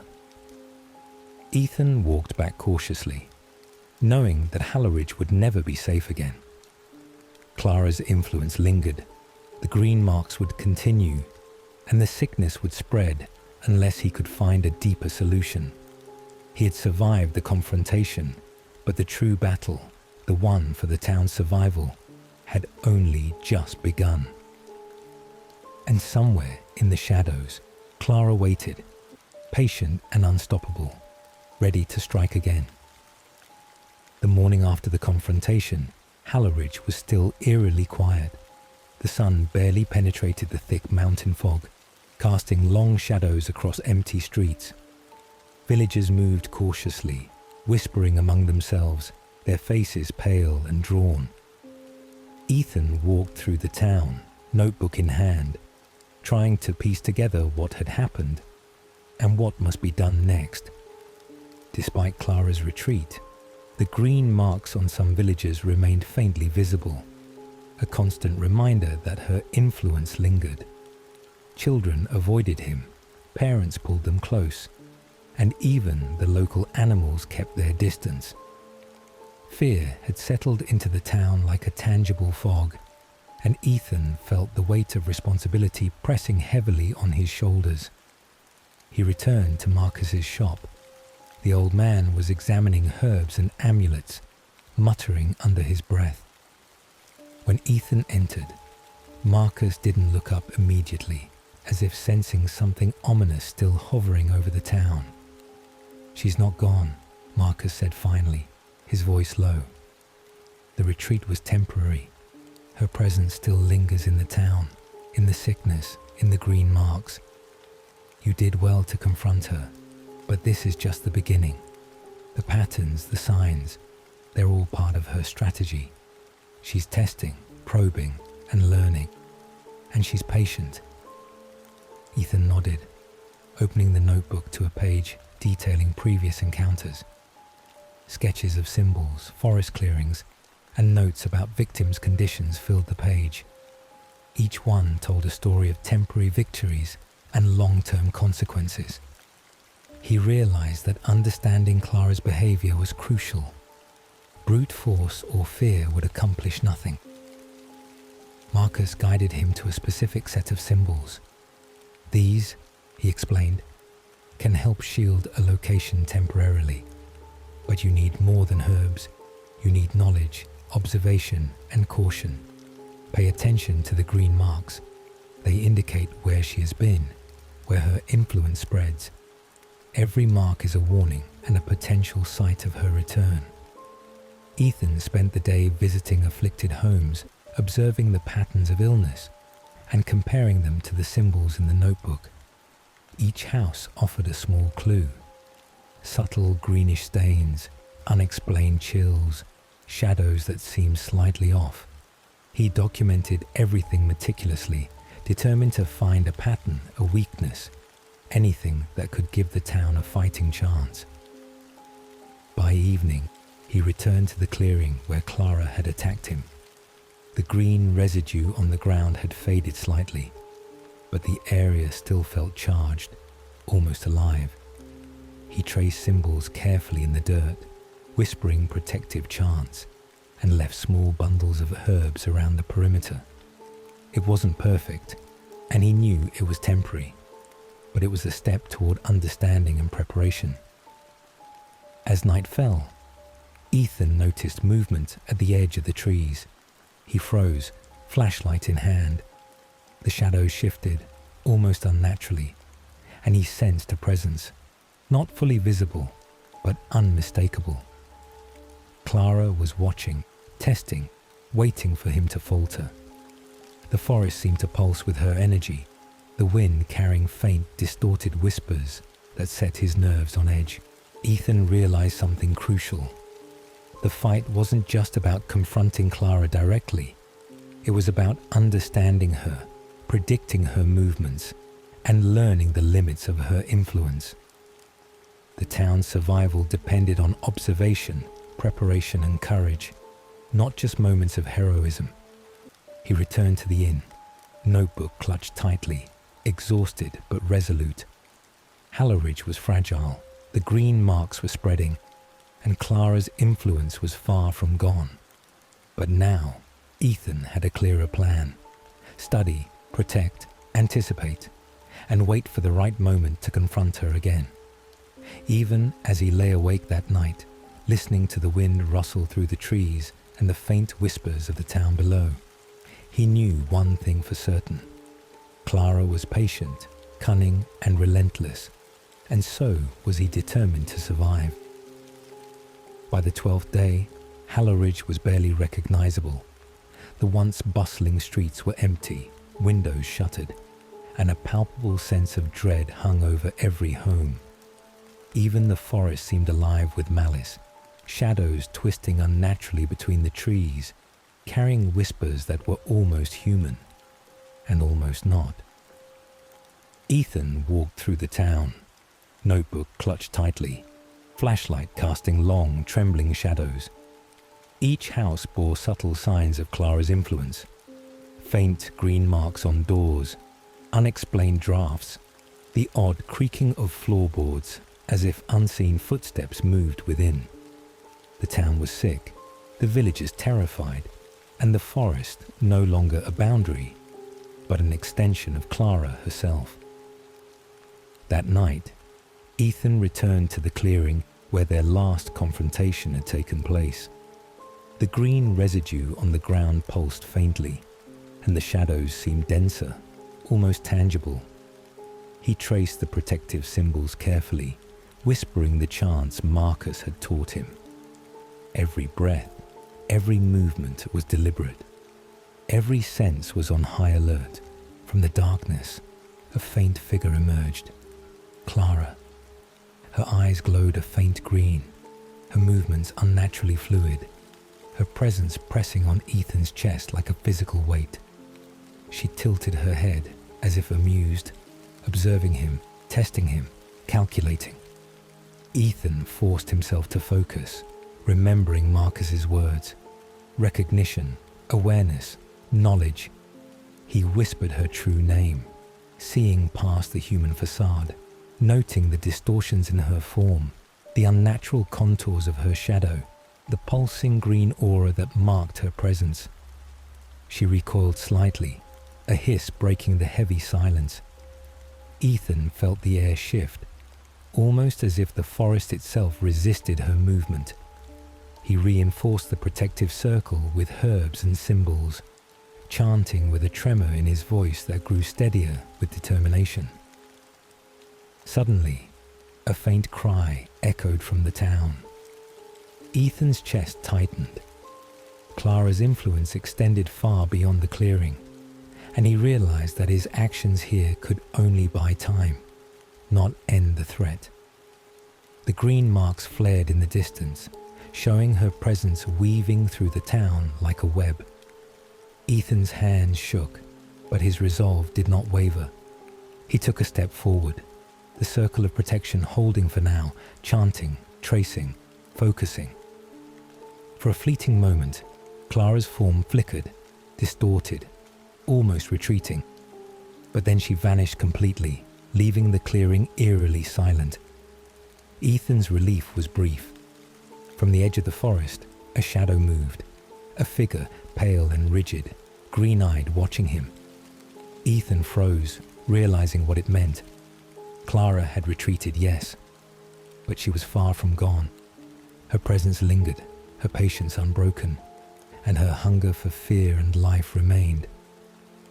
As he returned to the inn, exhausted, battered, yet determined, Ethan realized the truth. Halloridge was trapped in a cycle. The town, the sickness, the green marks, and Clara herself formed an endless loop of fear and survival. But he also understood that knowledge, preparation, and courage could buy precious time, perhaps even save lives. Ethan sat by the window, notebook in hand, listening to the wind whisper through the trees. Somewhere in the darkness, a faint glow pulsed, the unmistakable green mark of Clara's presence. She was patient, she was cunning, and she was waiting. Ethan exhaled slowly, his eyes scanning the horizon. The battle was far from over.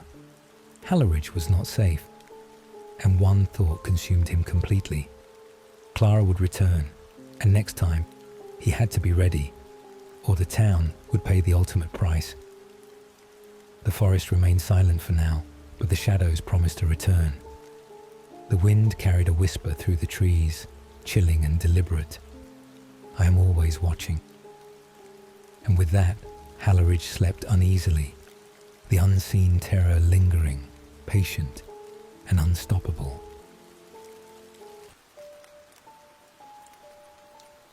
People in Colville don't like to talk about Hollow Pass, not because something terrible definitely happened there, but because they're not sure if anything happened at all. It's not one of those places with police tape or missing posters stapled to trees. There's no headline that says, "Hikers found dead after mysterious forest disappearance." No viral YouTube video. No Netflix documentary. But when you say the name, Hollow Pass, something shifts in the air. The older folks go quiet. The younger ones pretend they didn't hear you. And if you really press them, they just say, "It remembers," whatever that means. The trail isn't even on most maps anymore. You have to zoom in, like way in, to find it. Just a skinny line between two steep ridges north of Colville, near the border. No name tag, no ranger warnings. Just a rusted gate on the side of a logging road, and a patch of forest that always feels a little too quiet. Some say the place is cursed. Others say it's just an old trail that messes with your head. Something about how the mountains reflect sound, or magnetic shifts underground. There's no real proof, just stories. And one of those stories, it's about 6 guys who went out there for a weekend hike. They weren't thrill seekers, not ghost hunters, just normal people, friends from an online hiking forum. Half of them hadn't even met in person before that trip. They called it the Off-Grid Weekend Challenge. No GPS, no cell service, no digital maps, just a compass, printouts, and old-school navigation. They thought it would be fun, a break from city life, something raw, pure. What they didn't know is that Hollow Pass doesn't care what you came looking for. It only cares that you showed up. Devin was the one who organized it. Type A, ex-military, always moving, wore tactical boots and packed like he was ready for the apocalypse. If there was a leader, it was him. Marcus was the map guy, laminated trail guides, a manual compass, topographic overlays printed from USGS archives. Smart dude, a little obsessed with being prepared. Ryan was younger than the rest, just turned 22. Brought a GoPro, a drone, a bunch of power banks, kept saying, "This is gonna look so good on the vlog." Then there was Nick. Dry humor. Bit of an asshole sometimes, but funny. He worked in insurance, hated his job, needed the trip more than he admitted. Elijah barely spoke. Quiet, serious, used to solo hiking. Devin added him last minute when someone else dropped out. And finally, Tom. He wasn't supposed to be there. His brother was part of the original group, but bailed. Tom took his place. He figured, why not? Long weekend, fresh air, strangers who shared the same hobby. 6 men, 1 trail, 2 nights. That was the plan. They met at a gas station north of Colville around 7:40 a.m. Friday morning. It was cold, not freezing, but that kind of cold where your breath starts to cloud and your fingertips feel it first. Everyone was early, parked next to each other without saying much, just unpacking gear, checking lists. No one really knew how to start the conversation. They'd talked online for weeks, but in person, it was different. Devin finally broke the silence. "All right, let's roll." They left the station in 3 cars, driving deep into the woods. The roads narrowed fast.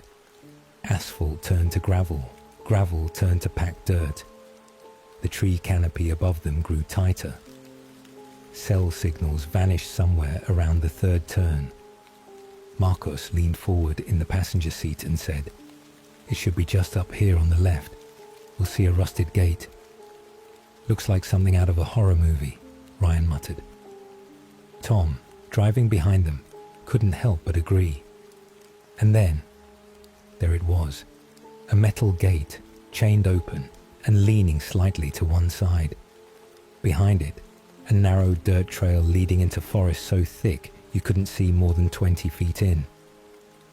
They all parked quietly. Nobody said anything for a moment. The woods in front of them were Still. Not peaceful, just still. Like the air wasn't moving. Nick stood with his arms crossed, frowning. So this is it? Marcus nodded, unfolding his map. Hollow Pass starts right here. We follow this ridge line, hit the first bend around mile 4, and then head northwest to the lake. Ryan panned his GoPro across the trees. Creepy, man. Devin looked at the sky. Overcast, but no rain yet. We got daylight. Let's move. They stepped past the gate at 9:42 a.m. For the first mile, it felt normal. Pine needles crunching under boots. Cool air. Distant sound of birds. Maybe. The trail was narrow, but clearly used before. Worn dirt. Exposed roots. Some orange flag markers tied to trees that had long since faded. Conversation picked up. They joked about how cursed the place looked. How Nick would probably die first. How Ryan's drone would definitely go missing. Laughter helped. It made the woods feel less tight. But about 30 minutes in, things shifted. It wasn't dramatic, no jump scare, just a feeling. The wind stopped, and the forest got quiet again. Not like before. This was worse. Heavy. Like sound couldn't pass through the trees anymore. Ryan tried to fly his drone, but it lost signal instantly. It hovered weirdly, jerking like it couldn't find balance, then dropped flat into a patch of wet leaves. Guess that's done, he muttered. They kept moving. It was Marcus who noticed it first. He slowed down, checked his compass, frowned. Devin noticed and asked, "What's up?" "We've been walking north the whole time, yeah?" "Pretty much." Marcus tilted the compass, shook it, tapped the glass. "The needle's off, keeps jumping." Devin checked his own. Same issue. No one said it out loud, but you could feel it in the group. That quiet, unsettled energy. Tom felt it too.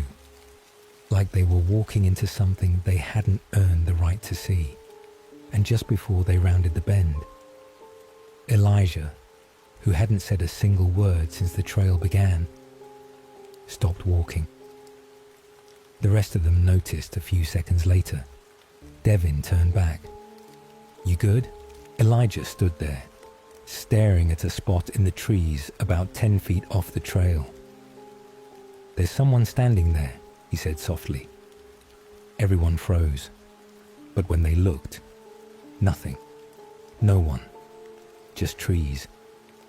And a strange, shallow indent in the forest floor, like something had been standing there, but didn't leave footprints. They kept walking. No one joked after that, and none of them noticed that their watches had all frozen. At 9:42 a.m., they didn't talk about it. Elijah didn't explain what he saw or thought he saw, and the others didn't push. Maybe because none of them wanted to admit they'd felt it too. That flicker of something standing off the trail. Not watching exactly, more like waiting. And the weird part, none of their watches had moved since they stepped in, still stuck on 9:42 a.m. Tom noticed his first. He tapped the screen, held the side button, restarted it. Nothing. Ryan said it was probably some signal issue or battery thing, but it wasn't just the smartwatches. Marcus had an old-school field watch, analog. Even that was frozen. Devin tried brushing it off. "We've barely walked 2 miles. Let's keep moving." But something in his voice, it wasn't as confident as before. The trees started to change around mile 3. It was subtle. At first, they just looked taller, like older growth, thicker trunks, less sunlight pushing through. The leaves were darker, almost purple-green, and the forest floor was covered in long, matted moss. And the further they walked, the quieter it got. Not silent like before. This was different. It was like sound itself was being muffled. Every footstep felt like it was landing in water. Their own voices sounded farther away, like the woods were swallowing them one word at a time. Around what should have been noon, not that they could confirm it, they took a break. Nick slumped against a fallen log, rubbing the back of his neck. Okay, seriously, is it just me, or does it feel like we've been walking for 6 hours already? Ryan dropped his pack. Yeah, I'm starving. Devin looked at the sky. It wasn't cloudy, but it also wasn't bright. Just this dull, hazy light with no clear source, like it was always morning, but never getting closer to afternoon. Marcus pulled out the map again. This ridge, we should have passed it by now. He pointed to a line that curved around the left side of a printed elevation bump. We're either going too slow, or this trail loops wider than it looks, Nick muttered, or we're walking in circles. Devin gave him a look. Don't start that. I'm just saying, how many left turns have we made? None, right? And yet somehow, he stood up and turned in a slow circle. This all looks exactly the same. No one argued, because he was right. Tom walked a little ahead to pee and clear his head. He didn't go far, maybe 30, 40 feet. The others were still in earshot, but the moment he stepped off the trail, the temperature dropped. Not a lot, just enough that his skin prickled. And then, he heard it, a voice, software female, almost behind him. It said just one thing. Tom. He turned immediately. Nothing, just trees, same as before, but his stomach dropped, because whoever said his name sounded calm, like they knew him. He walked back to the group, not saying a word. Elijah looked at him for a moment, eyes narrowed, as if he knew. They kept going, and the longer they walked, the less sense the trail made. It never went uphill or downhill, just this constant narrow path, winding flatly through thicker and thicker forest. No roots, no rocks, no variation, like the terrain had been designed. Marcus started falling behind, not physically, mentally. He kept blinking like he was trying to wake up. Nick waved a hand in front of him. Yo, you good? Marcus nodded slowly. Yeah, I just forgot what we're doing. Devin stopped. What? I mean, I know we're hiking. I know we're headed to the lake. I know all that, but... He looked around, unfocused. I can't remember leaving the last rest point. Ryan tried to make a joke. Man's lagging IRL. No one laughed. They stopped again, around what they guessed was late afternoon. The air felt heavier now, like the pressure had dropped. Even the insects had gone quiet. Only their own breathing and the occasional soft crunch underfoot reminded them this was real, that they were still inside time. Nick whispered, mostly to himself, "There's no wind." Tom nodded. No birds either. Ryan said, "Maybe it's just deep forest." "That happens, right?" Elijah replied for the first time in hours. "Number forests breathe, even quiet ones. They breathe. And this one wasn't." Devin tried to get everyone moving. "Let's hit the lake and make camp. We'll reset there." They walked for another hour, 2. At some point, it just felt pointless. The trail wasn't ending. The surroundings weren't changing. Even the sky stayed the same, dull, dim, and grey. Then Marcus stopped, dead in his tracks. "What?" Devin asked. Marcus pointed at a tree just off the trail. Tied around its trunk was a strip of orange nylon ribbon, the exact same marker they'd passed 2 hours earlier. "No way," Nick said. "That's not the same one." Ryan walked over. "How can you tell?" Marcus crouched, brushing leaves near the base of the tree. Buried partially in the soil was a used protein bar wrapper, the same brand Marcus had eaten that morning. Same flavor, same torn edge. This is the same spot. No one said it, but they all felt it. The trail had brought them back. They weren't walking forward. They were walking in loops. Time wasn't moving. Direction wasn't real. And somewhere behind the trees, something was watching. Not hiding, not stalking, just waiting. Like it had seen this exact moment before. And it knew what came next. They sat in silence for a long time. Nobody touched their packs. Nobody asked what to do next, because there was nothing left to decide. The trail had made the decision for them. They were walking in loops, and time, whatever it used to be, didn't work here anymore. Tom glanced at his watch again. 9:42 a.m. Just like it had been since the moment they stepped in. The sun hadn't moved either. Sky still that flat grey haze, like a backlit sheet with no source. Ryan finally said, "Should we just camp here?" Devin looked at him. "Here, in the same spot we just passed hours ago?" Ryan shrugged. "What else are we supposed to do?"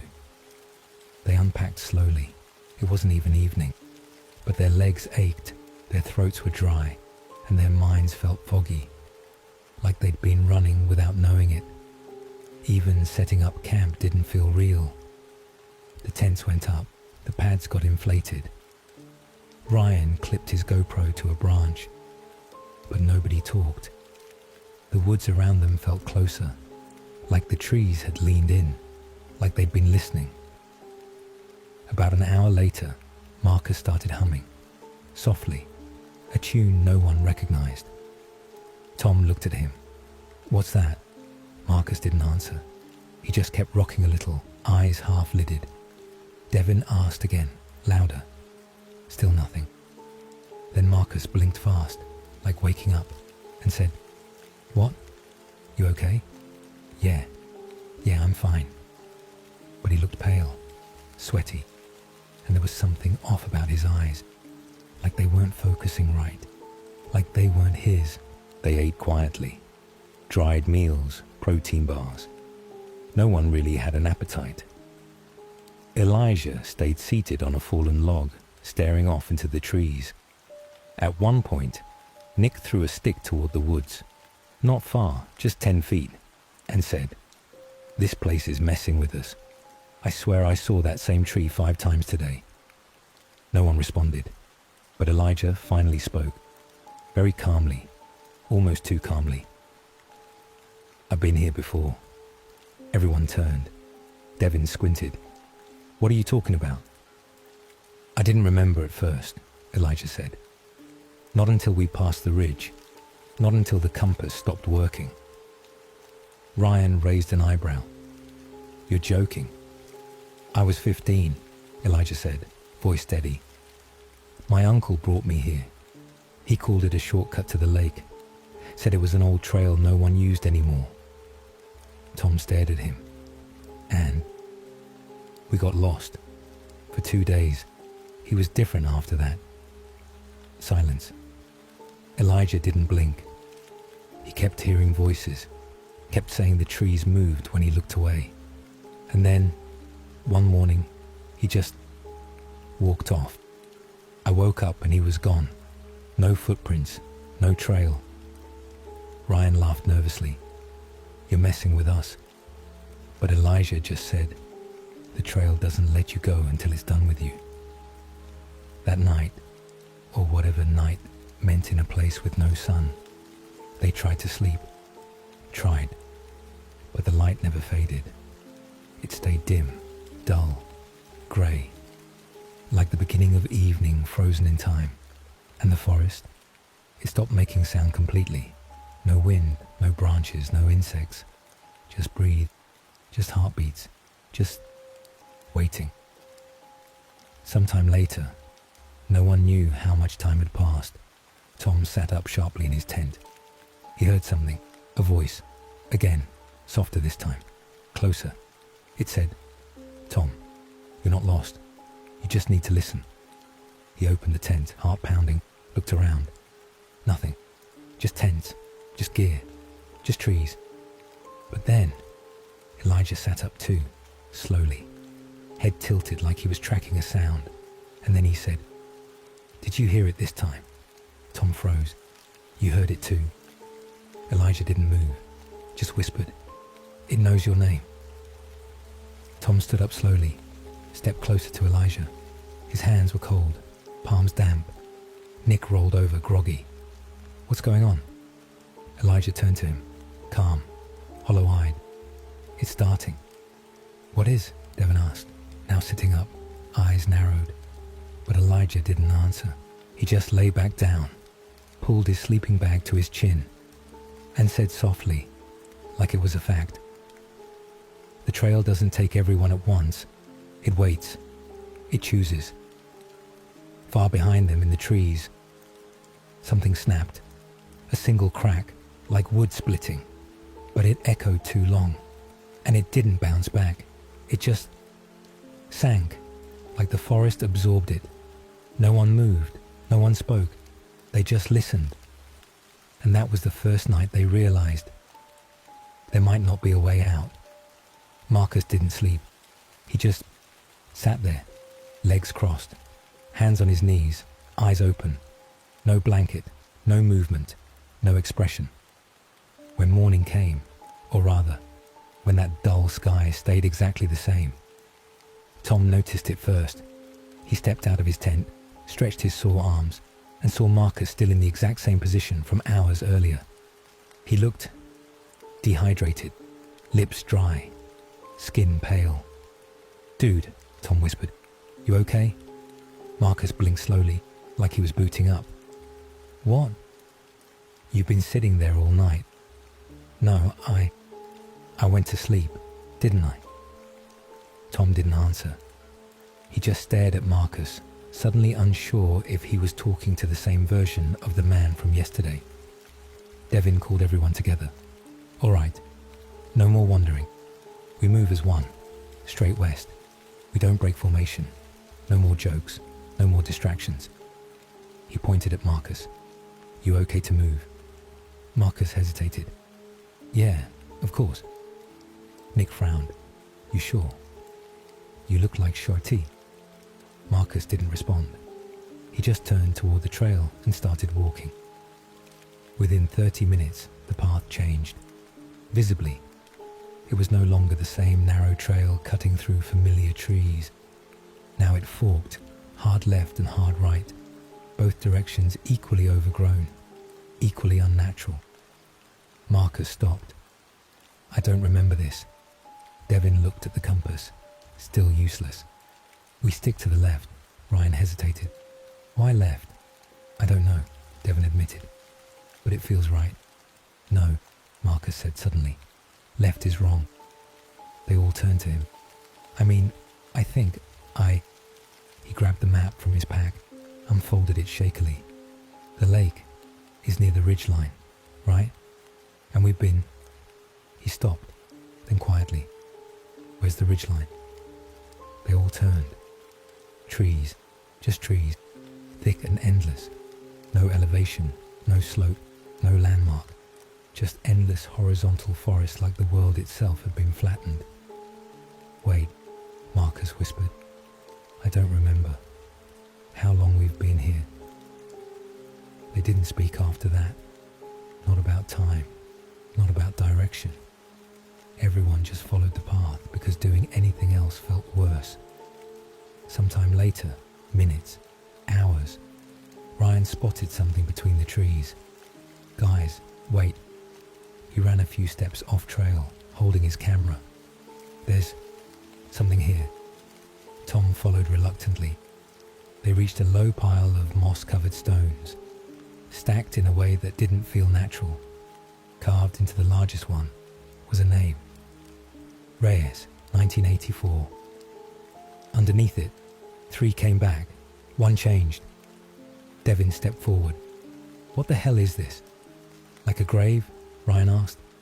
"No," Elijah said softly. "Like a warning." Then they heard it. Rustling, far off, quick. Branches snapping, leaves shifting. The sound of footsteps running, but too fast. Like something long-legged scraping bark, not even trying to stay hidden. Then it stopped, and from somewhere deeper in the woods, they heard Ryan's voice. "Devin."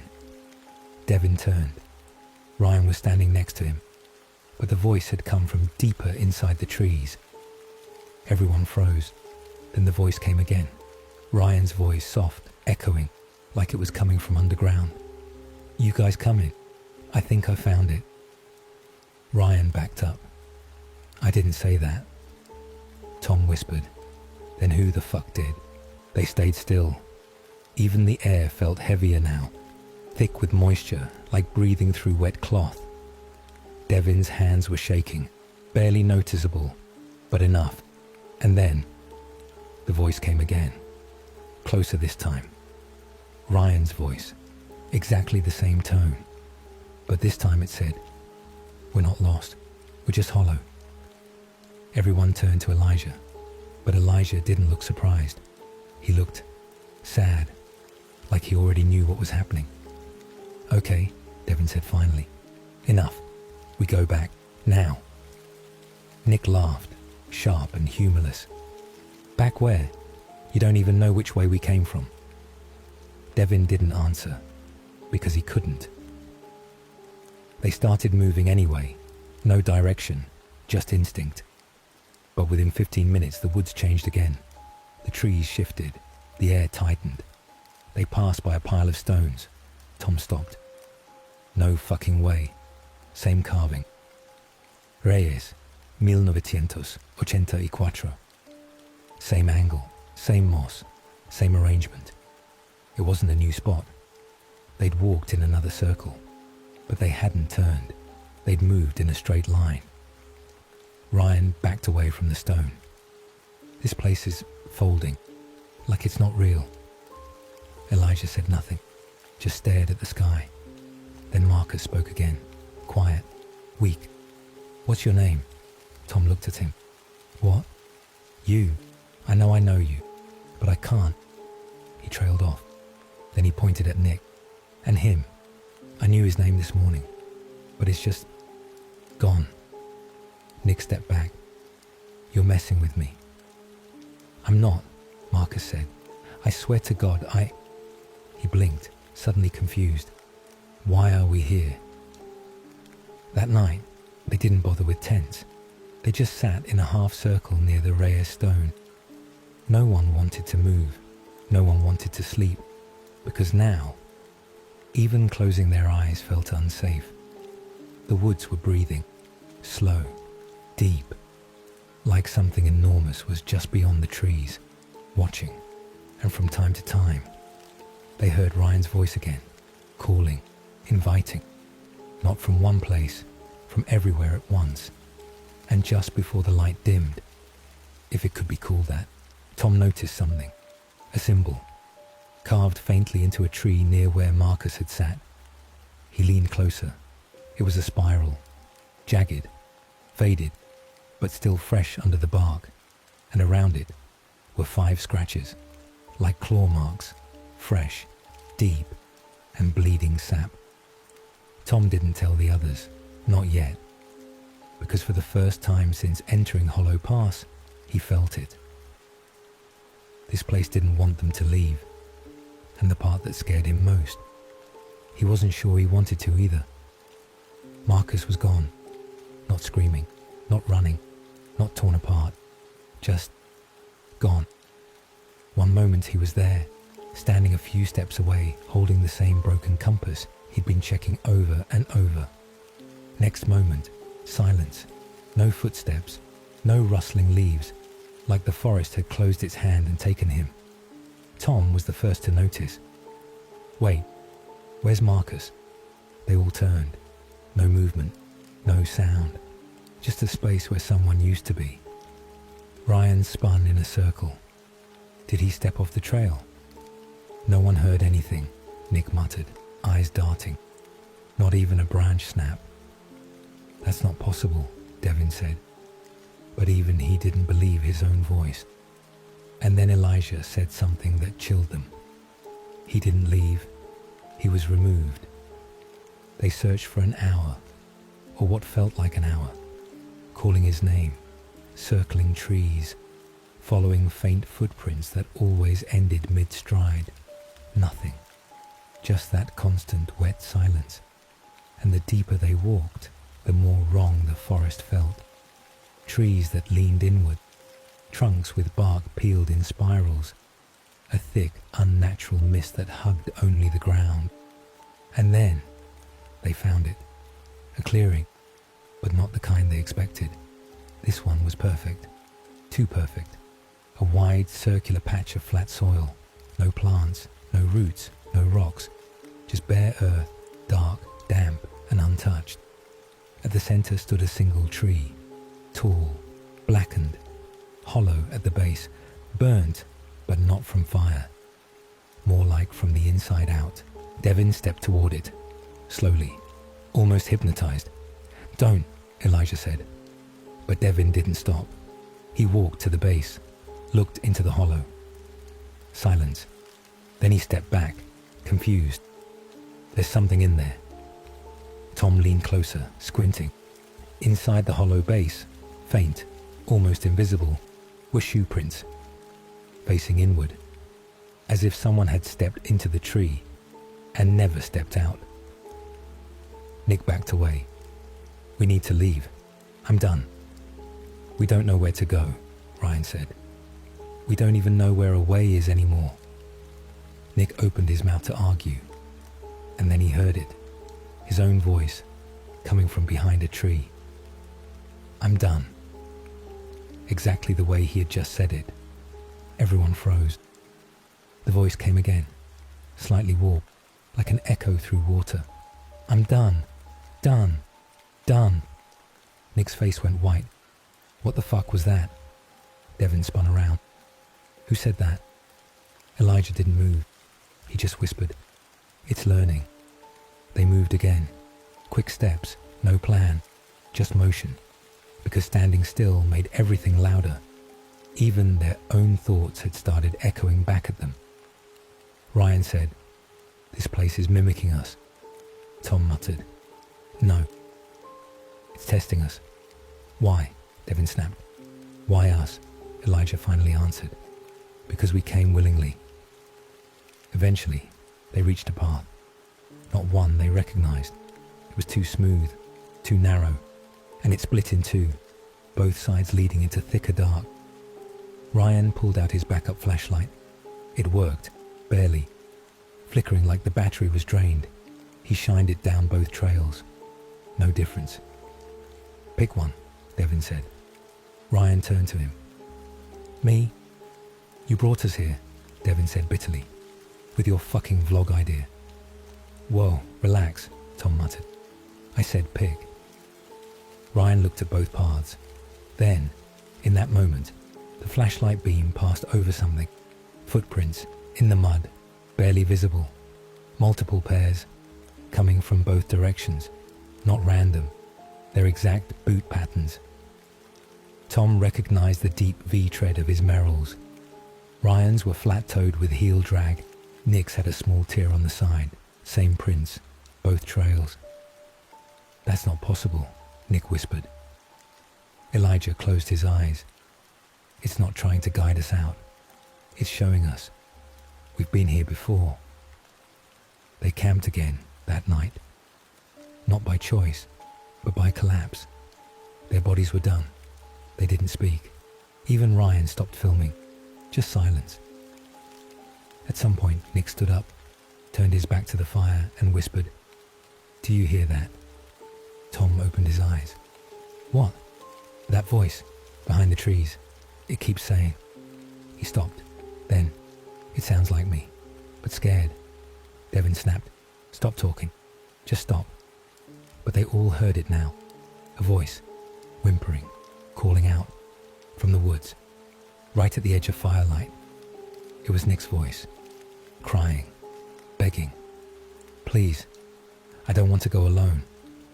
Tom clenched his fists. "That's not real." Nick's eyes were wide. "It knows I'm breaking." Ryan started pacing.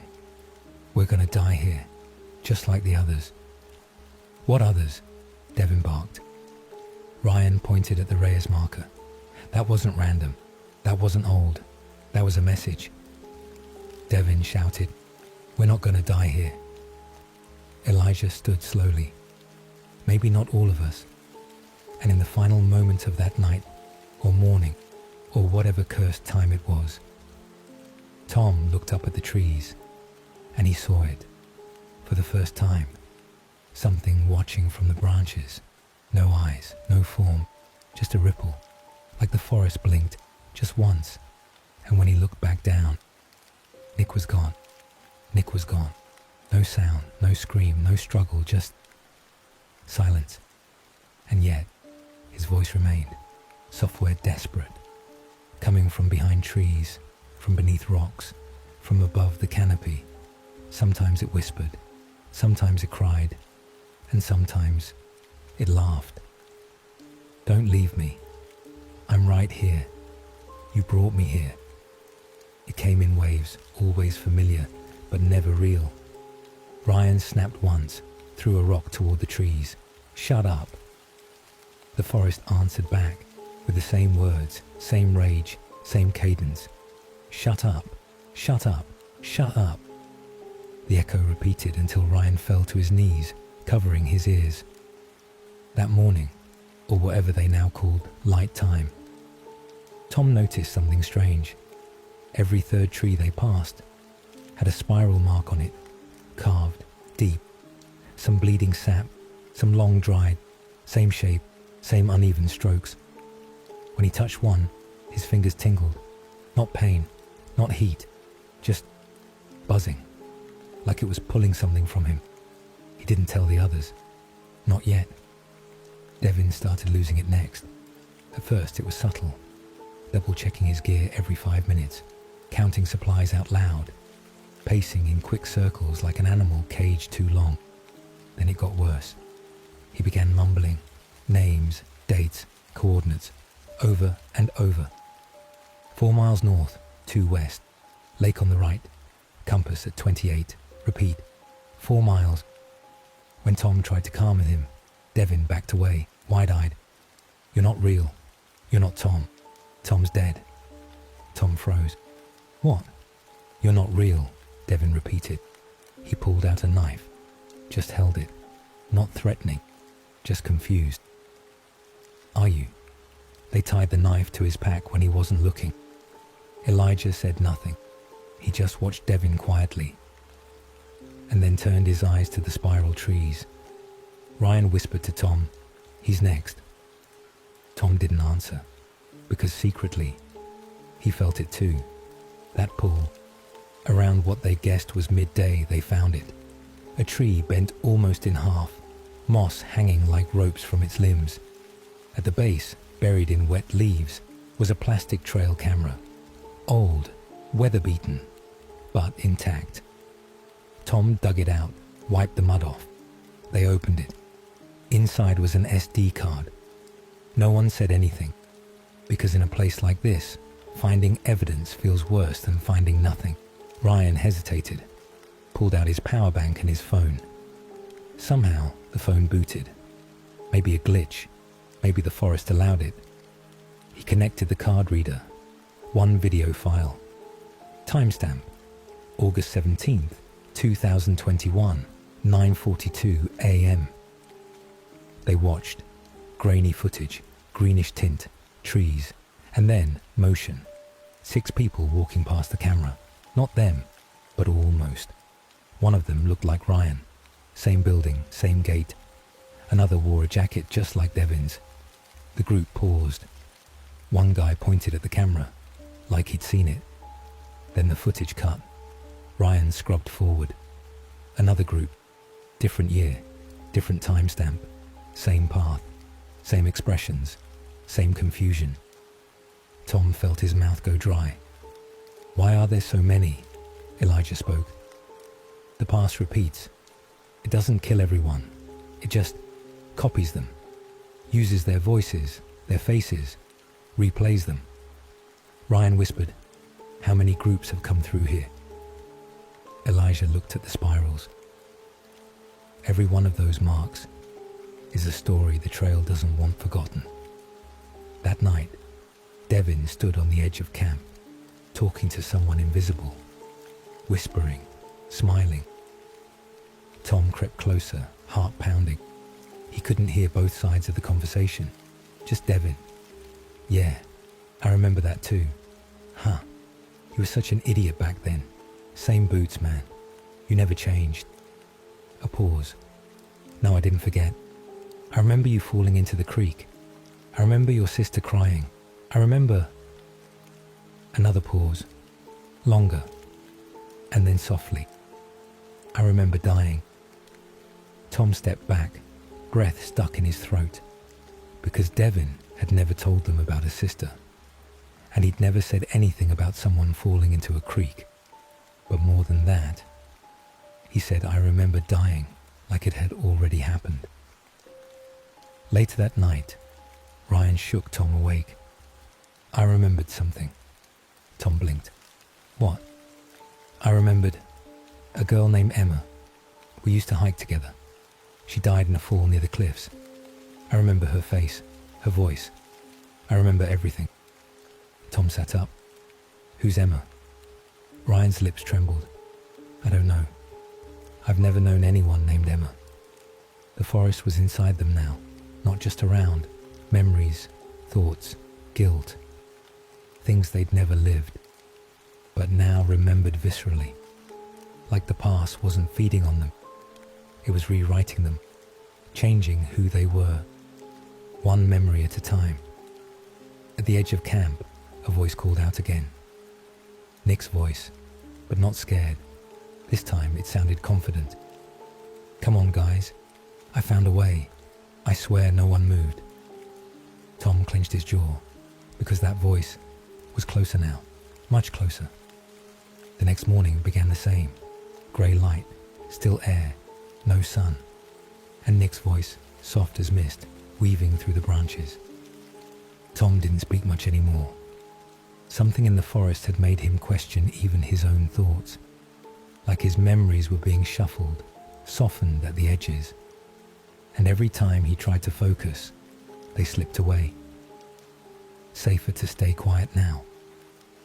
Elijah sat apart from the group, eyes closed, hands resting gently in his lap. Tom walked over, sat beside him.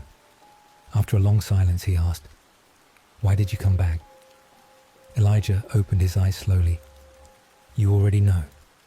Tom shook his head. No, Elijah said. You do. Deep down. This place brings back what you're trying to forget. That's its price. You don't walk out without remembering something that never belonged to you. Tom swallowed.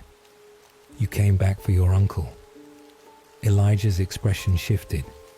Not pain, not sadness, just an emptiness.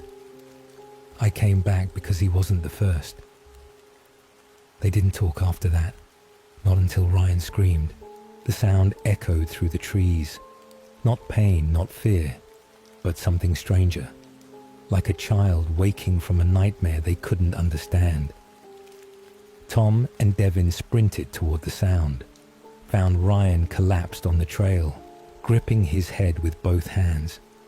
It wasn't me, he kept repeating. It wasn't me. I didn't push her. Tom dropped to his knees. Who? I was 7, at the river. There was a girl, dark hair. She fell. I watched her drown. Devin knelt. What are you talking about? I can feel the water on my skin, Ryan whispered. I remember standing there. I remember her name. I remember everything. He looked up, eyes filled with something worse than fear. I don't have any sisters. Tom blinked, because he felt it too. That ache in his chest, like remembering something you wish you'd forgotten, but knowing you never lived it. They didn't walk far that day. The forest had shifted again. The path now curved downhill unnaturally, roots like twisted fingers, trees leaning like eavesdroppers. And then they found it, a structure, buried under moss, vines, rot, wooden, collapsed in parts, maybe a shed once, maybe a shrine, but definitely not meant to be found. Its walls were dark, not charred, but rotted from the inside out. They pulled a plank loose, inside pitch black, dense, still, and something in there. Exhaled, not loud, but slow, deep, like something enormous, asleep but listening. Ryan backed away. No, not going in there. Tom agreed, but Elijah stepped forward. This wasn't here last time. You've been here? Devin asked sharply. Elijah nodded. This is where I lost the others. Tom said nothing. How many? Elijah didn't answer. He just placed a hand on the black doorway. This is where the trail starts deciding who stays. That night, Ryan broke again. No shouting this time. He whispered, just lay in his sleeping bag, eyes open, lips moving. Tom leaned closer. You don't belong here. Stop calling me that. I didn't bury her. Tom shook him. Ryan. Ryan blinked. His pupils were wide. You weren't supposed to know, he whispered. You weren't supposed to remember me. Later, in that thin veil between waking and sleep, Tom heard his mother's voice. Not a memory, a sound. Real, crisp, close. Don't go too far, baby. He sat up fast. She was standing at the tree line. Same red sweater she wore when he was 6. Same brown hair tied behind her ears, but something was wrong. Her arms were too long. Her hands didn't move when she spoke, and her eyes weren't blinking. Mom? He asked, trembling. She smiled. Come here, Tommy. I remember you now. He didn't move, because some deep buried instinct was screaming. Your mother died in 2012, and she never said those words. When the dim light returned, Ryan was sitting outside the ruined structure, staring at the entrance. I think it's a gate, he said. To what? Devin asked. Ryan didn't answer. He just said, I think it only opens for people who forget enough. Tom scanned the trees, and then he saw it. Spiral carvings, on trunks, on bark, even faintly scratched into the side of his backpack. He hadn't carved them, but they were fresh. That evening, Elijah gathered them, his voice steady, his face pale. This trail doesn't end with a clearing, or a lake, or a rescue. Devin asked, then what's at the end? Elijah looked at each of them. It ends with who you really are. It leads you to the version of yourself the forest remembers. And if that version is stronger than the one you've built. He paused. You don't come back. They followed the spirals, not because they trusted them, but because everything else felt like it was looping. A snake eating its own tail. And the spirals, at least, were moving somewhere. Every tree now carried one, freshly carved, not just random, precise, mathematical. Some mirrored clockwise, others reversed, counterclockwise. Tom whispered, they're not signs, they're choices. No one responded. Hours passed, or minutes. No one could tell any more, not even Elijah. Then they saw it, through the trees, half shielded by fog. Their own campsite, the same tarp, same extinguished fire pit, even their sleeping bags undisturbed, like they never left. Devin stumbled backward. That's not possible. We've been walking for hours. Ryan's mouth hung open. That's not our camp. Elijah, it's a reflection. Tom shook his head. Number, it's worse. He walked forward slowly. At the edge of the camp, he found another backpack. Torn, molded. Same brand, same color. And inside a journal. Not his handwriting, but every page detailed the same trip. Same names, same group, but different endings. Page after page of... Tom broke his leg near the ravine. Elijah turned around on the 3rd day. Nick never existed. Ryan screamed until the trees took him. Dozens of versions, all of them wrong, but not completely. Each one felt slightly familiar, like remembering a nightmare that might have been real. Devin sat down hard. His face was blank, mouth dry. "Why does my nose feel broken?" he asked quietly. "What?" Tom turned to him. "I don't remember getting hit, but it aches like I did. And my elbow is bruised, right?" Tom checked. It was. Devin looked at him. "I think I lived through something I don't remember." Elijah slowly exhaled. "It's already happening." They walked again, this time through a field. At first it looked like soil, damp, empty. Then they realized it wasn't dirt. It was shoes, hundreds, half buried, mud-caked, torn, paired and unpaired. Boots, sneakers, hiking sandals, kids' shoes. Some still had bones inside. Some had names written on the soles. Ryan stepped on one and froze. It said, "Ryan G, left at Hollow." Another said, "Elijah T, version 4. Devin picked one up. Inside was a folded photo. It showed them, the whole group, standing in a clearing, smiling. Behind them, the hollow tree. Tom looked around. They'd never taken that picture. But that was their gear, their jackets, their faces. Only Nick was in the center, but his face was blurred. That night, no one slept. Devin began pacing, muttering to himself, ripping bark off trees, digging shallow holes with his bare hands. He shouted once, at nothing. "You said I was strong." Then at Tom. "You remember what I did to my dog when I was 10? Tom blinked. "What are you talking about?" Devin's eyes were wild. "I didn't do it, but I remember it. I remember the rock, the sound he fell to his knees. I remember it." He didn't sleep again after that. Just sat in the dirt whispering, "I'm not me, I'm not me, I'm not me." That was the night the door opened. The structure, the black-walled rock box they'd found days before, was suddenly standing tall again, whole, complete, with a door that hadn't been there before, and it was open, only a crack, but enough to see inside. Tom stepped toward it. Elijah grabbed his arm. "Don't. I need to know," Tom said.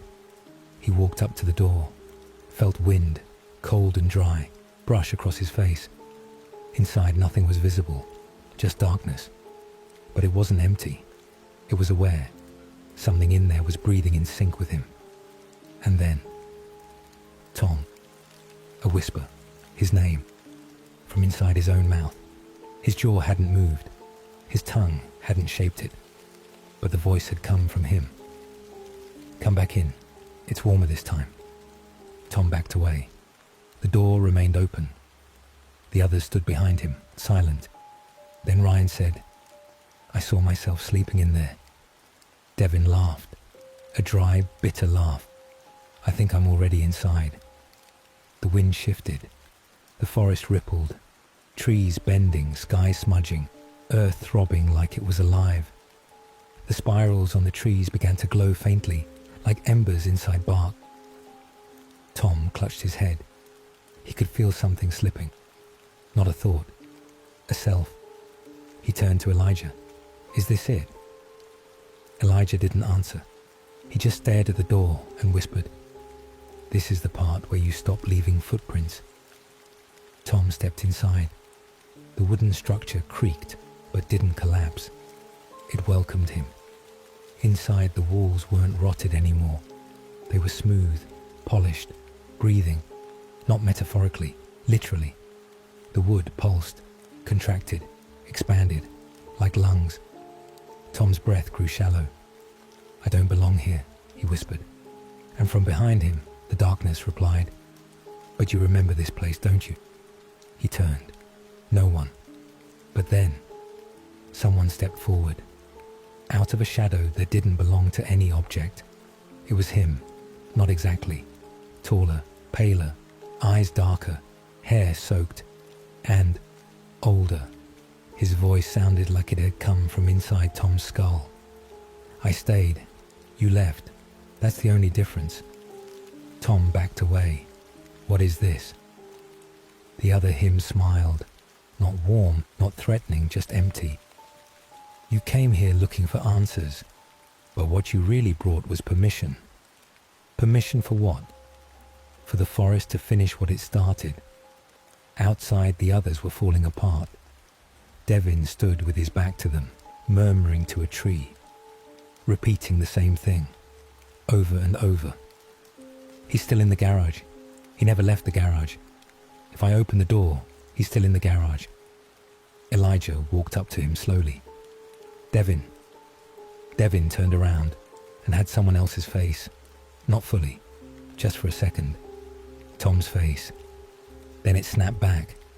Ryan screamed. Elijah staggered backward. The spirals on Devin's neck were moving, shifting, twisting, spelling words. Ryan whispered, "That's Latin." Elijah read it out loud. "Ego sum qui memini." I am the one who remembers. Back inside the structure, Tom's double circled him. Every step echoed like it hit water, not wood. Do you know what the hollow pass really is? Tom clenched his fists. A cursed place, a loop, a grave. Wrong. It's a reflection. It holds on to echoes, not of people, but of the versions they could have been, the versions they tried to bury. The walls shimmered. Images appeared. Tom at age 6, watching his father cry in the kitchen. Tom at age 14, hiding a letter in his backpack he never sent. Tom at age 19, standing at a cliff's edge, phone in hand, tears on his face. "Stop," he whispered. The double stepped closer. "You don't even remember half of these," Tom snapped. "They're not real." The double leaned in. "Neither are you anymore." Outside, Ryan started to see 2 of everyone. 2 Elijahs, 2 Devins, 2 Nicks. And Nick was gone. He blinked rapidly, tried to shake it off. But the more he looked, the more they stayed. Same body. Slight differences in posture, eyes, expression. One would smile, the other would weep. And both would stare back like they knew him better than he knew himself. He cried out, "Which one's real?" Elijah grabbed him by the shoulders. "There is no real anymore, Ryan. There's only what the trail lets you keep." Ryan whispered, "I don't even remember who I was before we got here." Inside the structure, the room darkened again. Tom's double placed something at his feet, a bag, Tom's bag, only it wasn't his. The patches were different, the zipper torn. Inside, photos. One showed Nick, smiling in front of a lake they'd never visited. One showed Elijah, standing with a man Tom didn't know. One showed Tom, with no face, just a smear where the eyes and mouth should be. Tom backed up. "I'm leaving." His double just smiled again. "You already did." Tom burst out of the door, fell to his knees, gasping. The structure behind him was gone. Elijah and Ryan ran to him. Devin wasn't there. The spirals on Ryan's hands had deepened, etched like tattoos now. Tom looked up, shaking. "He's not gone." "Who?" Elijah asked. "Me." He turned slowly, staring at the empty patch of earth where the structure had been. He's still in there, and he remembers more than I do. Later that night, Devin was found sitting at the same tree as before, whispering again. His voice sounded like Tom's now. Elijah crouched. "Devin, is that you?" Devin turned. His face was shifting, morphing, between himself, Tom, Ryan, Nick, even Elijah. His mouth opened, but 5 voices came out. At once. "Why do you think we bring people here?" Ryan stumbled back. "We?" The Devin thing stood. Every spiral on his body glowed, pulsing like veins. And then it said, "Because one day, someone will finally choose to stay." The forest began changing around them. Literally. Trees moved. Paths curved backward. A clearing they crossed 2 hours ago was suddenly ahead of them. The map Elijah had drawn was now filled with blank spaces, ink smeared, trails erased. Ryan tried marking trees again. This time the bark healed. Within minutes, the spiral he carved melted away, like it was never there. Tom whispered, "It doesn't want us to find a way out anymore." Elijah replied, "It never did." They moved anyway. Devin was gone, or at least whatever had once been Devin. They didn't speak his name again. Every time someone even thought it, a strange echo pulsed in their ears, like their own thoughts had a delay. So now they moved in silence, toward a sound, faint but real. Running water. If they could find a stream, maybe it led to the valley, to the road, to the edge. But what they found wasn't a river. It was a pool, stagnant, black, dead birds floating in it. Their own reflections in the water were not synced. They blinked, and the image blinked a second later. Ryan turned away, vomited into the leaves. That night, it rained. First real rain since the start. But it didn't fall straight. The water bent sideways mid-air, like it was dodging them. Tom held out his hand. The drops avoided his skin. Elijah muttered, "It's rejecting us." "Ryan, we've been here too long." Then came the scratching, first on bark, then louder, under their sleeping bags, then from the trees above. A voice, layered and thick, came from every direction at once. "You won't remember leaving. You won't remember trying. You won't even remember who tried first." Tom shouted, "Shut up!" But the forest didn't shut up. Instead, it whispered directly into his mind, "We already made you say that 7 times. That's when Ryan disappeared. Not in front of them. They just turned, and he wasn't there. No sound, no scream, no movement, just missing. Tom panicked, looked around. "Elijah, Ryan's gone." Elijah blinked. "Ryan?" He tilted his head. "Who's Ryan?" Tom's heart dropped. "You don't remember?" Elijah frowned harder. "Should I?" Tom grabbed his arm. "He was just with us 5 minutes ago." Elijah stared at him like he'd gone mad. "There's never been a Ryan." Tom broke. He screamed, clawed at the dirt, kicked at the trees.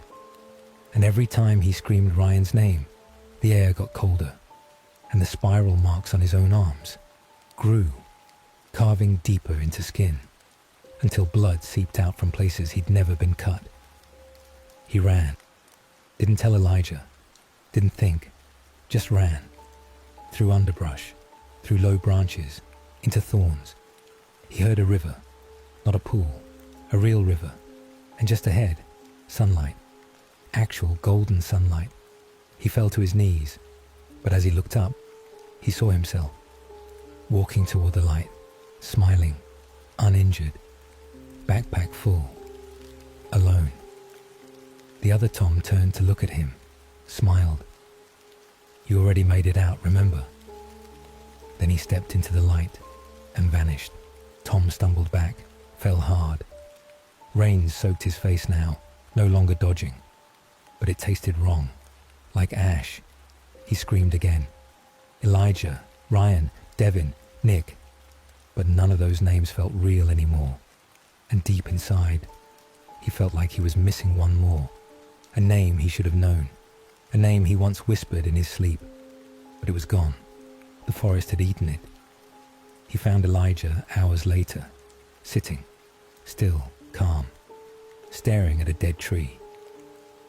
Tom sat beside him, quiet. Neither spoke for a long time. Then Elijah said, "How long do you think we've been here?" Tom didn't answer. Elijah smiled, eyes glassy. "I think I've lived this before." He turned to Tom. "Have we met?"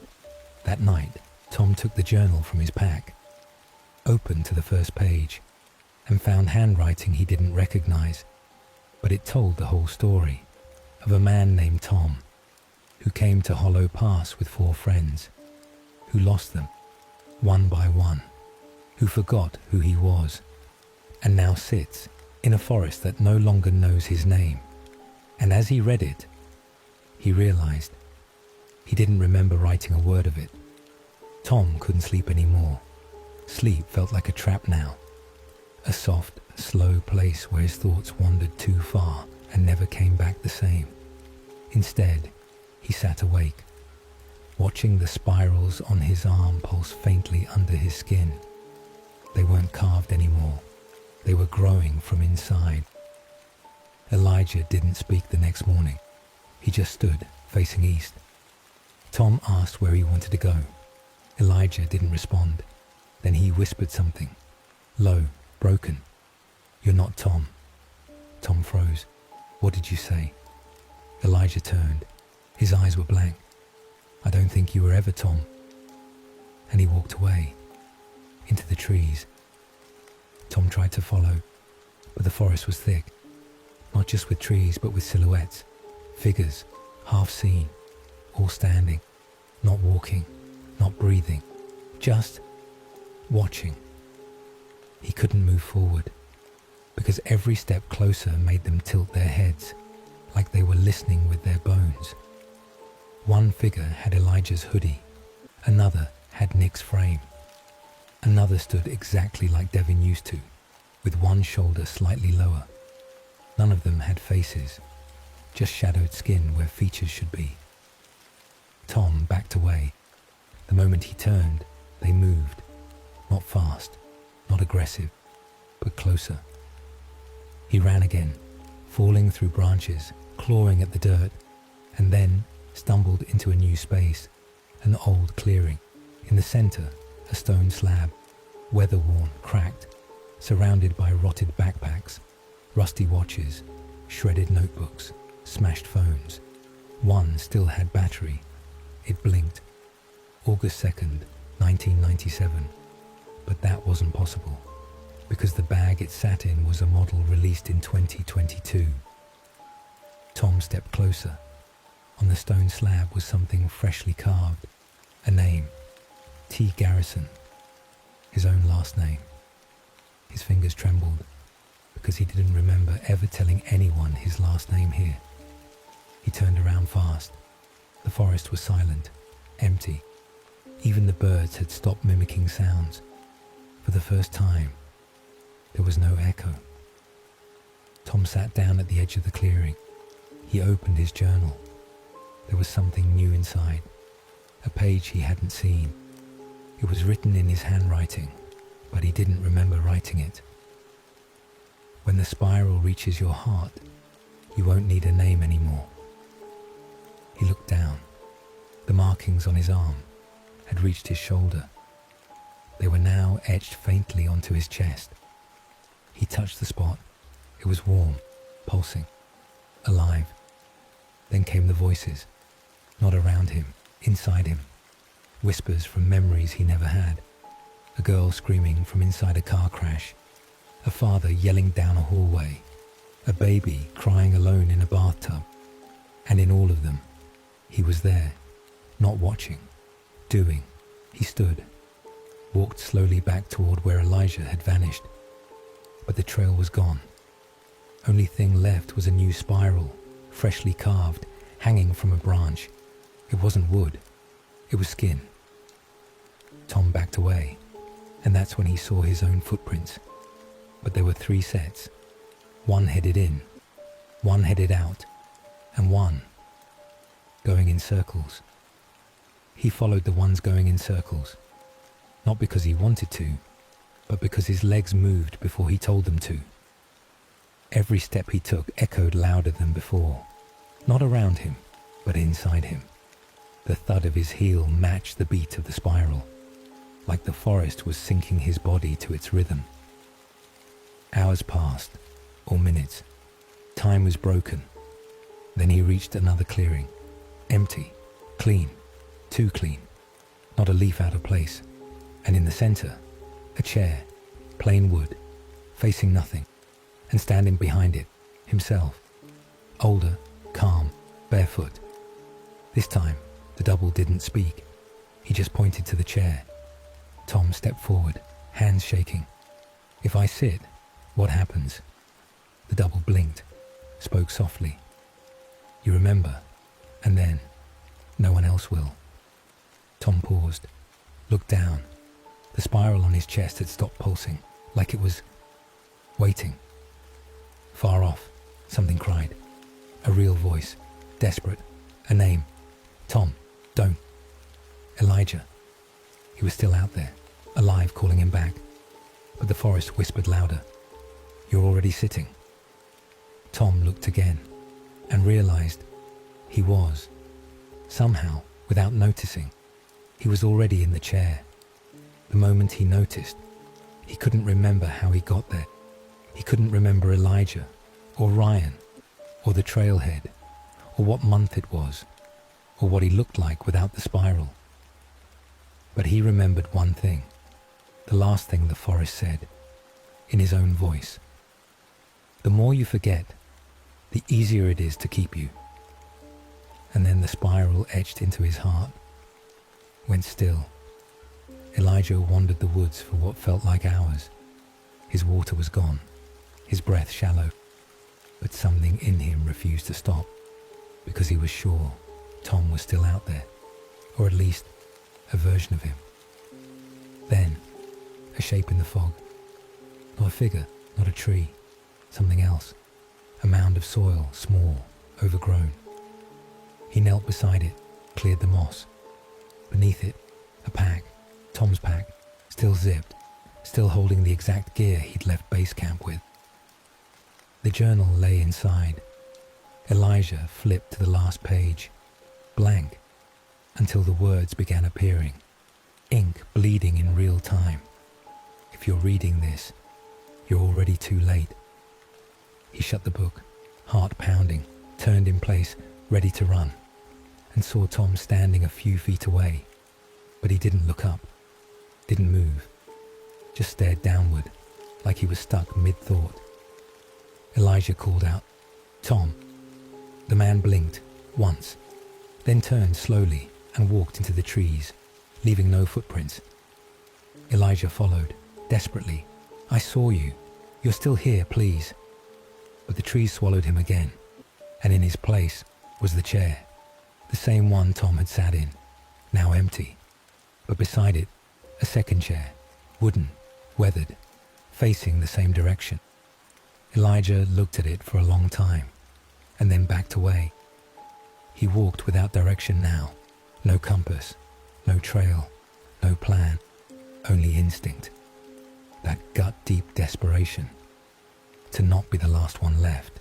Then a sound, distant, real.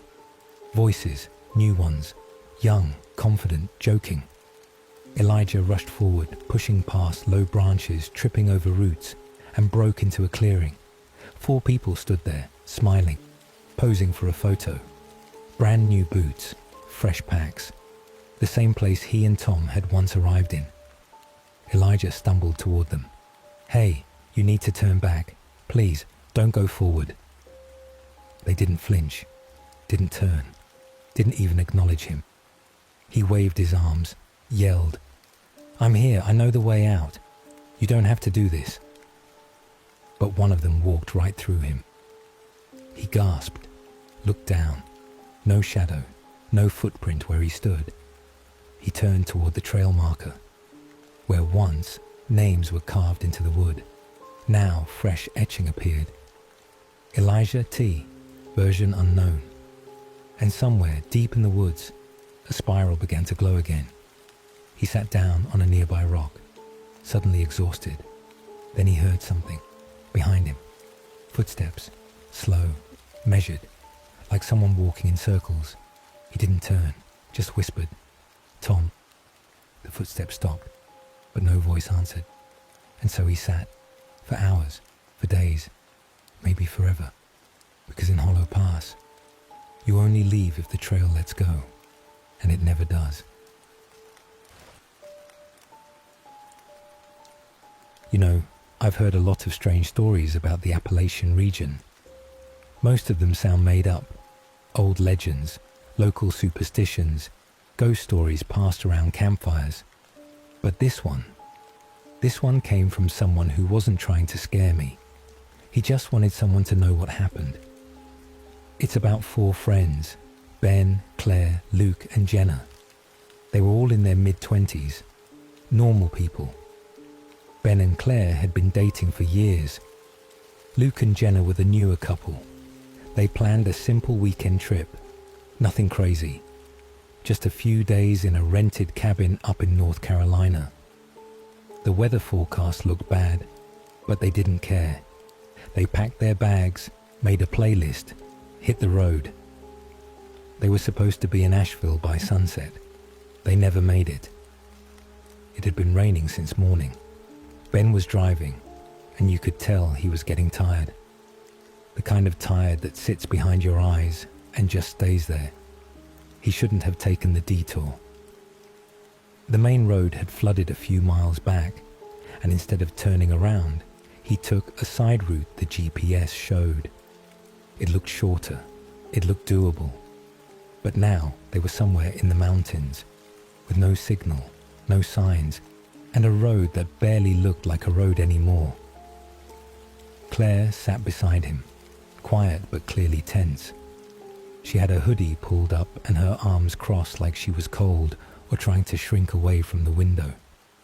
In the back seat, Luke and Jenna were dozing off, or pretending to be asleep.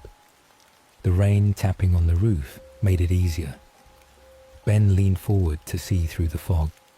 The trees around them were packed tight, and their branches hung low over the car like they didn't want anyone passing through. Then he saw it. An old green sign, rusted and crooked, sticking out from behind some overgrown weeds. Hollow Pass, elevation 4,300. Ben didn't say anything, but Claire read it too. She glanced at him. Hollow Pass? That doesn't sound like a shortcut. Ben just kept driving. Back at a gas station an hour ago, a park ranger had said something, a weird warning. If the road's washed out, don't take Hollow Pass. Locals avoid that place. It's not safe up there. Ben had nodded, thanked him, and left, assuming it was just another old guy being dramatic. Now, he wasn't so sure. The road got worse. The pavement cracked and narrow. Trees pressed in closer. Fog hung low over the ground, curling like smoke. Claire finally spoke again. We should turn around. Ben shook his head. Can't. There's no room to turn around here. Let's just keep going. We're almost through it. But even he didn't believe that anymore. Then, something in the woods. Just for a second, something moved. Quick, on the right, between the trees. Ben slowed the car. Claire leaned forward, squinting. You saw that too, right? Yeah, he muttered. Probably a deer. But the way it moved, low, smooth, too fast, didn't feel like a deer. They didn't speak after that. The silence inside the car got heavy. You could feel it, like the air changed. Then the SUV jerked slightly. Dashboard lights flickered. Come on, Ben muttered. He turned the key again. The engine died. Just like that, they were stranded. On a road no one used. In a forest no one should be in. And then they heard it. A whistle, sharp, human.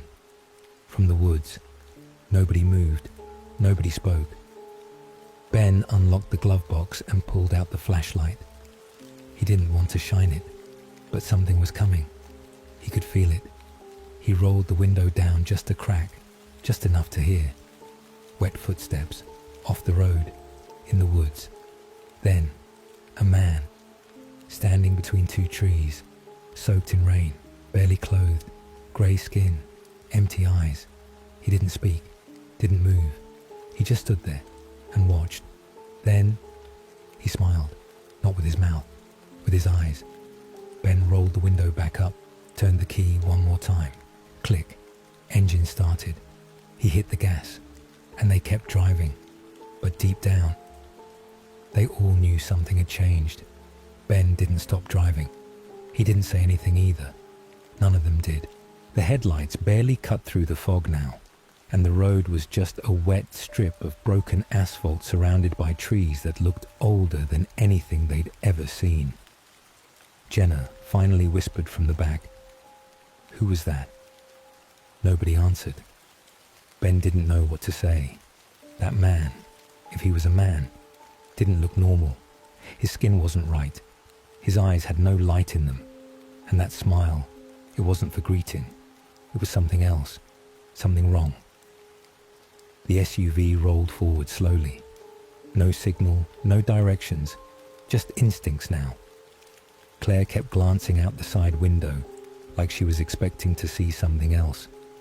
The forest was so dense, so dark between the trees, it was impossible to tell what was just shadow and what might be something else. Luke pulled out his phone again, even though they all knew it wouldn't work. "Still nothing?" Jenna asked. He shook his head. No bars, not even one. Ben kept driving, but the road started to change. First, it dipped, a steep sudden slope. The tires skidded slightly, but he didn't brake too hard. The rain made the surface slick. Then it curved. Hard left, then right, then sharper left, like the road was twisting around something. "It's not supposed to look like this," Ben muttered to himself. Claire looked at him. "What?" He shook his head. "I'm just saying, it doesn't feel like we're on a road anymore." She didn't reply. Then they saw it. A small wooden bridge up ahead, narrow, barely wide enough for the SUV, rotting planks, no rails. Ben slowed down, real slow. The headlights hit the wooden slats, and you could see gaps between them. Like if one snapped, the tire would go straight through. Claire touched his arm. "Don't." He nodded. "We don't have a choice." Behind them? Nothing. They hadn't seen a turn-off in over 20 minutes. No room to reverse, no space to turn around. He took a breath, and slowly, the car crawled forward onto the bridge. Each creak under the tires made Jenna inhale sharply. Luke leaned forward, watching the hood like it would help. They were halfway across when the fog ahead shifted. It moved like it was reacting to them, curling inward, tightening. And through it, they saw something. Another figure. Not on the road, not moving, just standing, far off, down the path, in the center of the fog. Still. Claire gasped. "Is that the same guy?" Ben squinted. He couldn't tell. It might have been. It looked the same. Skin too pale, posture too stiff, presence too loud. But this one had something in its hand. A stick? No, not a stick. It was a piece of fabric, wet, torn, dangling from its fingers. Jenna whispered, Is that someone's shirt?" Luke suddenly said, "Wait, that looks like..." He stopped mid-sentence. Ben pressed harder on the gas. The bridge creaked faster. Then they were off it. But the road didn't open up. It got worse. Trees hung lower. One even scraped the roof. The fog was thicker here, pressing against the windows like it was trying to get inside. Ben couldn't see more than 10 feet ahead now. He flipped on the high beams, made it worse. Just a white wall in front of them. "I think we need to stop," Claire said. "No," Ben replied instantly. "If we stop, we're stuck." The car bumped hard, hit a pothole or a root. They couldn't tell. Everyone jolted. Then the headlights caught something on the side of the road. Ben slowed. It was a backpack, just sitting there, right near the tree line, soaked, muddy, torn. Luke leaned forward. "That's not right." Ben nodded. Then another one, further up, then a boot, then something else, a hiking pole, bent, snapped in the middle. They weren't random. They were placed. Jenna's voice cracked. "This is a trap." Ben didn't answer, because he already knew she was right. Then, movement, on the left. This time it wasn't just one figure, it was two, then three, standing between trees, still, barely visible, watching. They didn't step forward, they didn't speak, just stood in the mist side by side, like statues. But Ben could tell they were closer than before. Claire said quietly, "We have to go back." Luke whispered, "We're not going to make it out, are we?" Ben gripped the wheel tighter. "No," he said, "we're not dying out here."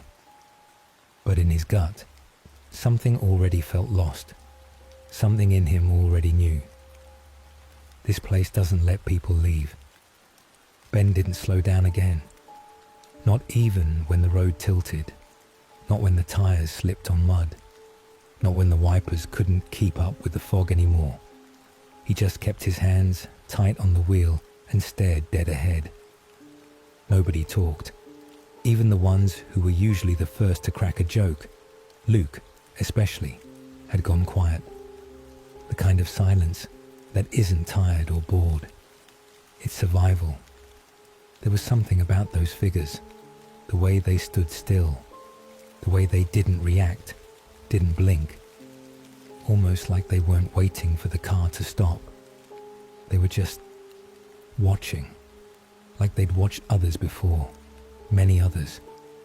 Claire whispered, not looking at anyone. "I think this has happened to people before." No one asked what she meant. They all knew. That bridge, those bags, the broken gear left like breadcrumbs. It wasn't trash. It was memory. Someone had been here, probably lots of people, and none of them had finished the drive. Then they saw it, a tree. It stood out instantly, not because it was big or twisted or dead, but because it was different. It wasn't part of the forest. It looked like it had been brought here. Its bark was smooth, unnaturally so, like someone had scraped it down. But what made Ben hit the brakes gently this time was what was nailed to it. Photos, dozens of them, faded, water damaged, some barely recognizable, but clearly photographs, all tacked to the bark with rusted nails and thumbtacks. Some of the pictures showed people smiling at campsites. Others were blurry, mid-walk, on a trail. One had two girls laughing in a canoe. Another showed someone sitting in the woods at night, holding a lantern. Claire opened her door before anyone could stop her. "Claire, I just want to see. I'm not going far." She stepped out, hoodie still on, and walked toward the tree. Jenna whispered, "Why are there photos?" Luke had no answer. He looked just as confused, just as afraid. Claire stood in front of the tree and slowly reached out, touching one of the photos with her fingertips. "This one's new," she said. Ben stepped out too, slowly. Something in him said not to, but he didn't want her out there alone. He reached her side. She was staring at a photo of 4 people sitting on a log near a small fire. 2 women, 2 men, all young, all smiling. Ben blinked, then looked again. He knew that face. The guy on the far left, that was the man they saw earlier, the one in the woods. Only, in the photo, he looked alive, healthy, skin tone normal, real smile. Then Claire said it. "Is that him?" Ben didn't reply. He stepped back. She looked at another photo. This one walked from rain. Same group, same forest, but different energy. No one was smiling now.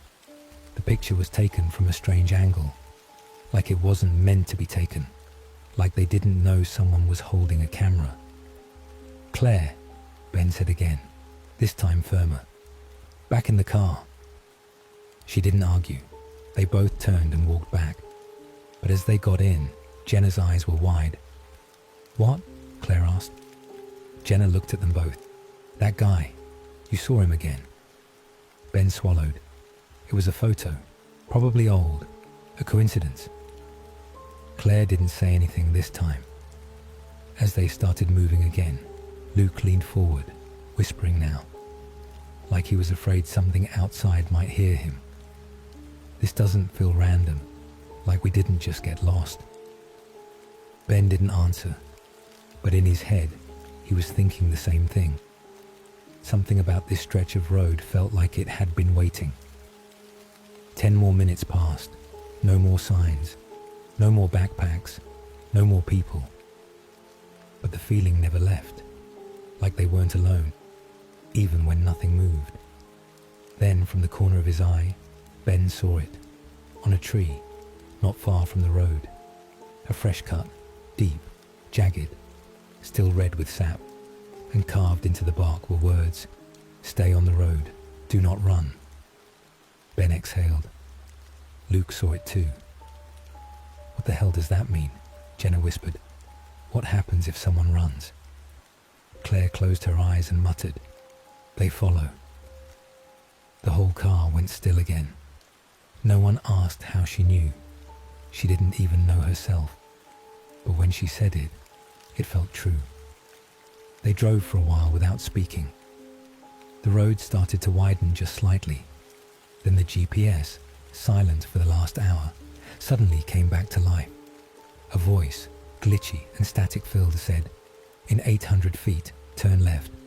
Everyone jumped. Claire reached for her phone. It was lit up. One bar.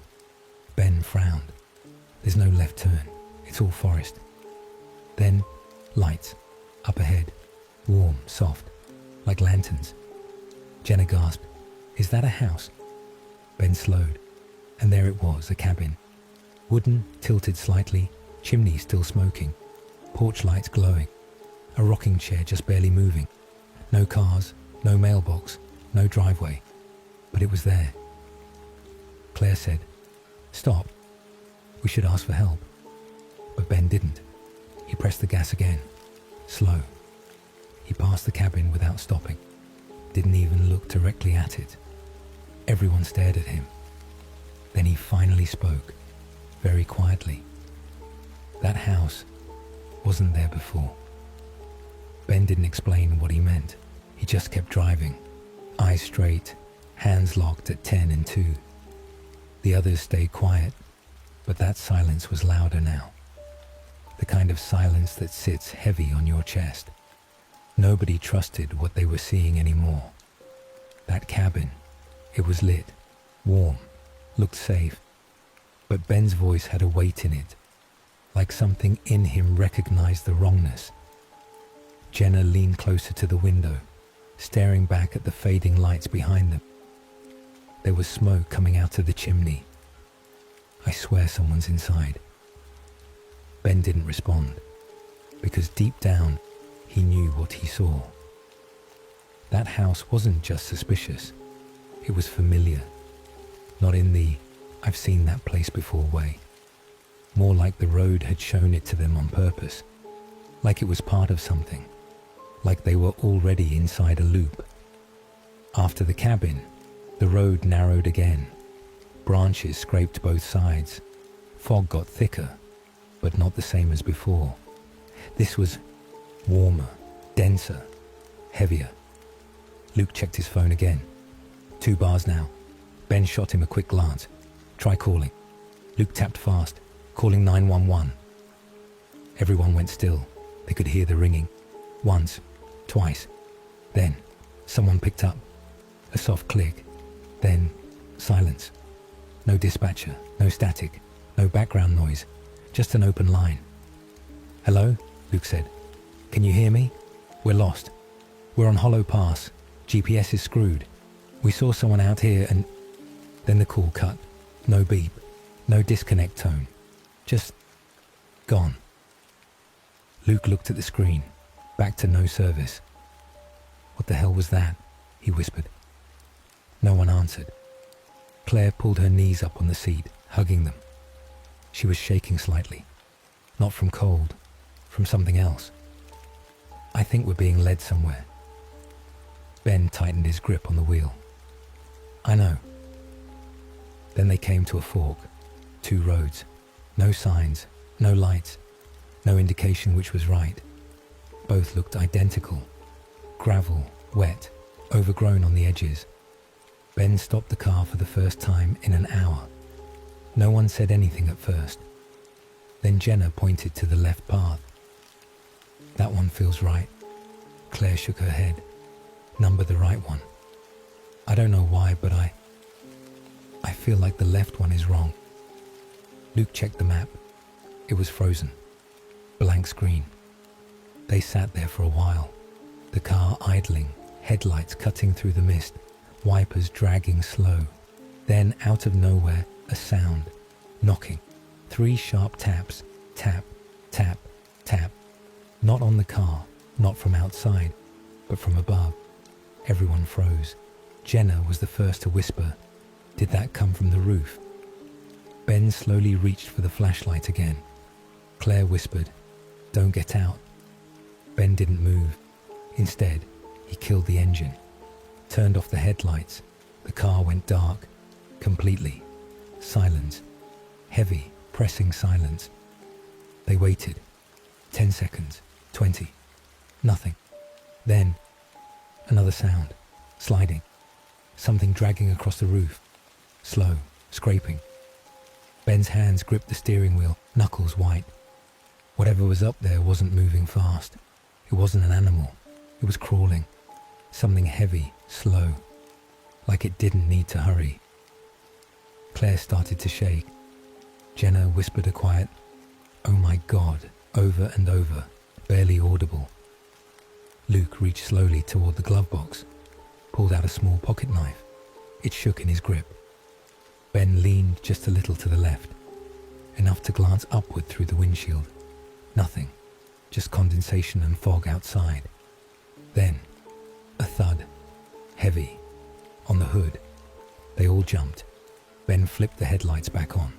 Nothing, just the empty road ahead, both forks still waiting.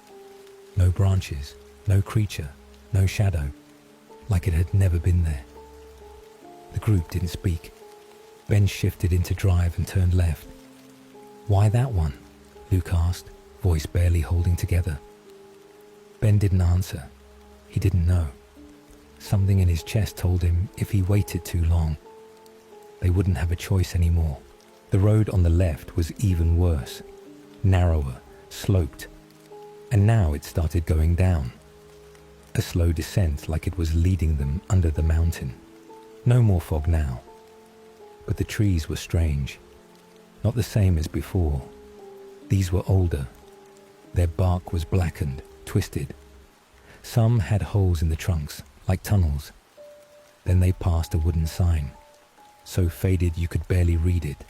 Just 3 words, scorched into the planks. "No light leaves." "What does that mean?"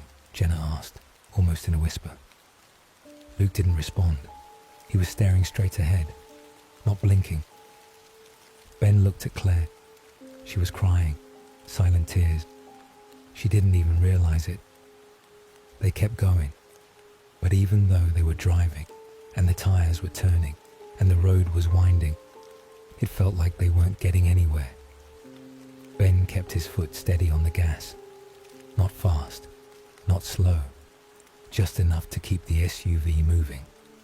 Like momentum itself might be the only thing keeping them safe now. But he could feel it. The road was curving again. It hadn't stopped twisting since the fork. At first, he thought it was the terrain. Maybe the road just wrapped around hills, dipped under valleys. But now it didn't make sense. Every curve felt too familiar, like they'd already taken it before. Then Luke said, very quietly from the back seat, "Didn't we pass that tree already?" Ben didn't answer, because he saw it too. The same blackened tree with the same hollowed trunk, tilted like it was leaning in to listen. Same patch of moss near its base. Same snapped branch. Claire sat up straighter. "This can't be happening." Jenna looked behind them. "Are we going in circles?" Ben shook his head slowly. The wheel's been turning right. I've been following the road." Luke's voice was thin now. then why does it feel like we're being pulled back? The headlights flashed across something ahead. Everyone held their breath. A figure, again, standing in the middle of the road. But it wasn't like before. This one was wrong, shorter, almost hunched. Long arms dangling. It didn't move when the car approached. Then it stepped backward, into the woods, slowly, like it was leading them. Ben stopped. Claire whispered, "Keep driving. Don't follow it." Ben didn't respond. He flicked the high beams, maybe out of instinct. In that flash, for half a second, they all saw it. Not one figure, 6, all identical. Standing just past the tree line, spread out. Same long arms and blank faces, then gone. Just trees again. Ben turned the wheel. We keep going. They drove in silence for minutes that felt like hours. Then Luke looked down at his phone and froze. I don't remember doing this." Claire turned. "What?" He flipped the screen around. A video was playing. It was from the phone's camera, but no one remembered recording it. The footage was shaky, as if taken from someone walking quickly, through trees, panting, branches hitting the lens, breathing heavy, then a whisper, not loud enough to understand, just breathy syllables in a panicked tone. Claire leaned in, then the video stopped. Static for a second, then black screen. Jenna's hands were shaking. "What is that? Who filmed that?"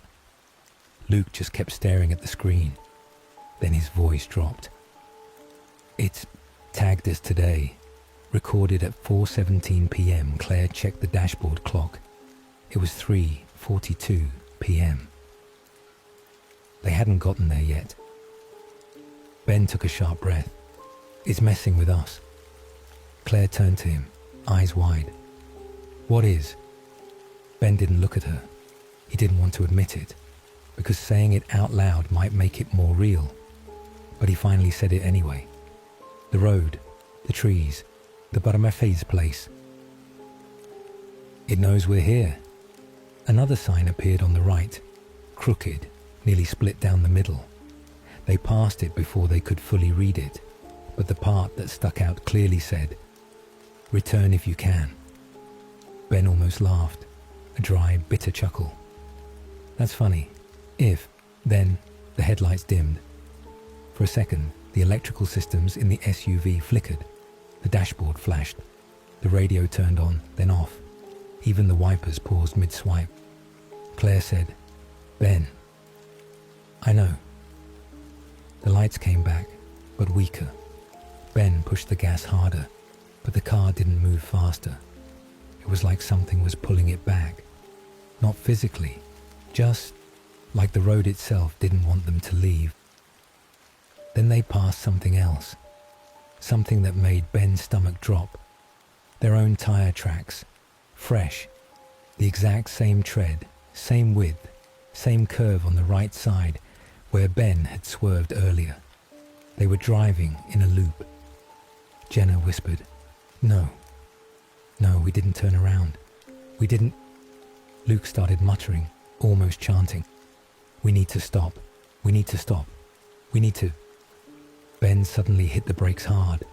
The car skidded. Everyone jolted forward. "What the hell are you doing?" Claire yelled. Ben pointed. Ahead, right in the middle of the road, where the tracks led, was a lantern. Literature flickering yellow, placed gently on the wet road. And behind it, a shape, slouched, breathing, crouched near the forest's edge. It didn't look up, just moved slightly, like it was sniffing. Claire whispered, "Is that a person?" Ben didn't answer, because the thing started to stand up, tall, too tall, its body bent at angles that didn't make sense. Spine arched, arms hanging unnaturally long. Its head turned slowly, not facing them, just tilting like it was listening for them. Then it took a step forward. Ben floored the gas. The car roared past the lantern. The light flickered and disappeared into mist. No one screamed. No one moved. Not until the thing was out of sight. Inside the car, it felt like gravity had changed. Like everything in the world now bent toward this one place. Like they were inside something, and it was waking up. The car felt colder now. No one said anything for a long time. Even the forest seemed quieter, not peaceful, but paused. Like everything was listening. Ben's hands had gone stiff on the wheel. His knuckles were white. He hadn't blinked in over a minute. Luke whispered, "We're not on a road anymore." Ben looked up. He was right. The gravel had changed. It wasn't gravel at all, just dirt now. Wet earth and patches of dead grass. No tire tracks behind them. No sign that a car should have ever come this way. "What the hell is this?" Jenna said, half crying now. Claire leaned against the window. She wasn't looking outside anymore. She was watching the fog. Not the road, not the trees, just the fog. Because it was moving strangely. It wasn't drifting with the wind. It was flowing, like smoke pulled towards something. Then she said it, softly, like she wasn't even talking to them. "It's breathing." Ben's eyes flicked to the rearview mirror. "What did you say?" Claire didn't repeat it. They passed a broken signpost. This one was hanging by just one nail, spinning lazily in the breeze. Only one word was readable. "Welcome." The rest was scratched out, but there were fresh handprints around the edges. Children's handprints, smudged in mud. Some smeared downward, some upward. Luke covered his mouth with his sleeve. Ben didn't stop. He just whispered, "This can't be real." That's when they saw the second car, parked crooked, halfway into the tree line. Headlights off, windows fogged. Jenna's breath caught. Wait, that's..." Claire leaned forward. It was another SUV. Same color, same model, same everything. Ben slowed the car down, pulled slightly to the side, crunching over branches.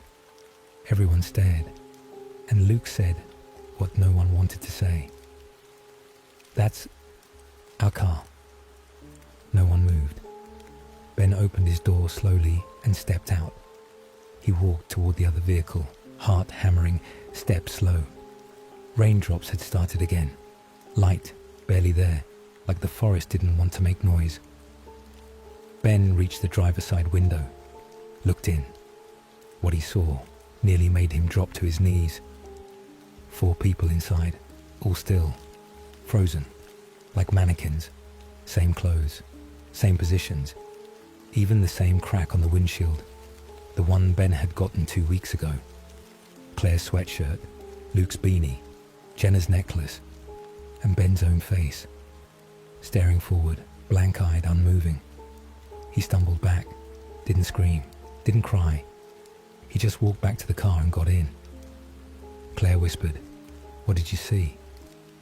Ben didn't speak for a full 30 seconds. Then, "Us. We're in there." Luke turned pale. "You're not serious." Ben didn't even blink. "We're already here." That broke something. Claire started crying, quietly, no sobs, just a stream of tears she didn't wipe away. Jenna started praying under her breath.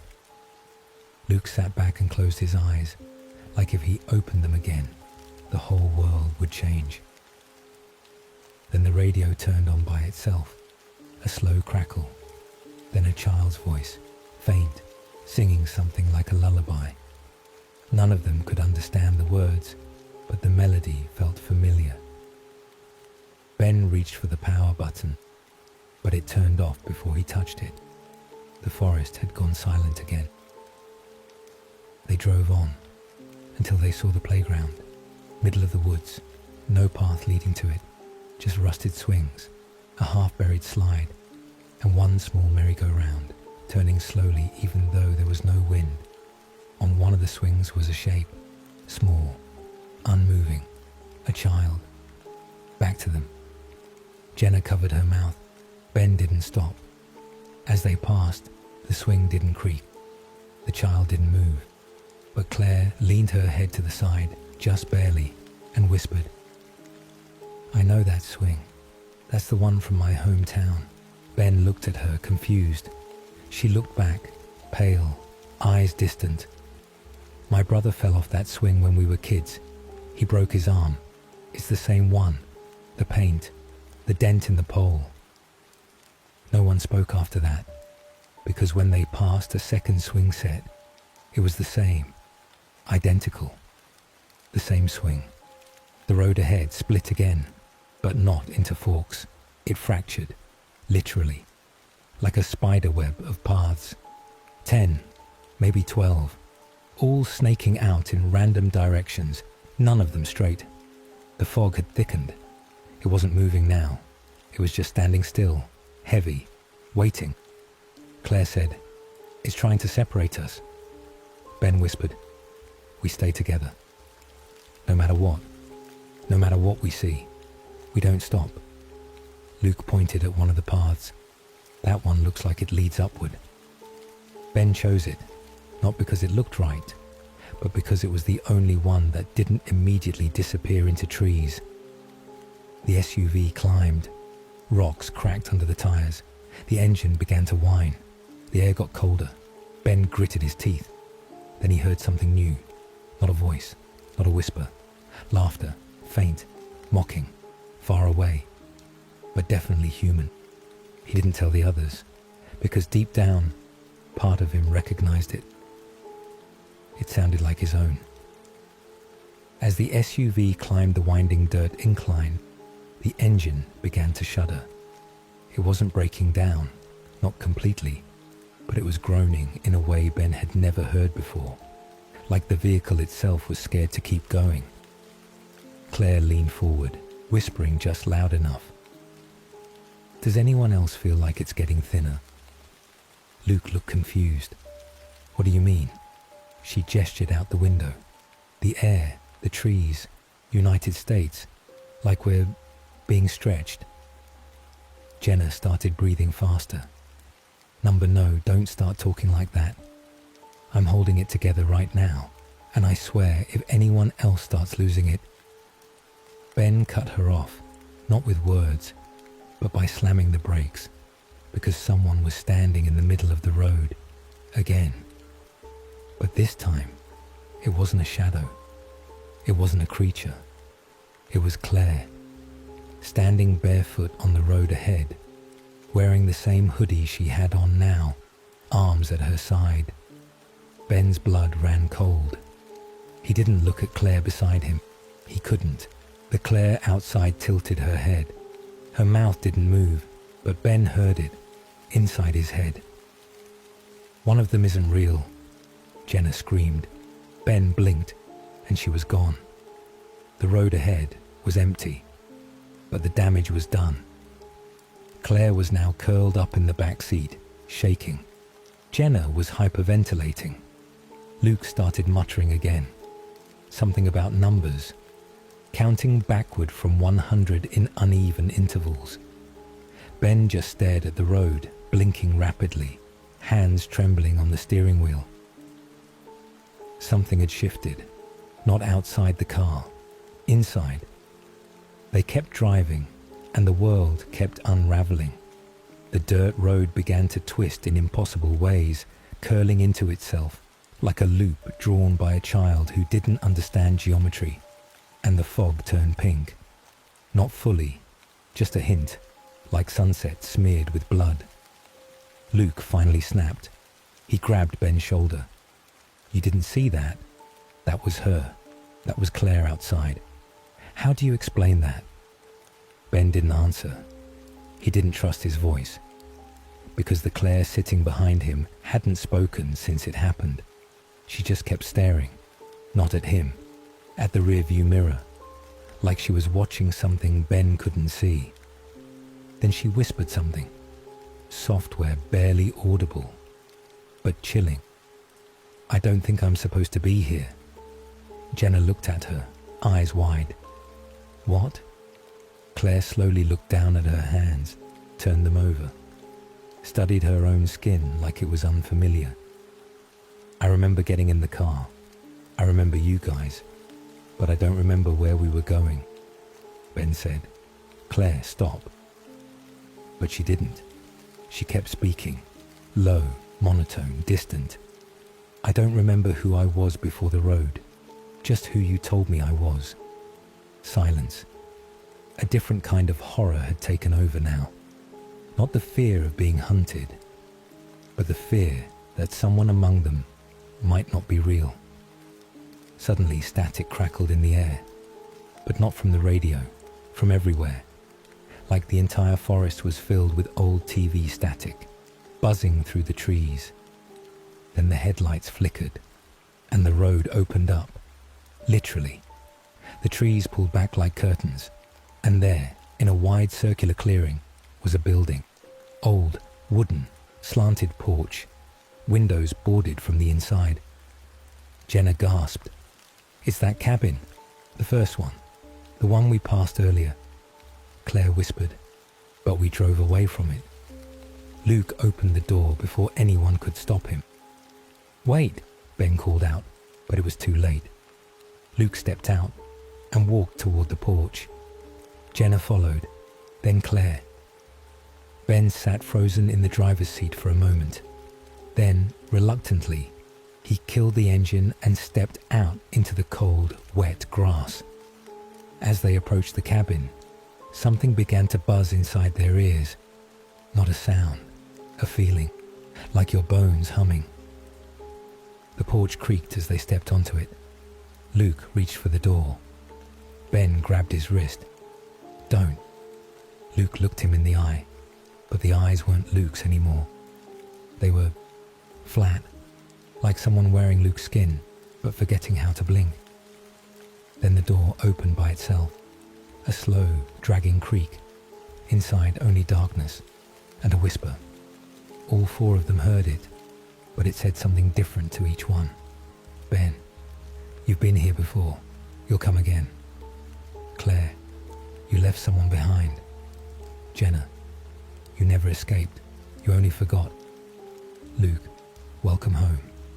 They stepped inside, and the door shut behind them. The cabin had no time, no clocks, no windows that showed movement outside. It felt like they'd been inside for minutes, or hours, or maybe days. No one could tell anymore. Ben's phone was dead. Luke's screen stayed on, but only showed a single word. Day. Claire stopped trying to understand anything. She'd stopped asking why. Around the time the walls started whispering her name, Jenna was the first to break. Not scream, not panic. Break. She was sitting by the door, arms wrapped around her knees, whispering to herself, "This isn't how it ends. We weren't supposed to come here. This was just a detour. We had plans. We were going to be okay." Luke was sitting in the corner, carving something into the wooden floor with a jagged piece of metal he'd found in the drawer. Ben walked over. It was a map. Or his attempt at one. But every room was the same. Each hallway led back to itself. "There's no exit," Luke whispered. "There never was." Ben leaned closer. In the center of the map, Luke had written one word in all caps. "Taken." Suddenly, Claire stood up. Fast. Too fast. "I'm going outside," she said. Ben rushed forward. "Wait." But she'd already opened the door. There was nothing. Not the forest. Not the porch. Not even darkness. Just a white void. Soundless. Borderless. And something in that nothingness was moving. Claire didn't blink. She stepped forward. Ben yanked her back, slamming the door shut behind her. She didn't resist. She just looked at him and said quietly, "We're not supposed to leave. We're supposed to forget." Jenna looked up. She said something no one wanted to hear. "Maybe we already did." Ben sat on the floor. He looked around at his friends, people he'd known for years. But now, He wasn't sure. "What do you guys remember?" he asked slowly. "About before we took the turn?" Claire shrugged. "Gas station." Luke nodded. "There was an old man. Weird eyes. Remember?" Ben paused. "I don't." Jenna looked at him. "What do you mean?" Ben's voice cracked. "I remember the road, the fog, the sign, but not before that." That's when they realized. None of them did. No details. Not where they came from, not what day it was, not who was waiting for them back home. Just fog, just trees, just this place. Hollow Pass wasn't just trapping their bodies, it was draining their memories. Then the whispering began again, from the walls, from the ceiling, from inside their own thoughts. Each person heard something different. Claire heard a child crying. It sounded like her, but younger. Jenna heard her mother screaming her name from inside the walls. Ben heard tires screeching. Luke heard silence, which scared him most of all. Ben stood up. "We have to burn this place down." Luke looked up at him, dazed. With what? Ben reached into the drawer again. Matches. He didn't question how they were there. He just grabbed them. Jenna suddenly snapped to attention. What if that's what it wants? What if burning it finishes the trap? Claire tilted her head. Number. It doesn't want fire. Ben looked at her. How do you know? She pointed to the corner of the room, where now sat a fifth chair, identical to the four they'd been using since they entered. Ben stepped closer. It hadn't been there before. On the seat lay a folded shirt. It was his. Same hoodie he was wearing, but torn, bloody, like it had been pulled off a corpse. And inside it, something moved. Ben didn't touch it. He backed away. But the others were watching now. Jenna whispered, "Maybe it's showing you what already happened." Claire added, "Or what will happen if you try to leave."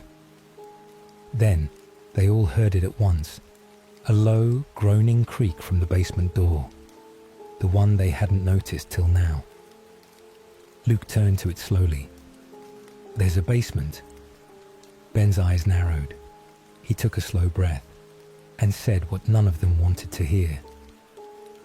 "Whatever this place is, it goes deeper." The creak came again, and the door to the basement opened on its own. Not fast, not dramatic, just enough for them to see. Steps leading down, and at the bottom, a faint light, flickering, pulsing, calling. The basement steps were steep and narrow. The wood beneath their feet didn't creak. It groaned, like it was warning them with every step. "Don't." Ben led, a half-burnt match in his hand, barely enough to light the dark. The others followed. No one spoke. Even the air changed, denser, warmer, like it had been breathed too many times by something waiting below. The room at the bottom wasn't a basement. Not really. It looked like a church, but wrong. No pews. Just walls made of old trees, their bark peeled open like wounds. Roots ran through the floor, pulsing faintly. At the center, a circle of rocks, ancient, blackened, burned. In the middle of that circle, a chair, wooden, simple, but it faced the wall, like someone had been made to sit there and watch something that wasn't supposed to be seen. Claire whispered, "This isn't the first time this happened." Ben turned to her. "What?" She stared at the chair. Her voice was hollow now, like someone else was talking through her. "We come here, we forget. We sit. We leave pieces of ourselves behind, and then it starts again." Jenna stepped forward.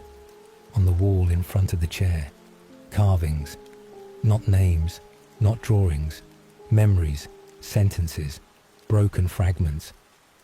"He said he'd wait, but I left him. I didn't stop the car. I shouldn't have gone into the woods."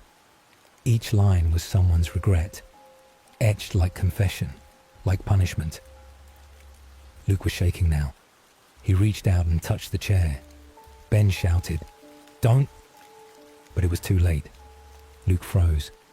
His breathing stopped. For one awful moment, he just stood there. Then slowly, he turned around. His eyes were wrong, vacant, dull, like something else had slid behind them. And he whispered, "You should take your turn." Ben backed away. "Luke, no. What the hell are you talking about?" Claire didn't move. She was just staring at the wall. Then, she walked over to it, found a small empty space between two carvings, and using her fingernail, she began to carve. One slow word. Forgot. Jenna grabbed her wrist. "Claire, what are you doing?" Claire looked at her, eyes wide. "I'm trying to remember." That's when the room changed. The trees in the walls shifted. The roots beneath their feet tightened. The air hummed. And then, the door at the top of the stairs slammed shut. They were trapped. And from the roots, something began to emerge. Not crawling, forming. Like the wood and soil were constructing a body, piece by piece. A voice, calm and old, filled the room. "Not all who arrive are meant to return," Ben yelled. "What do you want?" The voice didn't come from a person. It came from everything. "You came with burdens. We offered rest. You came with guilt. We offered silence. You came with memory. And now, you leave with nothing." The thing that had grown from the roots was now standing. Vague human shape, but bark, moss, eyes like dripping pitch. It didn't walk. It drifted across the room to the chair, sat down, faced the wall. Jenna screamed. Ben grabbed her hand. Claire stood still. Luke didn't blink, and the whisper came again. Not from outside, but from within each of them. "You've already been here. You've already sat. You only forget, so you'll come again." The carvings on the wall rearranged. One line stood out now, fresh, newly etched. They shouldn't have taken that road. Ben stared at it. It was his handwriting. Ben couldn't breathe, not because the air was thin, but because everything around him felt like it was tightening. Like the cabin, the forest, the idea of Hollow Pass was wrapping around his mind. The creature sat silently in the chair, staring at the wall, breathing slow. The others stood frozen, not because they couldn't move, but because they didn't know how to want anything anymore. Claire whispered, "This place doesn't kill people. It just erases them." Jenna murmured back, "And if you forget who you were, then what's left to save?" Ben stepped forward. "I remember," he said suddenly. His voice shook, but it came from somewhere real. Claire looked at him. Ben kept speaking. "I remember the gas station. I remember the stupid snacks we bought. I remember Jenna's playlist, Claire singing off key, Luke arguing about GPS." He turned, pointing to the carvings. "This place lives on our guilt, but we weren't evil. We were just stupid, human, tired, lost. The forest didn't like that." The roots twisted again. The cabin groaned, not like pain, like warning. Luke spoke now, voice hollow. "Ben, it doesn't matter. None of that was real." Ben walked to him, grabbed his face gently. "Then why are you crying?" Luke blinked. His eyes had welled up without him realizing. He stumbled back like he'd been hit in the chest. Ben turned to Claire. "You said it's a memory trap, right?" Claire nodded slowly. "But it only works if we let go." That's when Ben saw it. A second basement door, not behind the creature, but beneath the carvings, low, hidden. It hadn't been there before. He ran to it, pulled it open. Wind hit him, not forest air, cold, night, wet, rain, the real world. Claire gasped. Jenna whispered, "Is that outside?" Luke shook his head, confused. "But we can't go. We're not allowed to go." Ben shouted, "We were never prisoners. We were just made to feel like we were." He turned to them. "It only owns you if you forget who you are." The entity stood now, slowly. No aggression, just presence, as if to say, "You're choosing against me?" Claire stepped forward. She looked at Ben and said, "I remember the campfire, your dumb, scary stories, Luke burning marshmallows." Then she ran through the second door, gone. Jenna followed, then Luke, and just before Ben could go, the creature moved, fast. Root-like limbs grabbed him, around the ankle, the chest, the arm, pulled him back. Ben screamed, not from pain, from the fear of being left behind. He reached toward the open doorway, the wind on his face, the sound of rain, the only thing that felt real anymore. He screamed, "I remember who I am." The cabin shook, the walls cracked, and the carvings on the wall burned away. Every single one, gone, just like that. The grip around his body weakened, loosened, released. Ben stood and ran. He burst through the second basement door, into mud, trees, real rain, real cold. He collapsed, facing the dirt, gasping like he'd been underwater for hours. Behind him, the door didn't close. It just vanished, gone like it had never existed. Ben didn't remember falling asleep, but when he woke up, the sun was out. Grey light, mist still hung low. Birds chirped faintly in the distance. He sat up slowly. His clothes were soaked. His body hurt, but he was breathing. And the others were there. Claire, Jenna, Luke, sleeping in the grass, not far from the tree line. He crawled toward them, checked each one, alive, not perfect, but alive. Jenna woke first. She didn't scream, just blinked, looked at Ben, and whispered, "Did we make it out?"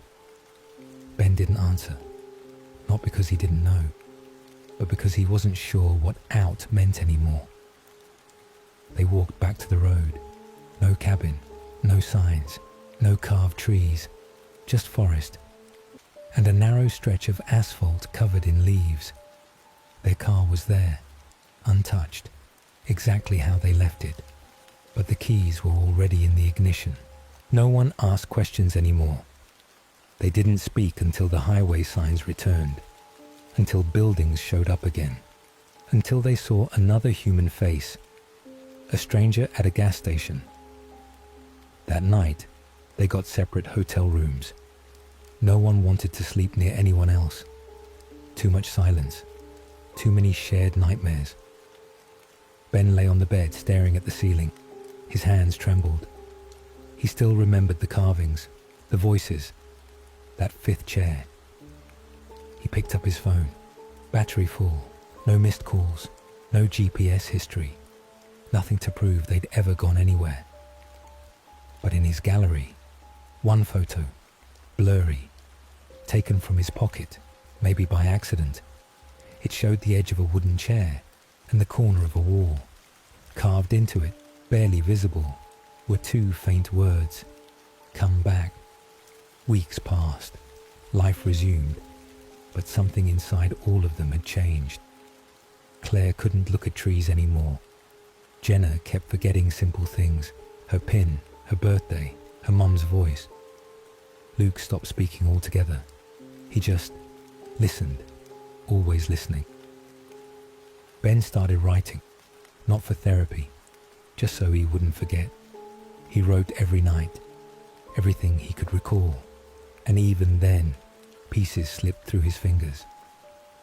He never went near the Appalachians again, never took back roads, never ignored detour signs. But sometimes, when the rain falls at just the right angle on a cold, silent night, he dreams of that cabin again, not as it was, but as it waits to be. A place with no clocks, no time, no memory, just 4 chairs and a 5th one. Waiting. No one asked questions anymore. They didn't speak until the highway signs returned, until buildings showed up again, until they saw another human face, a stranger at a gas station. That night, they got separate hotel rooms. No one wanted to sleep near anyone else. Too much silence, too many shared nightmares. Ben lay on the bed staring at the ceiling. His hands trembled. He still remembered the carvings, the voices, that 5th chair. He picked up his phone. Battery full, no missed calls, no GPS history, nothing to prove they'd ever gone anywhere. But in his gallery, one photo, blurry, taken from his pocket, maybe by accident. It showed the edge of a wooden chair and the corner of a wall. Carved into it, barely visible, were 2 faint words: "Come back." Weeks passed. Life resumed. But something inside all of them had changed. Claire couldn't look at trees anymore. Jenna kept forgetting simple things: her pin, her birthday, her mum's voice. Luke stopped speaking altogether. He just listened, always listening. Ben started writing, not for therapy, just so he wouldn't forget. He wrote every night, everything he could recall, and even then, pieces slipped through his fingers. He never went near the Appalachians again, never took back roads, never ignored detour signs. But sometimes, when the rain falls at just the right angle on a cold, silent night, he dreams of that cabin again, not as it was, but as it waits to be. A place with no clocks, no time, no memory, just 4 chairs and a 5th one, waiting.